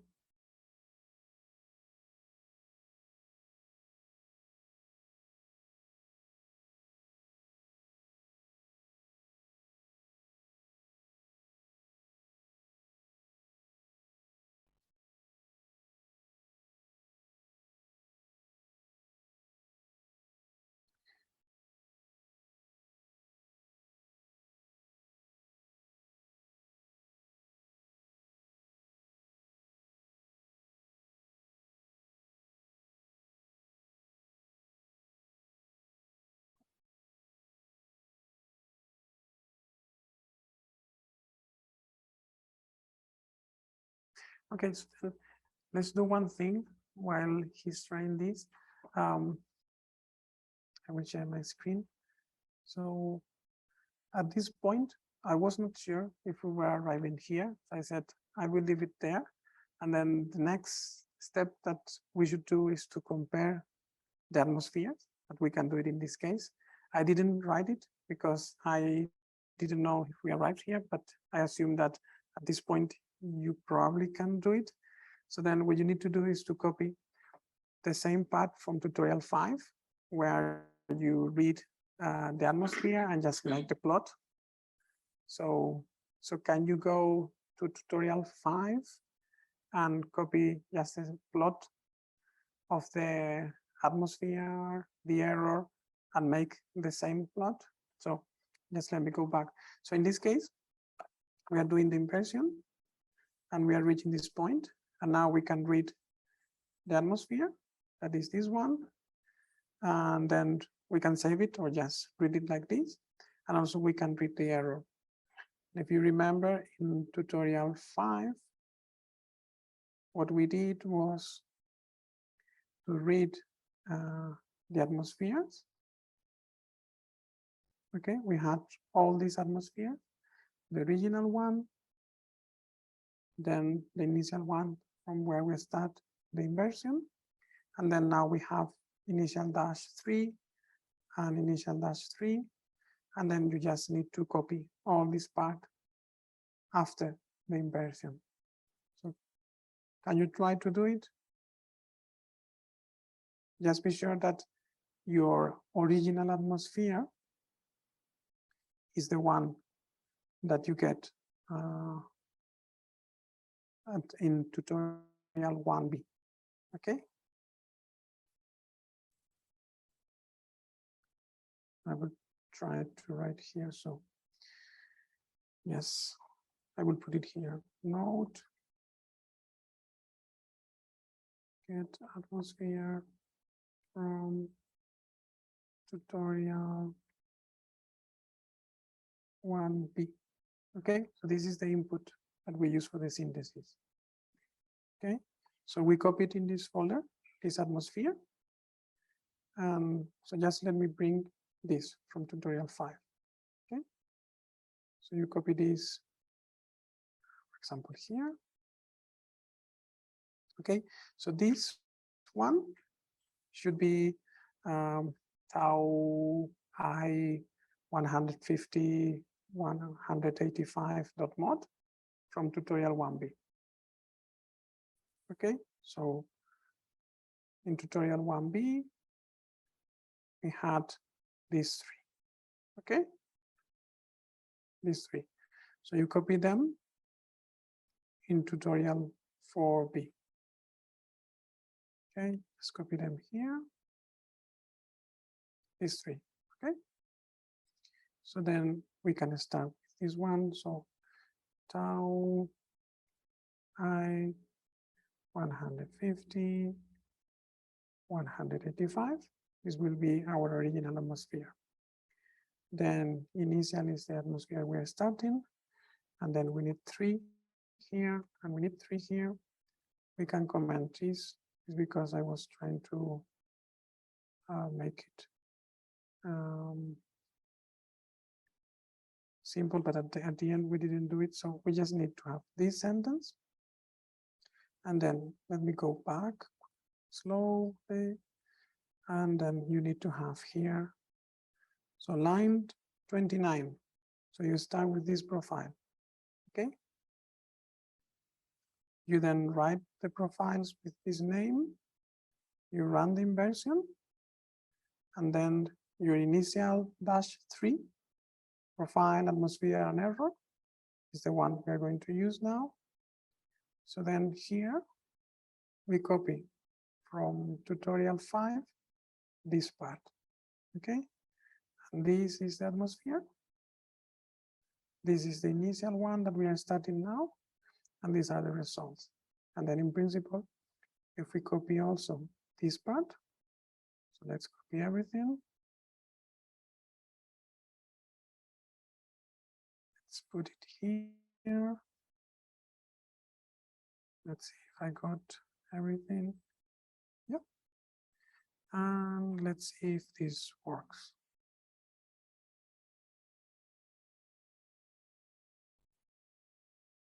Okay, this is the profile. And then this is the atmosphere. Okay, so as the values are different, we need to adjust this a bit. So let me check. Microturbulence. Okay, so let me play a bit. You can do it also. Microturbulence. 2.5. And side velocity. Let's put -5 to 5. Let's run it again.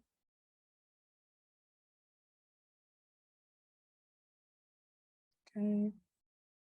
Then let's go to 1000 Gauss.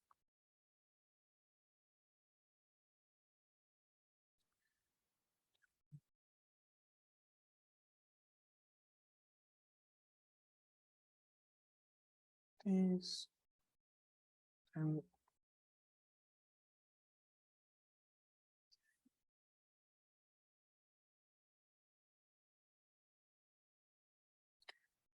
okay, so This is what I'm getting.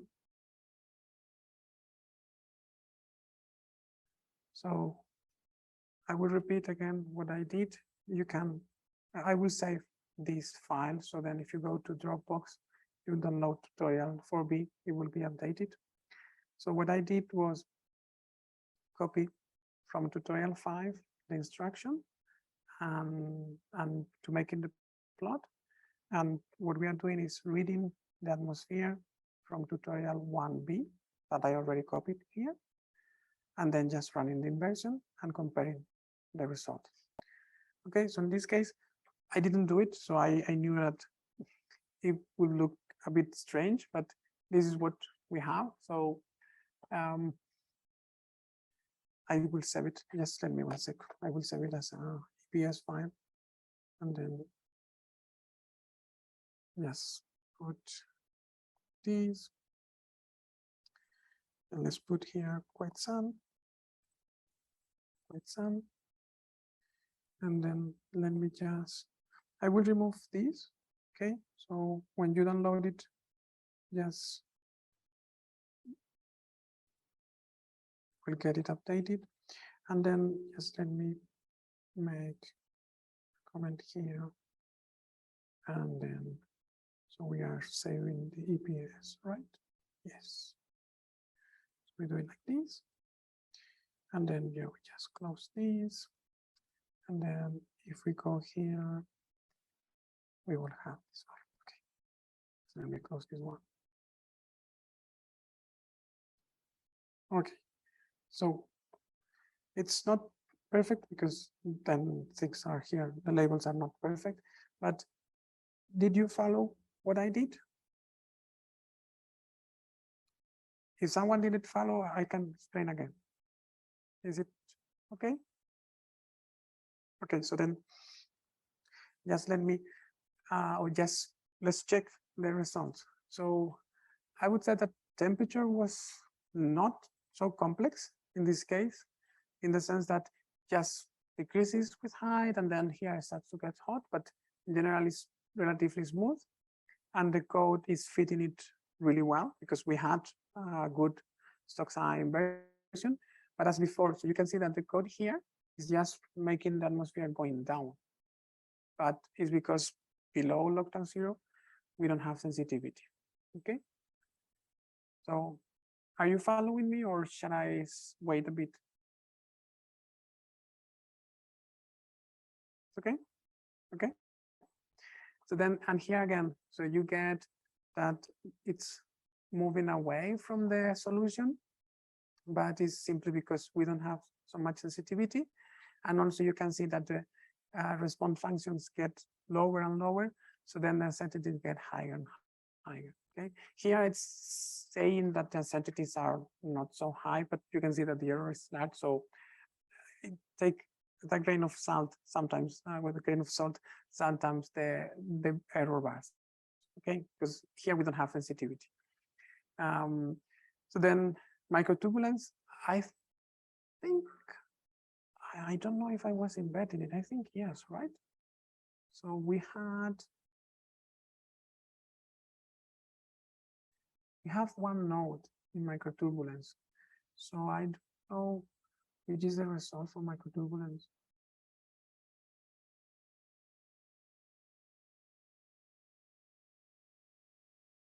It's very small. So it's just saying that it's very small. So it's probably around 0, almost 0. That is good because we didn't have microturbulence in the synthesis. But it's saying that we could have any value because that it is so high that, but the good thing is that it's not using it. So that's good. We didn't use it, but we let the code to choose if we need it. And in this case, at least, it's not using it. So that's good. Then velocity, just let me put the scales a bit larger. So velocity from, let's put -10, 10. Okay. So then now let's open the EPS again. So here. Okay, So you have that the velocity is doing this thing, and then it's doing this thing, and then like this. So it's complex. You can say that it's like decreasing with height, but in general, it's like a bit fluctuating. So then the code is doing a great job in the sense that it's doing this parabola with 3 nodes, but it's matching essentially all this part. That is where the line is sensitive to the atmospheric parameters. And then here we are just out, and then here same. But the results were so good because this part is very well fit with some parabola. Then here is just complex. So the magnetic field is decreasing, then it jumps directly, and then it's slightly decrease with height. So with not only with the number of nodes that we're using, but it's just with one spectral line, having sensitivity to all this variation is very, very difficult, even with 2. So you need a lot of lines forming in this region, and also more nodes. So I would say that the code is just trying its best. And even with these, they said large errors, the stocks profiles were well fitted. And it's essentially because we are not sensitive to really short scale variation. So the line is sensitive to slightly broader region. So then maybe assume like a few, like 0.3, 0.4 optical depth regions. So then it's just doing it this way, and we are getting good results. Then the same with an inclination. So it's complex. So then the code is just giving up and that's doing like this. But it's having good results.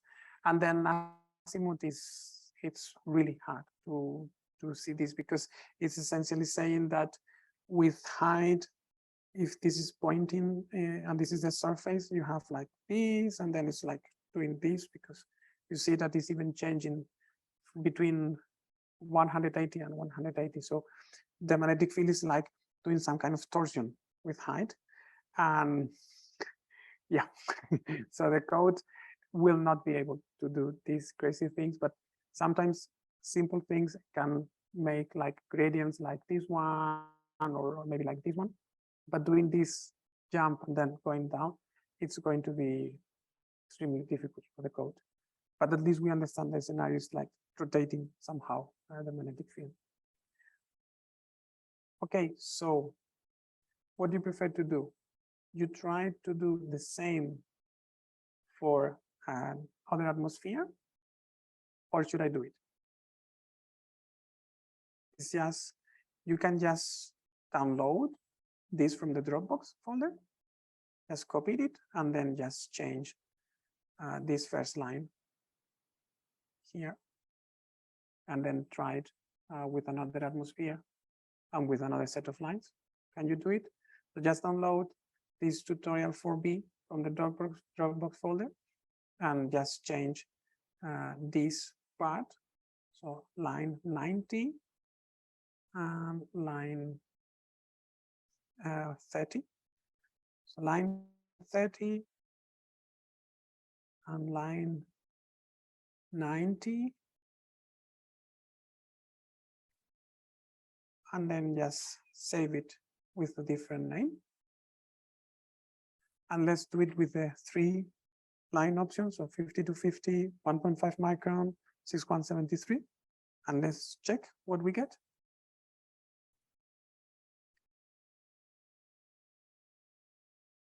Does it sound possible? Yeah, okay.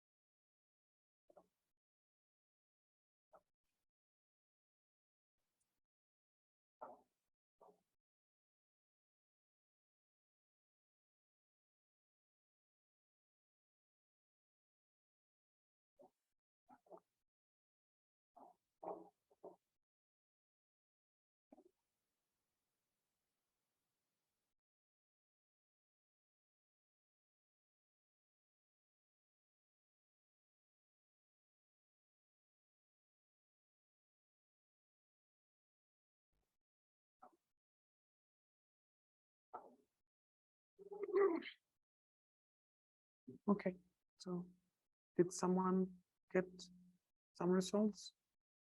Okay, so who wants to share? I just put this here because I would like to comment something later on, but yes, let's finish with this exercise, and then this will be an extra thing related to next week, but essentially to how to work with the things that you get from inversions to do, for example, extrapolations or other things.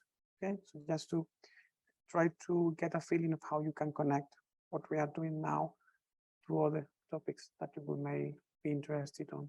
So I will just leave it here. I will stop sharing. So who wants to share? Okay, Vincent, now.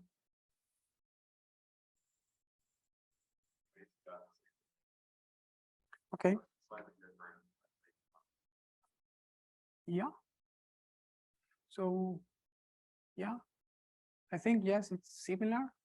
But again, it's very good in the sense that we are getting close here. The error seems a bit larger. I don't know if it's the scale, my case, or but it's good. So I prefer this. This is more realistic. And then again, here it's okay, the same. And here probably it's maybe a bit better, but essentially the code is trying to do it, because if you compare, so this is -100 and this is 100, so essentially it's changing the orientation, but yeah, it's trying. But yeah, it looks very good. So this is 6173, right? Okay, good.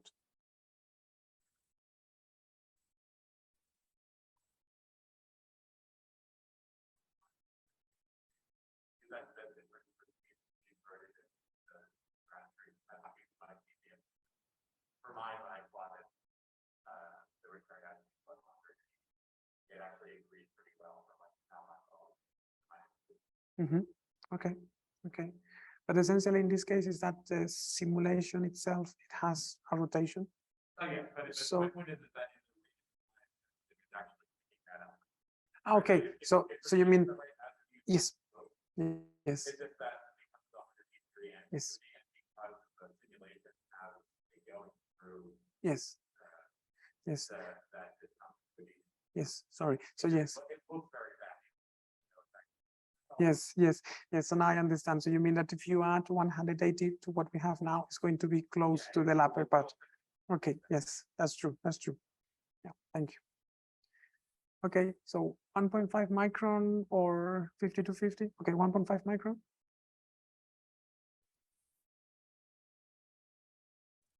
Okay, so did it work for you or?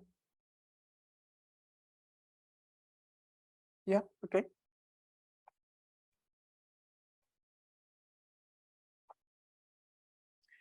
Okay, that's interesting. Yeah. So this is with some tuning or using the same configuration that I use? Mm-hmm. Okay. Okay. Okay. Yeah. So I think if you go back to the atmosphere, so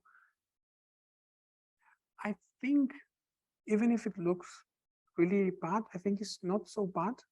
I would like to maybe tune it a bit, but the important thing is that when we had the response functions for 1.5 micron, we said that it goes deeper, but we said that it doesn't go very high. And I said lockdown -1, lockdown -2, probably above that, we are probably not sensitive. So then it's getting crazy, but above -1.5, -2.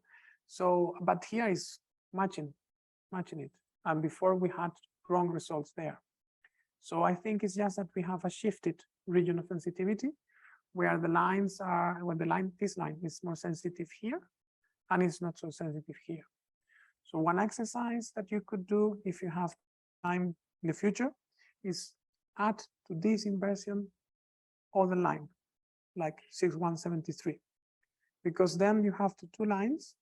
And then if the code wants to invert and to fit both lines together, then it needs to keep this or this line, and then it will need to put this down for the 6173. Okay, but I think it's just essentially that we are not so sensitive in this part. with this line. Okay, and then this is good, and again, and this is what they were saying, that if you put 180 here, probably you are matching this pattern. Yes. Yes. So if you add it, this will go here. Ah, so you subtract it. Okay. Okay. Okay. Okay. Okay. Yes. So then, and again here, this velocity is getting close, and then it just go away. But I think it's essentially that. So we are shifted, or we have shifted the sensitivity region to deeper layers, and we don't reach too high because it's just one line. So you could try in the future to add additional lines to check if this works, because if it works, then you have some demonstration for example, a proposal. You want to say, I'm applying for this observation.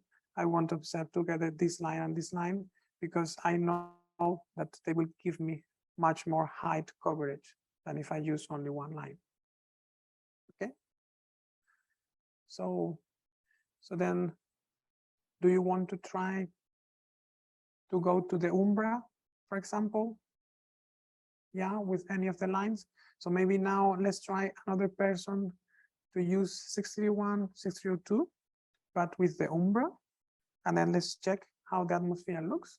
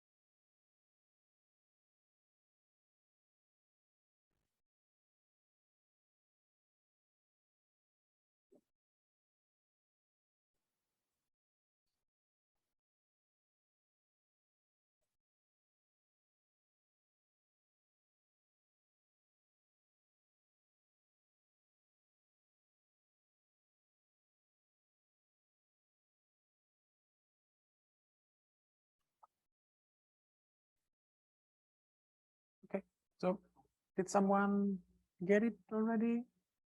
Yeah, can you show us? Yeah.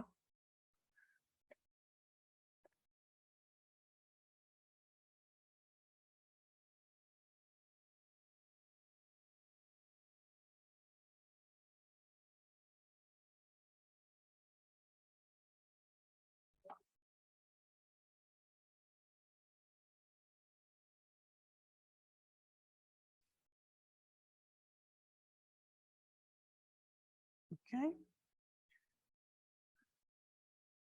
So, okay, so this is the umbra result. So why we can assume that is the umbra result? So it's 3000 Gauss. So it has to be very strong, but also they are relatively vertical. So it's not the penumbra profile, it's definitely the umbra one. And then again, in this case, probably these results are bad here because the magnetic field is so large that probably our height of formation is a bit lower. And then in this case, if we compute the response function, probably here we are not having too much sensitivity, we just shift it, but we need to do it just to be sure about that. But then the good thing is that this is what I expect in normal conditions. So the errors increase from a certain point, like minus 2.5, minus 3, and then they go really high in the borders, and then the same here. So this is what I would assume that you have in general the scenario. So good sensitivity above log tau 0 and up to minus 2.5 for these lines. And then after that, the response function drops. So then the density is really high. But the result is very good because even if it's doing some kind of strange parabola, then here is matching it. So it's really good. And then here it's very good here. I don't know why I decided to just make it crazy instead of going this way, but this sometimes can be produced with initial atmospheres a bit different.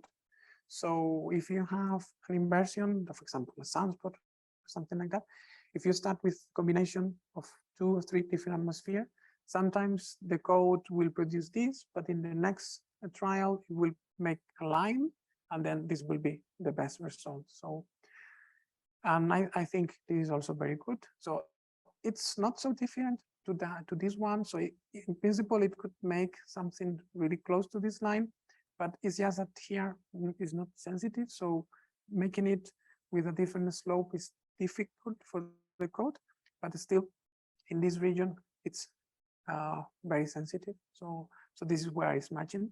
And here it's very good because no ambiguity issue in this case. And it's a reasonably simple azimuth because we are in the umbra, but still is matching it. So I think in general, I think the results are really good.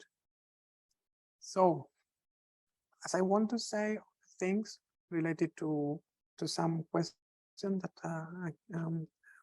Eleni asked me before. So let's stop it here regarding this. My recommendation is try to do some tests with these profiles. So this atmosphere, because these are in a sense consistent with a complex sun. So we don't tune them by hand. It's just what we get from the simulation. It could be closer to the sun or farther, depending who you ask, but it still is consistent in terms of equations and MHD equations. And then try to play with 2 lines versus 1, for example, in the case of 1.5 micron, just to check how it improves or degrades. And then you could also try to play with nodes. So maybe adding 1 or 2 more nodes or playing with the weights. But the truth is that looking at the fits, I would just say it's fine. If you look at the atmosphere, you can say, oh, it's not so good. Maybe I can tune things, but you will not be able to do this with observations. So I think the only proxy that you can use for really deciding if you are in the right direction or you need to change things is the fits of the profiles. So if they are well fitted, then you should be relatively confident on the results, although you should assume that the uncertainties are high where the response functions are low. Okay, so let me present this, and then let's have just a quick round of questions and answers, and then we will end this set tutorial. Okay, so then Eleni asked me, okay, so imagine that I have a map. So this is the desired paper that you can have in the HAO summer workshop that I'm sharing with you. You have publications, and there you have the SER profile and the SER paper and the desired paper. So this one is the one we are seeing here. If you want to take a look before next class is fine. If not, we will just go through it and we will do the same exercise. But the question was, okay, imagine that I have this. This is a magnetogram. Well, it's the longitudinal component of the magnetic field, but imagine that it's an observation and it's very similar to the magnetogram. So if I embed with SER all those pixels, what I'm going to get and what can I do with those things? So then the answer is that for each pixel, you will get an atmosphere. Okay, so if this is a cube of, I don't know, 100 times 100 pixels, so the output will be 100 times 100 pixels times optical depth points times 11 columns. Okay, so you will have a temperature stratification for each pixel, magnetic field stratification for each pixel, sinusoid velocity stratification for each pixel, and so on. Okay, so then what you can do with that? So you can pick certain layers. So in this case, I'm comparing results. So this is the input. This is input and this is results, but don't just focus on one row. So then as these are results, you can set, okay, how the temperature looks at log tau 0. So then you will have this, how the velocity looks at log tau 0. So then you will have this, and how the magnetic field looks at log tau 0. So then you can pick one layer, and then you make a 2D plot. Okay? And then if you are thinking, for example, in magnetic field, so to get the magnetic field and then, for example, do an extrapolation, then the best thing is to pick a layer where the line is most sensitive to the magnetic field. So I will move between -1, -1.5, maybe -2. So then if I go to -2, then now the temperature looks like different because we have the reverse granulation. Velocity also looks different, and then magnetic field looks different. So you will have a cube of data, but you can pick layers. You don't need to pick all of them. So in this case, for the comparison, I picked log tau 0, log tau -2, because log tau 0 is where the continuum is forming. So then we are very sensitive to temperature there. And then log tau -2, I thought it was a good height for 601 and 602. That are the lines we are embedding here. Okay, so you will have a cube, but you can always pick layers. And in this case, as is desired, we are also embedding lines that are forming the chromosphere. So we can pick higher layers. In this case, it's log tau -5. And then we also get results. Okay, we will discuss them next week. But the idea is that you get a cube of data, but you can always make cuts at layers where you know the sensitivity is high for your lines. In the case of photospheric lines, you can have like 0, -1, -2, or maybe 0 and -1.5, just two cuts. And then you can check the spatial distribution of the atmospheric parameters in these two layers. Okay. And if you want to extrapolate magnetic field, for example, then just use all the layers, or just take, like, for example, log tau -1.5 as a starting point and then move from there. Okay. The idea is that from Milne-Eddington, you get one layer where the line is most sensitive. With SER, you will get a lot of layers. You will pass through the layer where the line is most sensitive, but you can also get gradients. And this is one of the key things. So if you are going to extrapolate your magnetic field, but your magnetic field is like getting inclined or something like that, I think it will help in extrapolation, because in the case of Milne-Eddington, it's just a flat number. So you don't know how it was from lower to upper layers. So you can, I think, add new information through LT inversions than with SER, because you get more. But it's still, as a starting point, you can always just pick one layer and then move from there. Okay. So questions about this or about the process?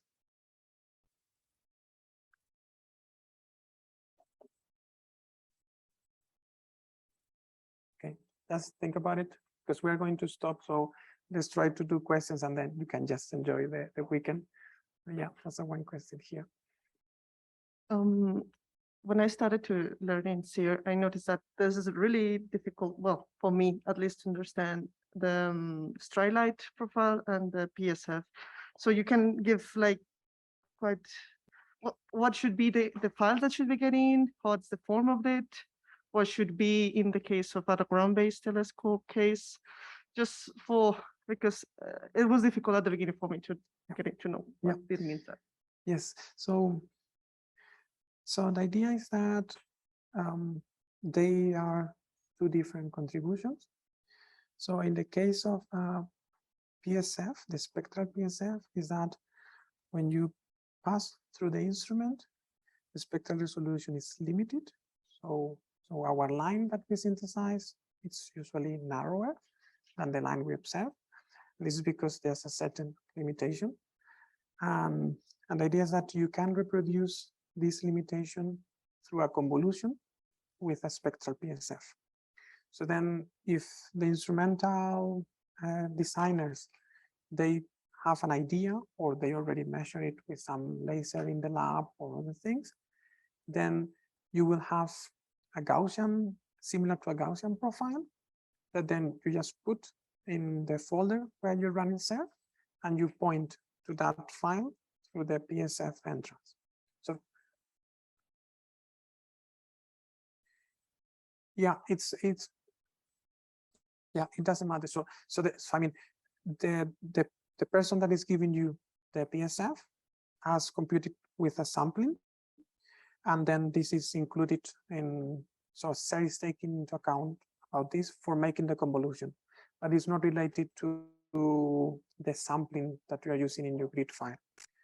So for example, in the case of HAO, they measured the PSF and it's available. So you just get that, you put it, and then when you do the inversion, the profiles, the SERV code generates the profile. It convolves the profiles with this PSF, and then this convolved profile is the one that you use for comparing with observation.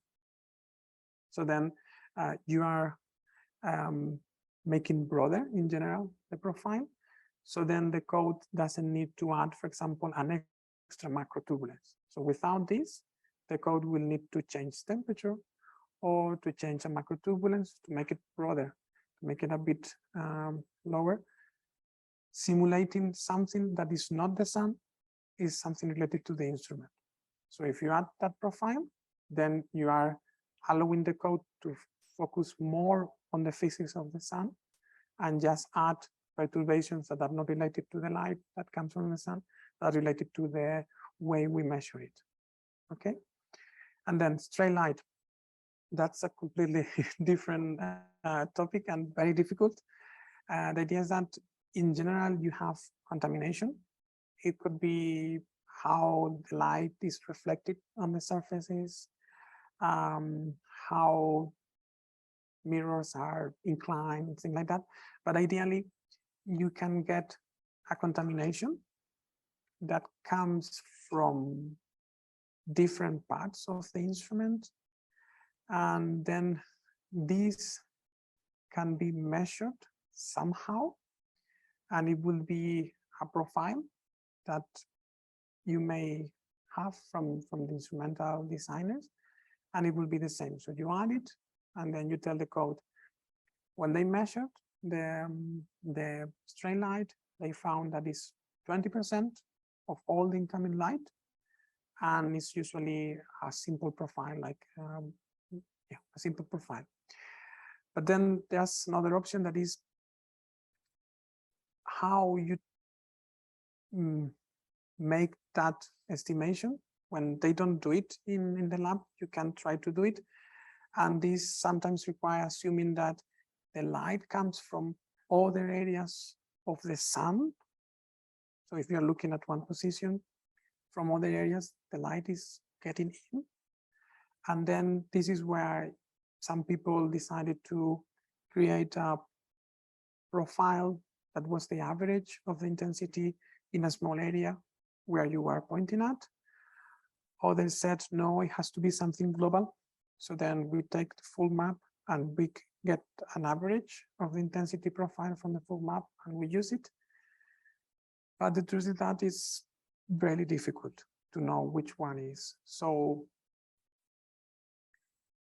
I would try to discuss with the instrument team, and eventually I will just try to, if they give you something, then work with that.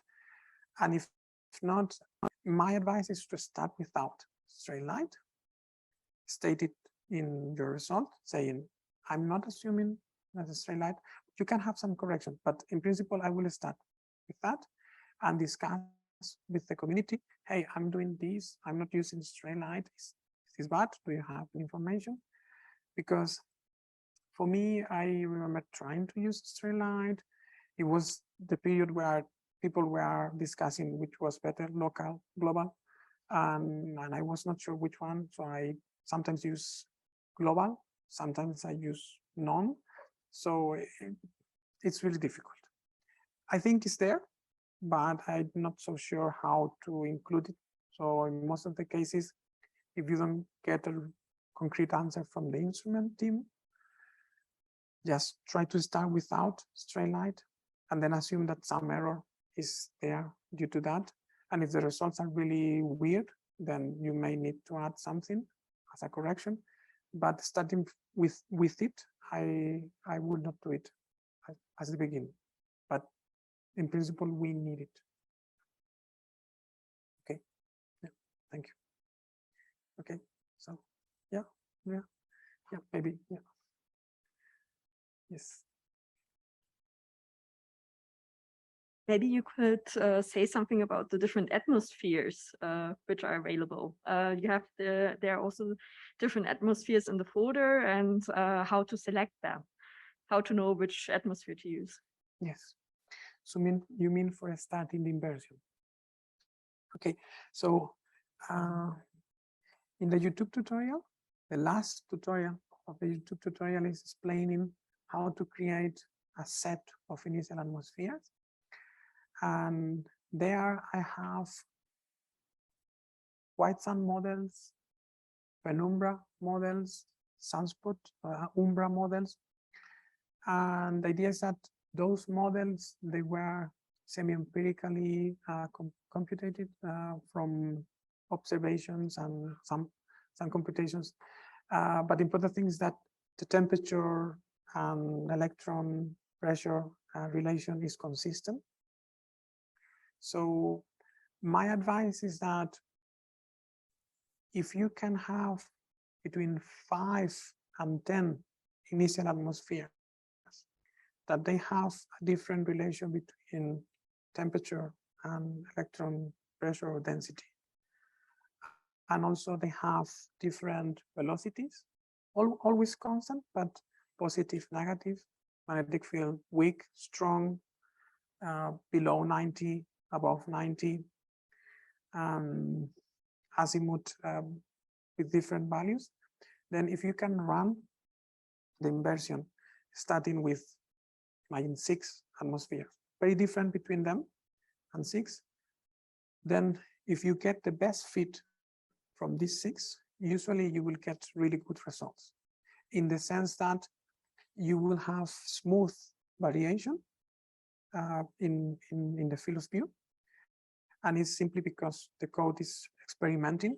And for 1 pixel, starting with 1 atmosphere, maybe produces a crazy result, but then just change an atmosphere and it says, now it's much better. So then the answer is, in the tutorial, the last one, it's pointing to a library of atmosphere and how to compute it. And my advice is that, so when I want to test one map, I just run with 1 atmosphere, just to check that everything is reasonable and play a bit with the nodes. And then when I have a result that I like more or less, then I add the final version with maybe 5 or 6 atmospheres, choosing at any time the best result.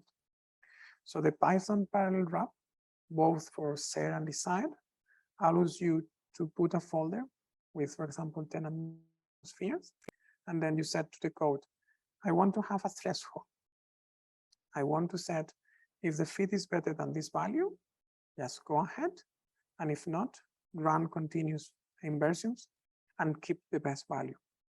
So then we have devised the wrap in the sense that you can do full maps with a lot of initial atmospheres, but if your first trial is already good, then it will move to the next pixel. If the fits are bad in the first trial, then it will take the second atmosphere, then the third atmosphere, until it gets a good result or until it just use all the atmospheres.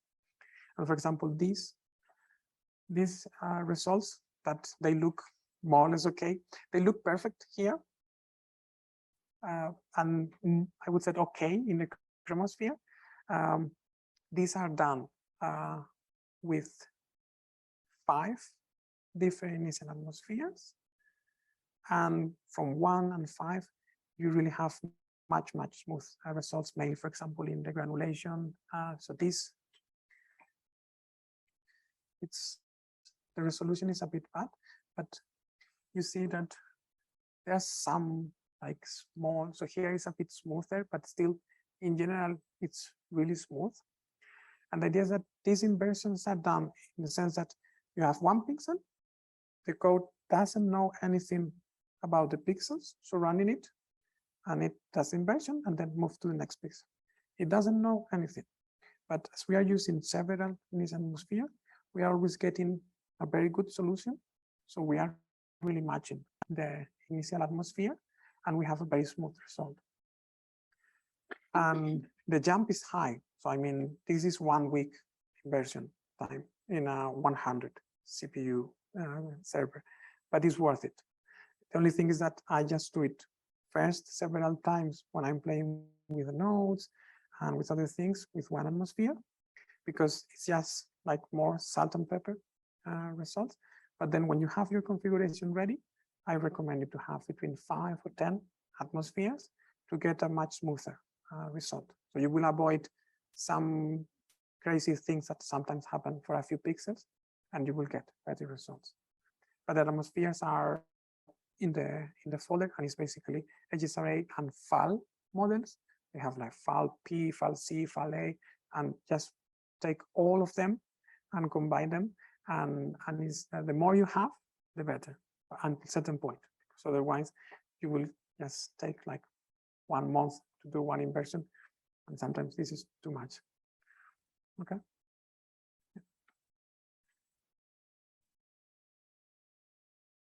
Okay. So, more questions?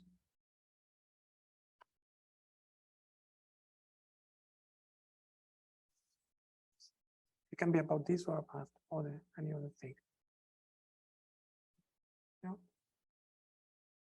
No? Yeah.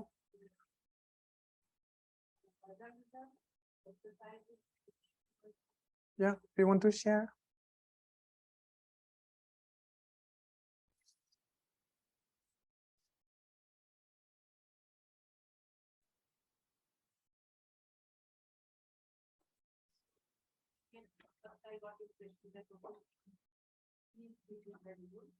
But then I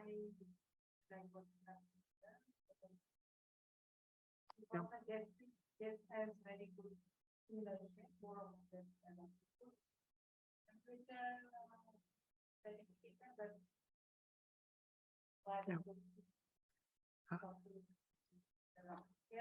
Yeah. So how many nodes do you have?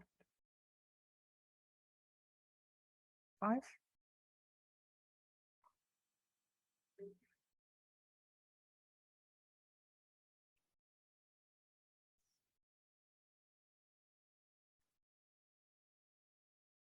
Yeah, so okay.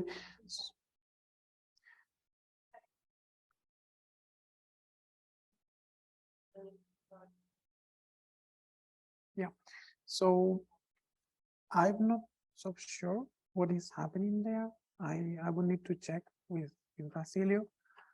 My impression is that probably the code, so from the results that come from here, probably the velocity, sorry, the temperature wanted to go down. But I think there's a threshold, some temperature, I think it's 2000 Kelvin, something like that. So probably the code said, okay, if I keep this going down, it will just go below what I put as a threshold. So maybe it's just doing an artificial change. And for this reason, it's this strange behavior here.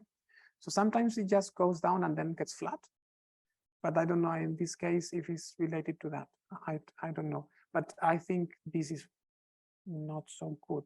So I will try again doing this inversion with a different configuration, because I think this is not so good.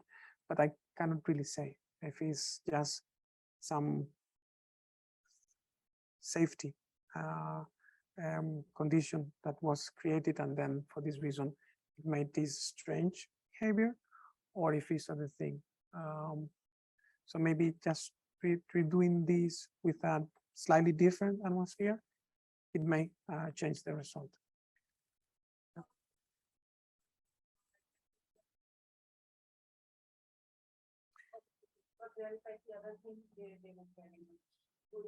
Yes.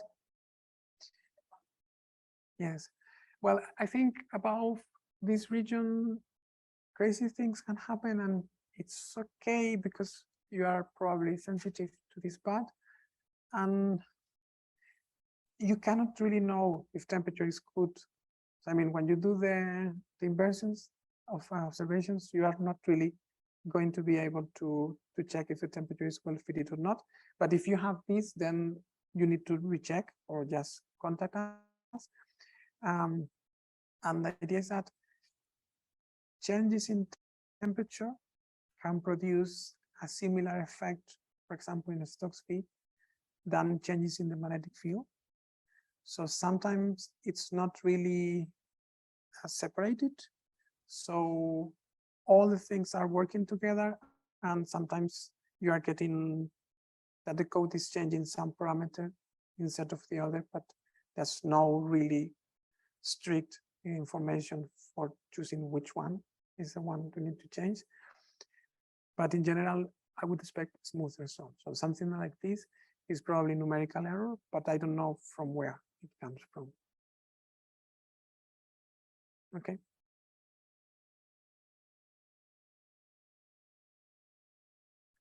Okay. So more questions? Yeah. Yeah. Something? It's Friday, it's ending, but I think it's the time to just, if you don't have any more questions, are you sure? So then before starting Monday, because I think I will not change the tutorial because I have it already done for this side, but how was the experience yesterday and today? So is this the type of tutorial that you would like to do with this side again? Was it useful? Okay. Because as they are so close, we are going to do exactly almost the same. So we will have tutorial 1, 2, 3, 4, 5, and 6. The code is a bit different, but more or less the same. So I thought that having almost the same steps will allow you that you will follow this side faster. And at the same time, you will revise what we have done yesterday and today. So we are going to do more or less the same things, although now the input is a bit more complex and the code is a bit more complex and the results require a bit more time to understand. But essentially, the control file, the format of the output is almost the same.